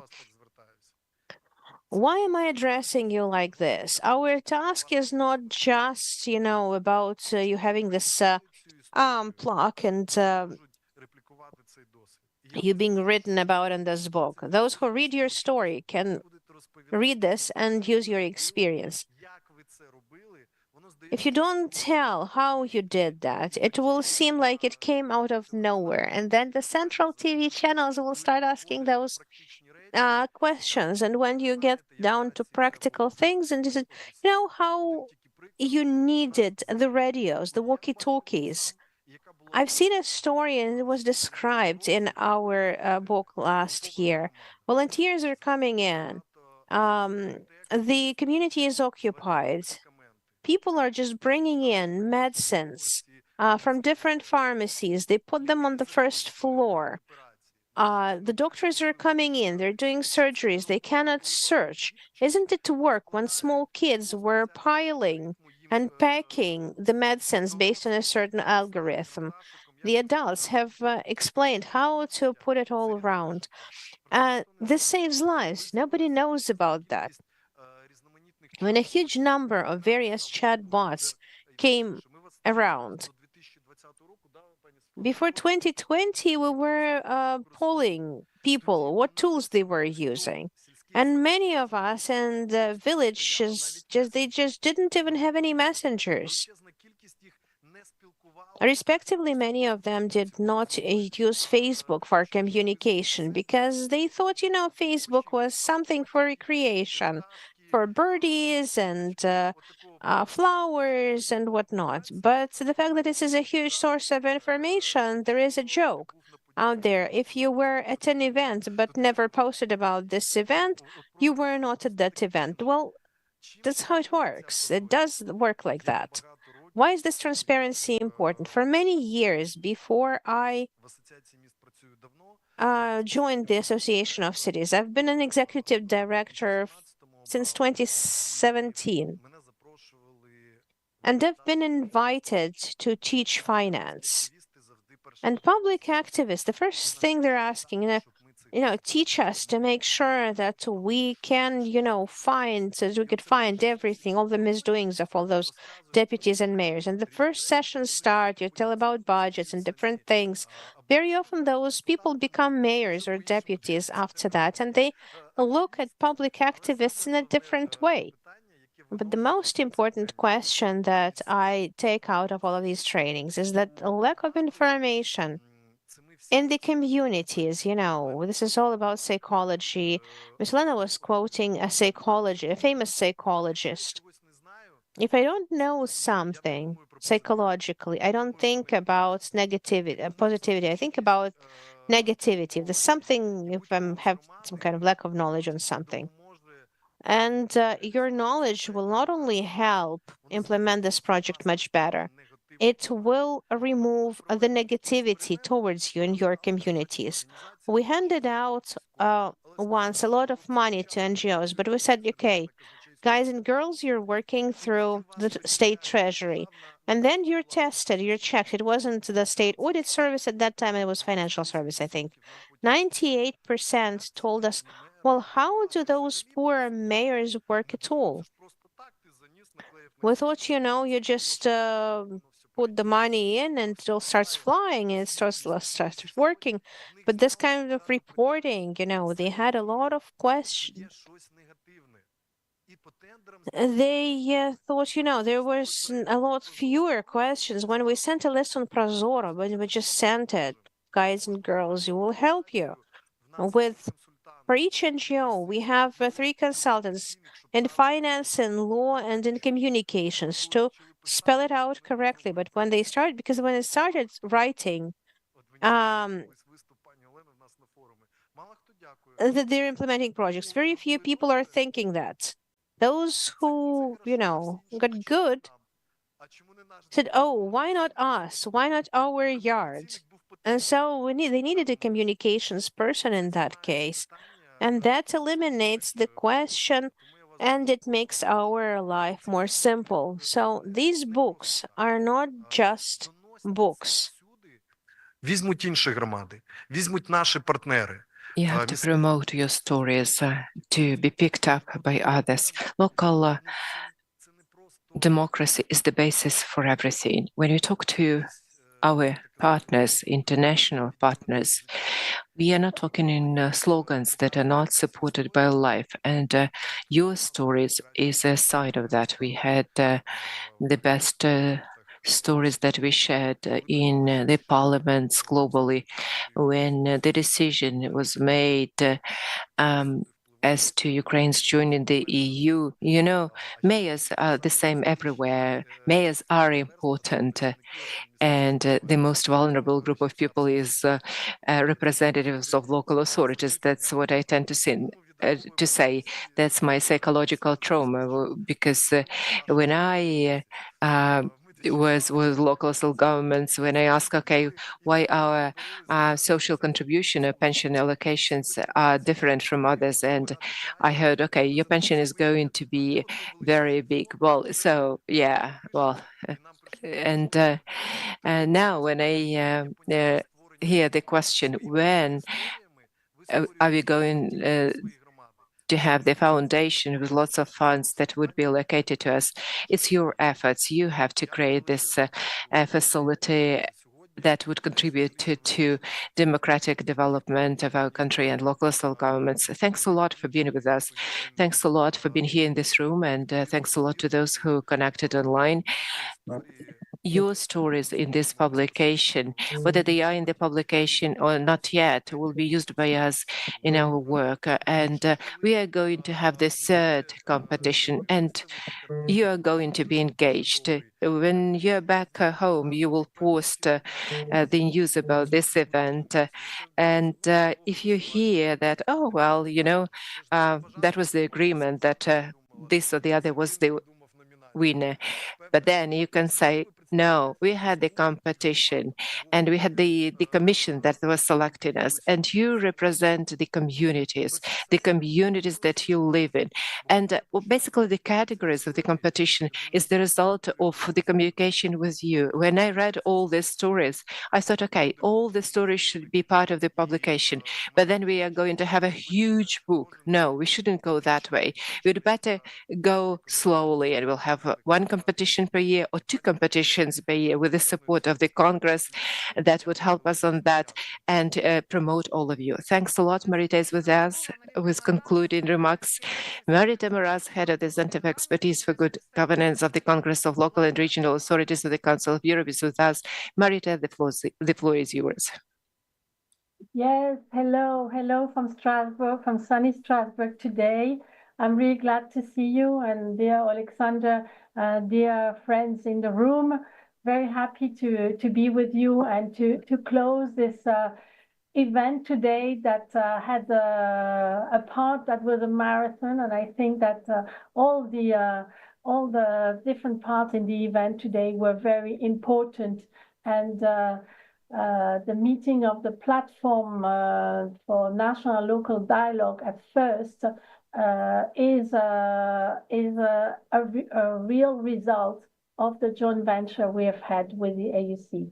So I would like to thank you, to sincerely thank you for such active participation all throughout the day, for the great insights and the stories, as Alexander was saying now, that are not only stories, there are more, there are people behind, there is commitment behind. Thank you for that.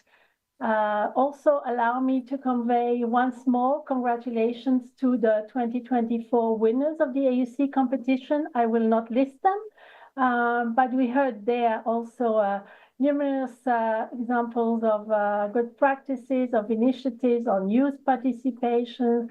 The civic hubs were present, other forms of citizens' engagement. This was the key messages that were put forward today, that there are numerous ways of engaging with the local residents.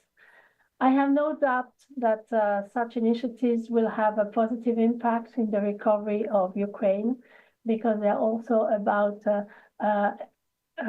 developing the capacities.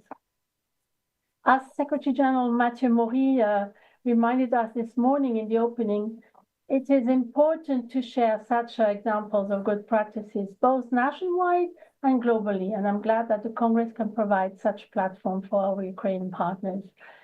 I am now leading the Center of Expertise for Multi-Level Governance, and we changed the name. It was before Head of Center of Expertise for Good Governance. Now it is Head of Expertise for Multi-Level Governance.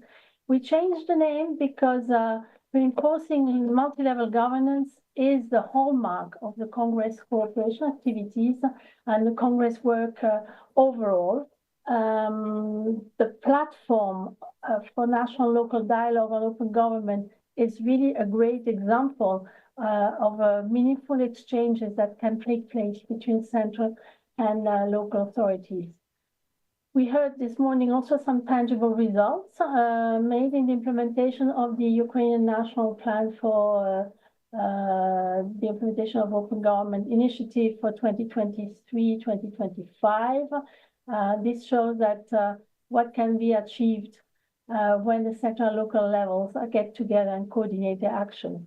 It also shows a very deep commitment of Ukrainian citizens to really abide the standards of local and regional democracy. The standards of local and regional democracy imply also open government principles, human rights-based approaches, and in particular, strong local authorities and strong national associations. This remains at the heart of the Congress priorities and at the heart of the project that we are implementing now and that we will continue implementing in the upcoming 2 years as part of the action plan of the Council of Europe for Ukraine on resilience recovery and resilience recovery, sorry. We are currently preparing for a training program that includes a training for trainers program on open government. This is a joint endeavor that we are having with the Association of Ukrainian Cities and the Secretary of the Open Government Partnership Initiative. It is really the follow-up. It is a response to this wave of commitment that we have seen in Ukraine, and Alexander was just reminding the number of initiatives and how difficult it is to select them. So it is in response to that, for the association to strengthen its service to its members, to be even more proactive in terms of supporting those who have shown such a great commitment to open government partnership. I think it is important to continue building the capacity of local authorities and the national associations for more transparency, for integrity, for accountability, and for increased residents' participation in communities.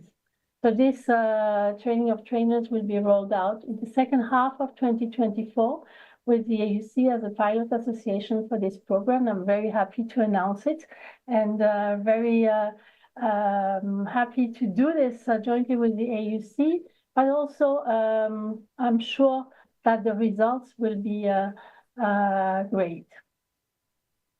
So to conclude today, I look forward to continue working with local authorities and the associations in Ukraine, look forward to strengthening our cooperation with the AUC, and look forward to building new paths for the upcoming years. I think that our joint efforts are about capacity development, and as you pointed out, Alexander, you are on the path of the EU integration.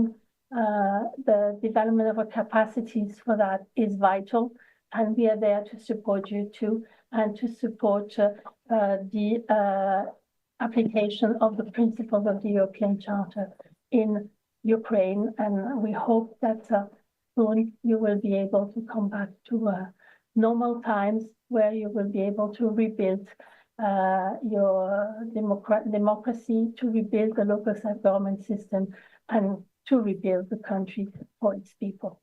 So thank you again to all. Thank you for your attention, and see you soon. Be in touch for next endeavors.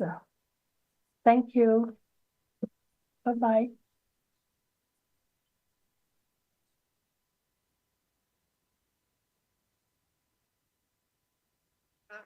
Теж сказати вам слова подяки.